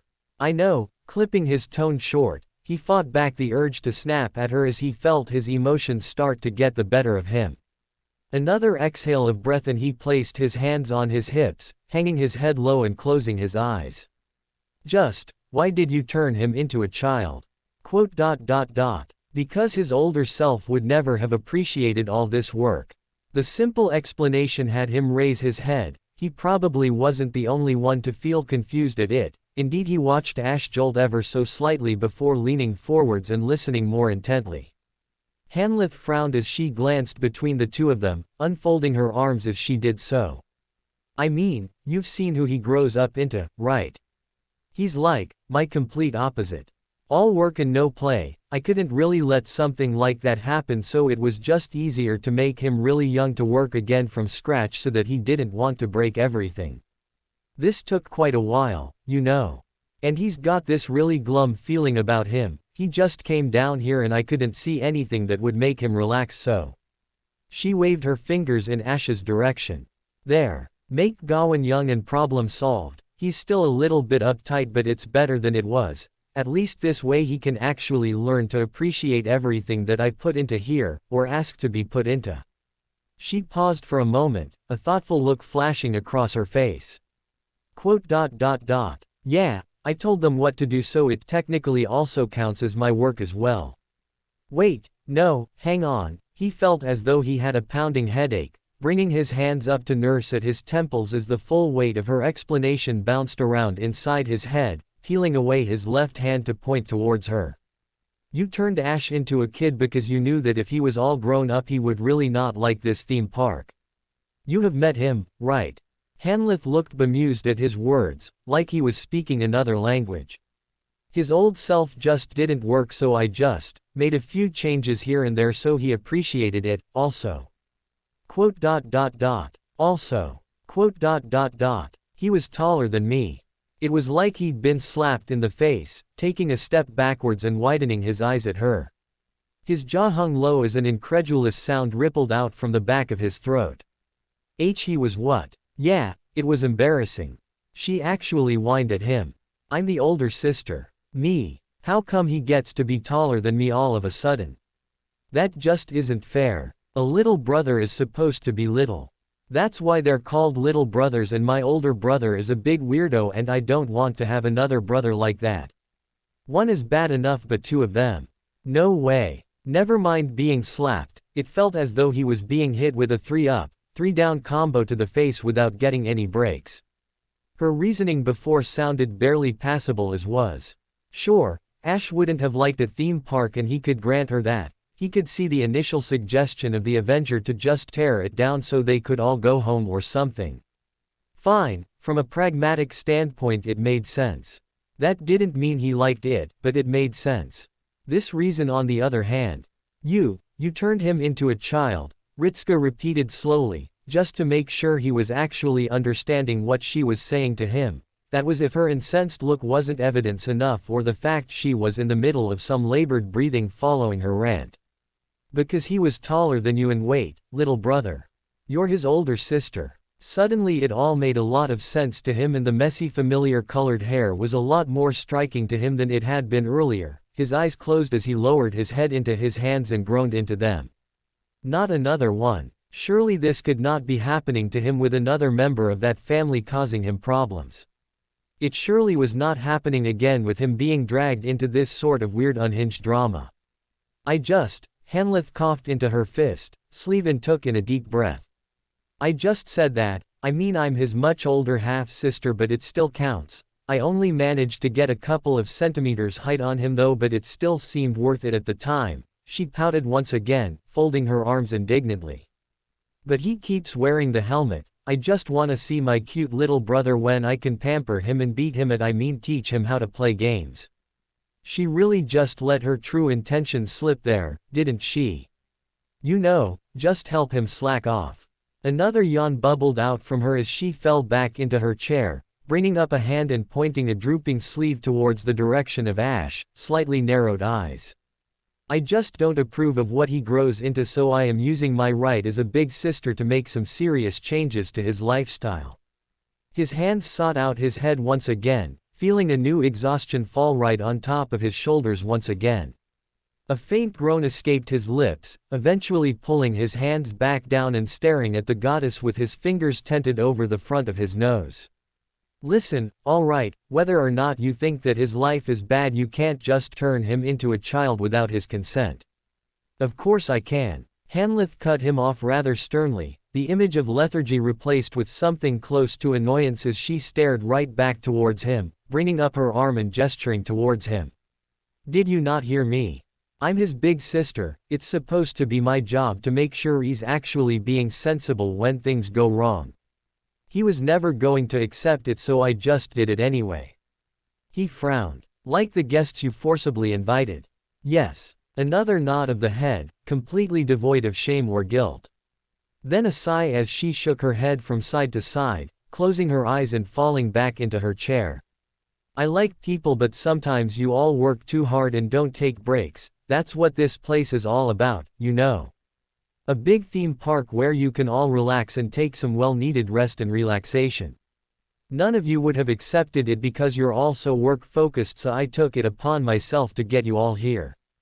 That prompted a frown from him, hands returning to his hips as he took a step backwards, looking the goddess up and down as he considered her words. The things she was talking about and the way she was speaking, it all seemed as though it was much too simple. The motivation for making this was just, he wasn't disappointed by it, but he felt as though there was something more to it. Then again, this was the goddess of bliss, or so she claimed to be, so from the sounds of it she was just doing what she was supposed to do.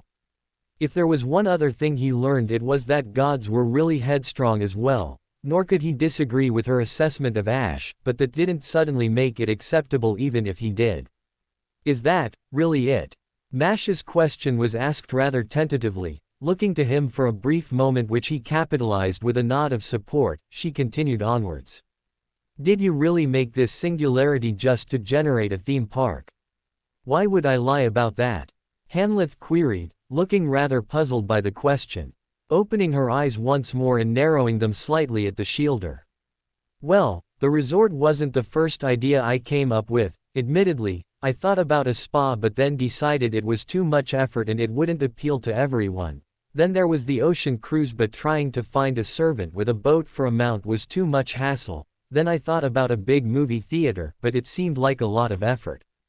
So you settled on a park. The summary was met with confirmation, which seemed to be rather weird to him. Okay, but doesn't that seem like more effort than literally all the other things that you just listed beforehand? A chortle from Hanlith, waving her hand slightly. Yeah, but I just outsourced all the work for that, so I skipped out on the effort. Somehow he wasn't surprised in the least. Though there was something else that he was rather puzzled by. Furrowing his brows, he brought his head up. Wait, so, I'm going to assume you used the Holy Grail to bring all the other servants here, right? So, how come you didn't take everyone else here as well? His eyes narrowed ever so slightly as he watched the goddess freeze on the spot, glancing awkwardly to the side.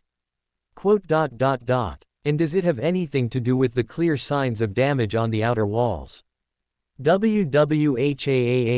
No, she could not have looked more obvious if she tried, even combined with an almost comical drop of sweat trickling down the side of her face, pupils shaking in an exaggerated wave of the hand. Nothing happened, it was just that I needed a break, that's all, and didn't want to get everyone down here in one go, spread everything out and all of that to ease all the servants in. Gradually, he brought a single brow up. Okay, so, maybe there might have been a tiny problem.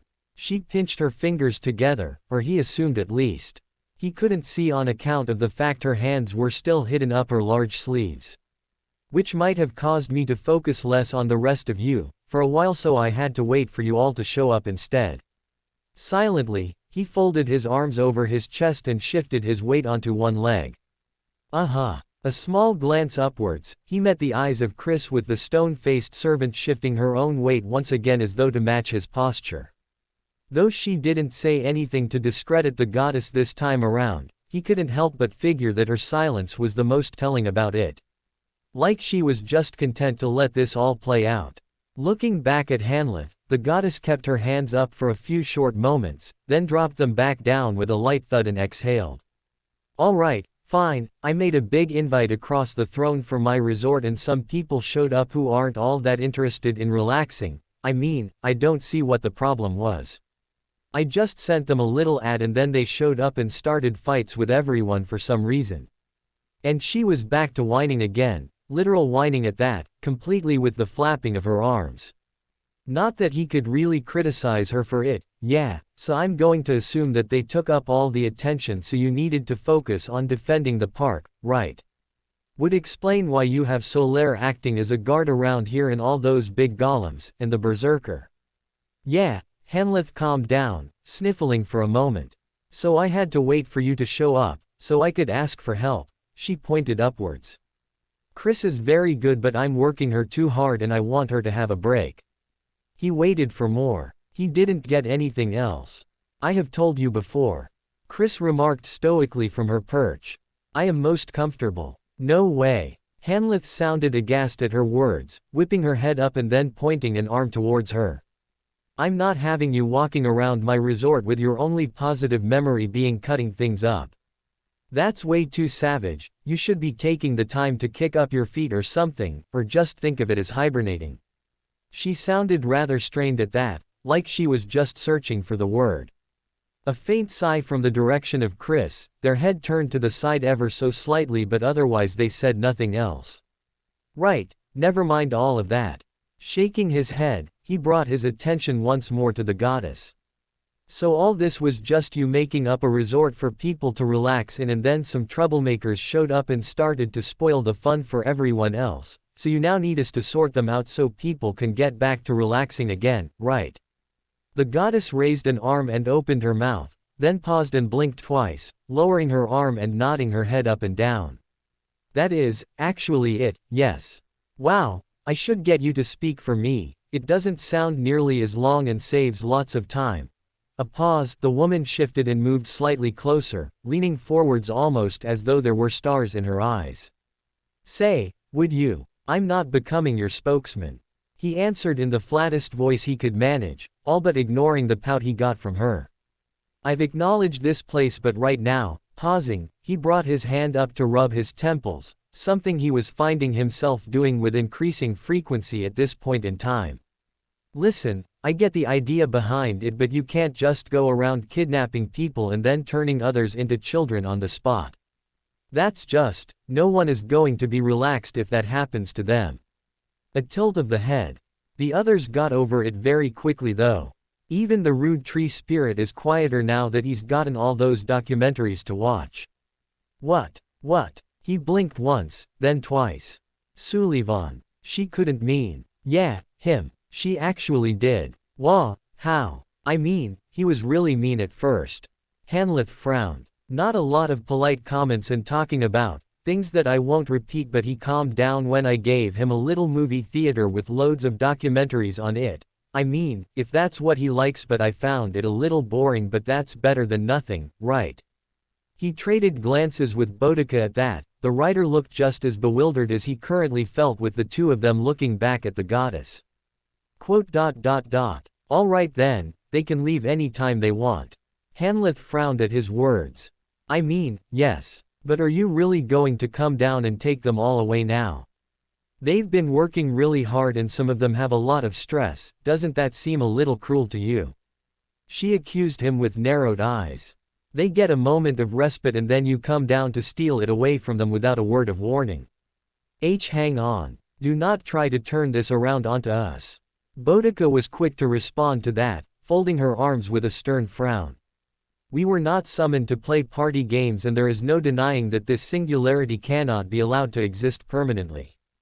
This was always going to happen and you've already shown a certain lack of good faith when it comes to stealing things away without a word of warning. The rebuttal was quick. I'm a goddess. I know when people are stressed out and there is a lot of that going around in Chaldea right now. You all seem to be making a big deal out of nothing.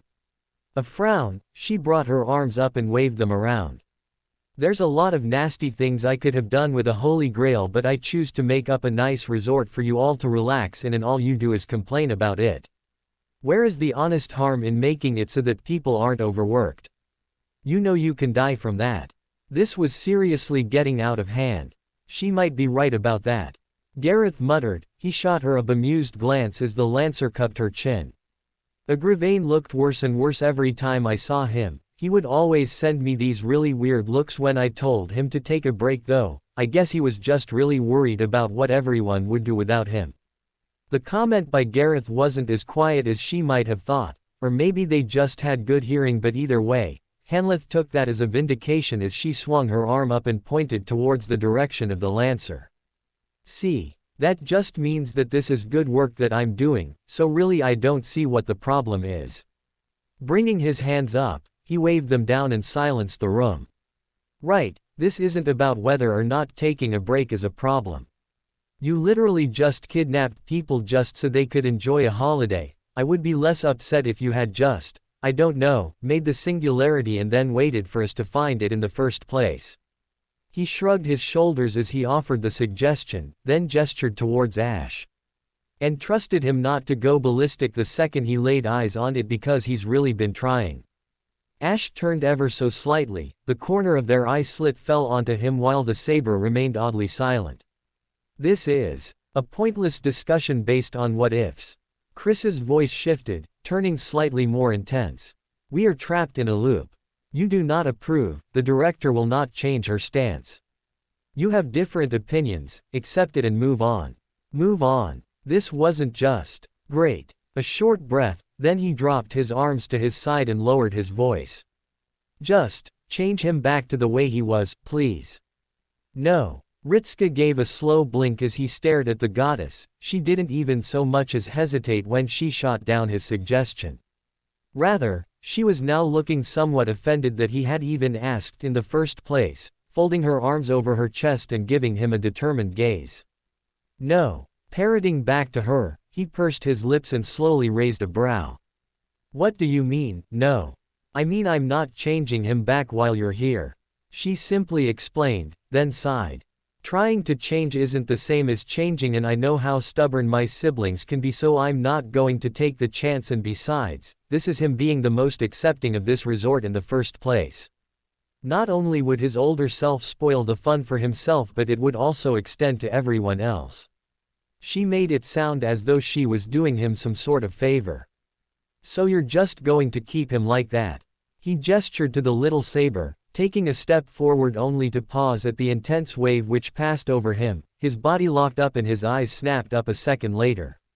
She hadn't moved from her spot, but suddenly he became all too aware of Chris in that one moment, especially as her eyes were now aimed solely upon him and not towards Medusa. He could see the glow behind her rose-tinted glasses, the slitted orbs which issued the silent warning of what would happen if he took another step.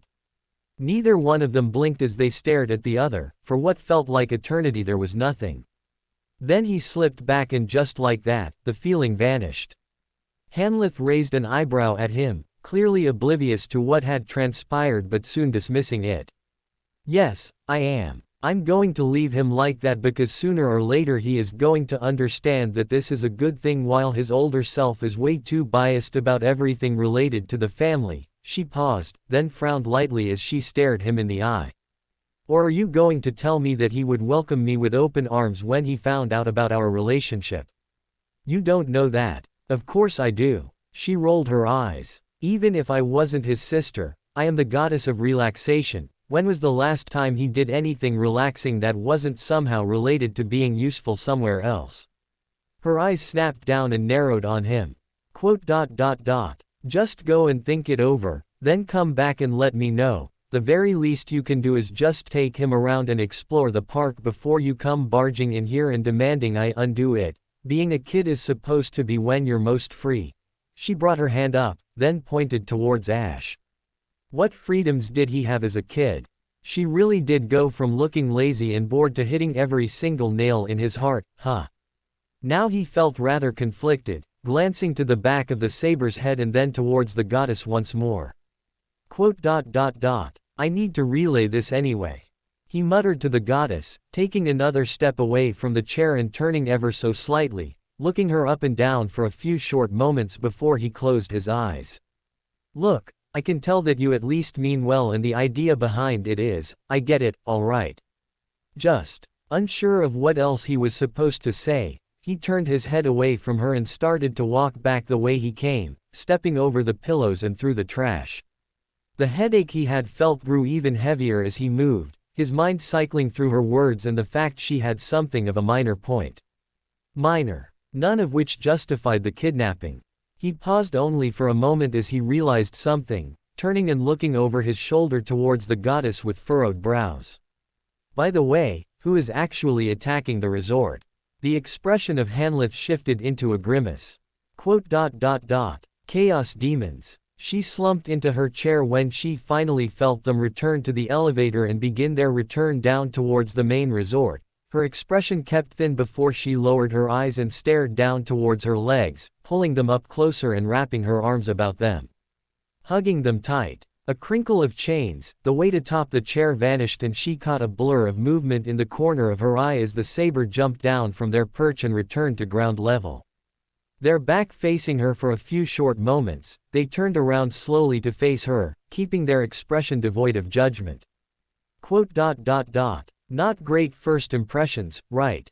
She huffed quietly, diverting her eyes from Chris and towards her knees.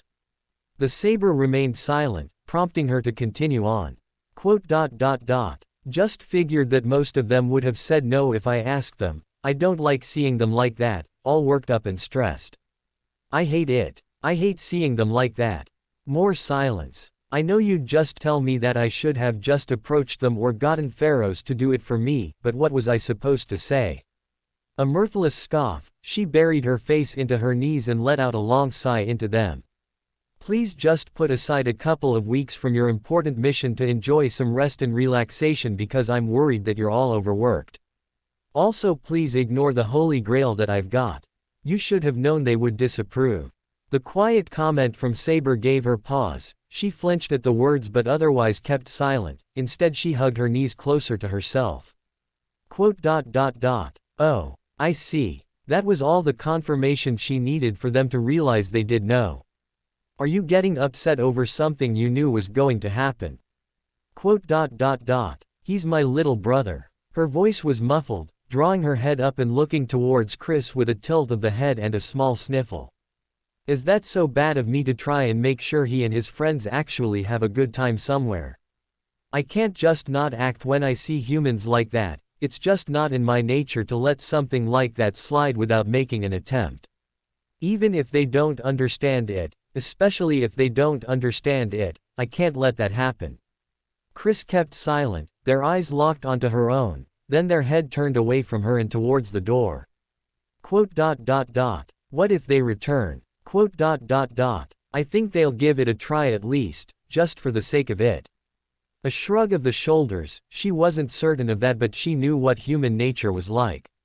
They wouldn't be able to resist something like this. Eventually they would give in and actually open up their minds and see what it was she was trying to achieve for them here.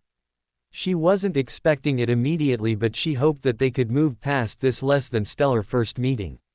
When they see that Gawain is starting to open up, then I'm sure they'll stick around. They care about him enough to want him to have some fun, to relax. Chris lowered her head only an inch. They will return eventually, it is not a permanent situation either way. Hanlith sniffled once again, then dropped her shoulders. Yeah, I know Chris, but that doesn't mean that I shouldn't do it. I like people, I really like them all, even those demons that cause a ruckus. A frown came upon her face as she glanced at the saber with furrowed brows. I can't let that slide, just because they are different doesn't mean they should be excluded. I just want everyone to get some time to relax. If that is what you want. Chris' simple comment nearly brought a smile to her, but that was neither here nor there. Her attention remained on the saber. I will just do as you ask. What about you? The saber paused only for a moment, a slight tensing of their shoulders. I am fine. Hanlith didn't believe that for even a second, or maybe it was just a way for her to say that she was physically fine.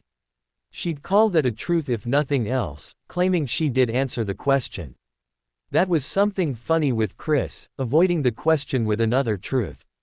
Still, this was what they wanted so it would play out. Physically fine. She was physically fine. There was no damage suffered during the meeting, there was no need for violence, they had not pushed to the point where she had needed to act. It might have come close, but it never surpassed that point. As for how that made her feel, relieved.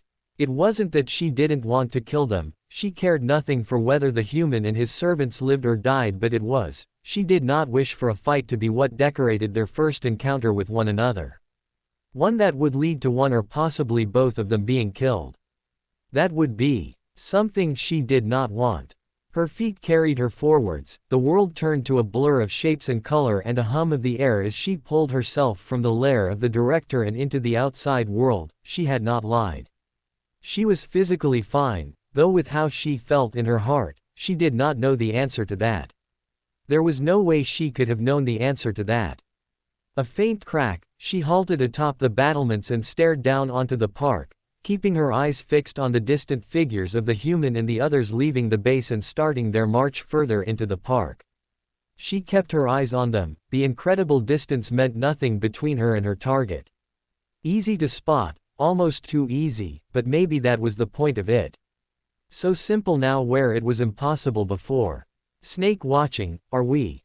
Her gaze snapped from the figure towards the new arrival, leaning over the battlements in a rather casual pose with his head leaning from side to side as though trying to get a better look at what was down there, a false gesture. His sight was just as good as hers, his words proved he knew of what she was doing. With that said, don't call it that. A pause, Lancer gradually turned his head towards her and raised a lone brow, then shrugged his shoulders in a clear sign of disinterest. If you say so, at least one of us is getting something interesting out of this, could hear the raised voices from out here. A sharp smile came to his lips, a whistle, and his focus was back on the human and their servants. Quite a pair of lungs on the little ant. Very nice, see if he folds or not, would be interesting if he doesn't, but at the same time, I hope he does. He stepped up from the battlements, pressing his palms flat against the stone. Give me a little more time to get to know them. Probably something you hope for as well, right? She did not answer it, but she did not need to. Not when the answer was so obvious. Hey, right. A nod of the head from Lancer, followed by another hum. A faint grunt and he pushed himself up and soon stood beside her, hands on his hips and posture rather loose and an ignorant one, would almost say vulnerable. So what was it like meeting her for the first time, anyway? She didn't know how to answer that. She hadn't really said anything to her, in that way it was much the same as just hearing of her in stories. Just with a face attached to the name now, not like hers, the original face. They said nothing to her and she said nothing to them, but merely being in the same room as them was. Odd. I thought she would be, what was she searching for? What word would encapsulate what she was feeling? Bigger. You don't mean plain old height, do you? He spoke mockingly, but he knew the answer to the question. All the same she glowered at him for the remark.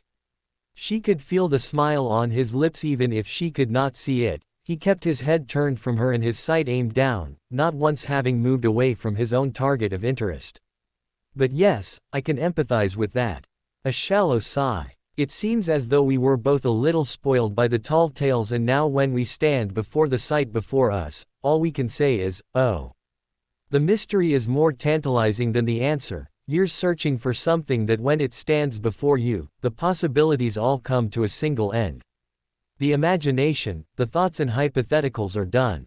You're left with a single truth. Lancer turned, red eyes met hers. Do you want to pursue this truth? After so long of not knowing, after so many years of ignorance. I do. It was the easiest question she had ever answered. Then what's done is done, and it will not just before the sake of Hanny that this singularity is extended. He jerked a head towards the direction of the tower before cracking another grin, then turned down and reached towards something. She raised a lone eyebrow as he pulled forth the crossbow harpoon and took aim with it. Now then, I'll get a head start when it comes to our little family member hunt, though I look forward to seeing your progress. Remember, hold nothing back.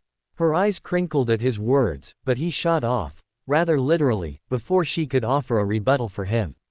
Keeping his back in her sight as he descended back to the world via a zipline and dropped down into the crowds before rushing off. Hold nothing back. Her eyes fell to her hand, staring at it for a moment before she clenched it into a fist. Emotionally, yes, she would hold nothing back. Physically, that was another matter. He came out of that meeting, or encounter being a better word for it, with a little bit more on his mind than he probably expected. He wasn't sure what he should have prepared for, but it definitely wasn't that.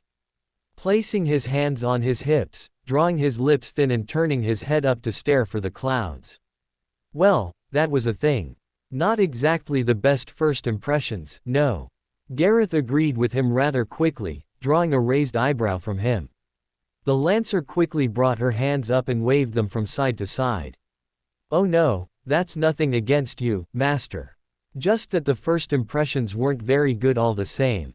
Sure, this place sounds nice, but they did steal a bunch of servants, then again, they are a divine spirit, so.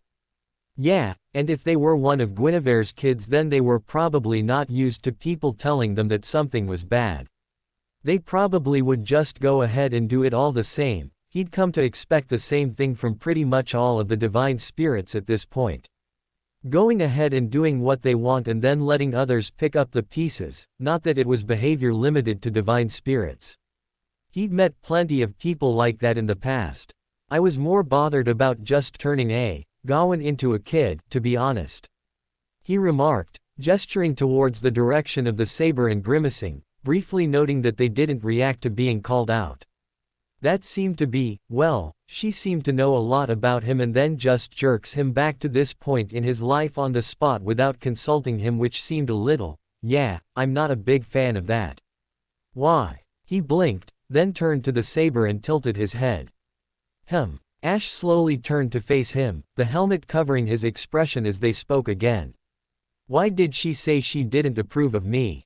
She talked about my life, my existence, and then said she didn't like it. Why did she say that to me? A pause, they lowered their head and stared down. If she is also, she called herself my sister, but I don't understand what that means. She said it was her right to change me, but that doesn't make sense. I don't understand. Ritska felt his lips pull into a slow grimace. Yeah, listen, it's not. People sometimes do things that others don't approve of. No, she is Mother's daughter. Ash continued onwards, strength entering his voice as well as something else. She is Mother's daughter. Why does she not agree with who I am? Why does she not agree with Mother? And why? A pause, then suddenly took a step away from him and looked right at him. Through the eyeports it felt as though their gaze widened. You didn't say anything. What? When she said she didn't approve of my life, you didn't discredit her. Ritska froze but said nothing, instead he pulled his expression tight. She said she wanted to turn me away from Mother's path and you said nothing against that. Ash continued onwards, their posture loosened the longer they went on. Then their voice cracked as something else entered it. She said she changed me and wouldn't change me back, and you let the matter slide. Why did you do that?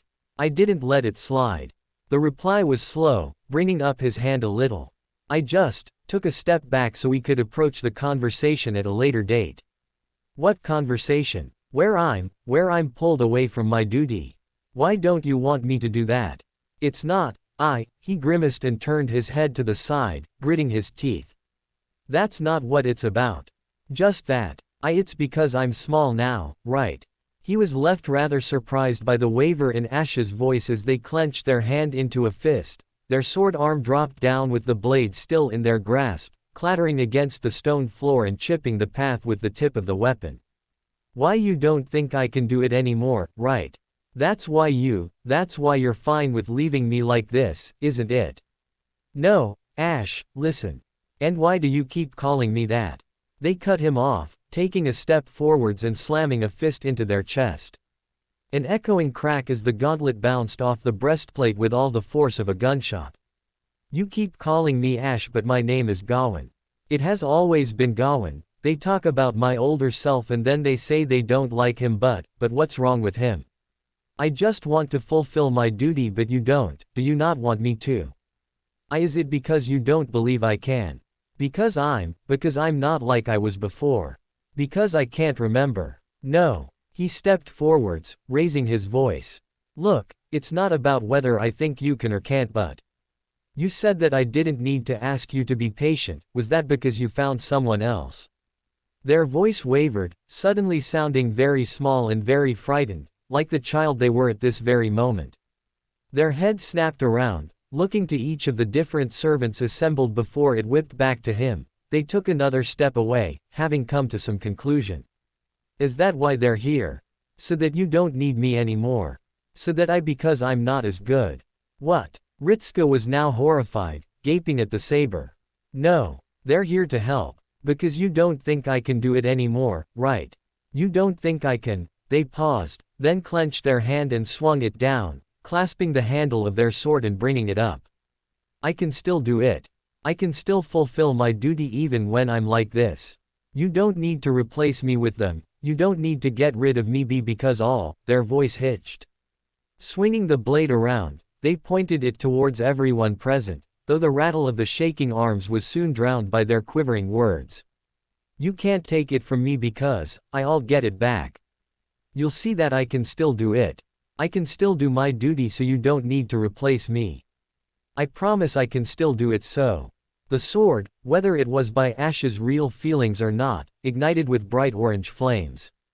The second that happened, the saber stopped moving entirely. The only sound above the crackle of fire along the edge of the greatsword was a single sharp breath, almost like a squeak as the attention of the child became utterly focused on the sword. In that instant, several things happened. The first was that the sword was suddenly jerked from his hand, flung away by the wielder himself. The next was that Mash stepped around and parried the burning weapon into the ground with enough force to bury it to the hilt. The last was that Ash made a noise of genuine horror, falling back onto the ground and then scrambling away from the buried weapon, crawling along the ground while giving labored breaths as he moved as fast as he could to put as much distance between the sword and himself as possible. Silence. Ritska stared with wide eyes and parted lips at the panting saber as they finally stopped their retreat, a crack in their breathing as they sat up, still panting and looking at their trembling hands before their helm turned in the direction of the now buried sword. No, wait, that didn't, the words of Ash were cracked and confused, their voice shifting every couple of seconds as they couldn't decide on where they were supposed to look. I just wasn't expecting the sword to that's not I promise it wasn't the fire so, I'm sorry. It devolved into a series of whimpered apologies as the saber remained seated on the floor, splayed out with their hands dropping to their side and their head hanging low. The mutters of the child made him feel hideous in that one moment. He took a single step forwards, soon followed by another and then another, finding himself standing before the saber after a few moments. He dropped down to one knee, right in front of the servant. Their next apology was cut short as they realized where he was. Gawain, he began, their heads slowly rose up to meet him. You are an irreplaceable servant to me. No matter what form you take, young or old, I would never replace you. I trust you with my life. He reached out with his hands, placing them gently on the shoulders of the servant. You understand, I am never replacing you. A faint gulp, the next words were barely above a whisper. You mean that? Absolutely.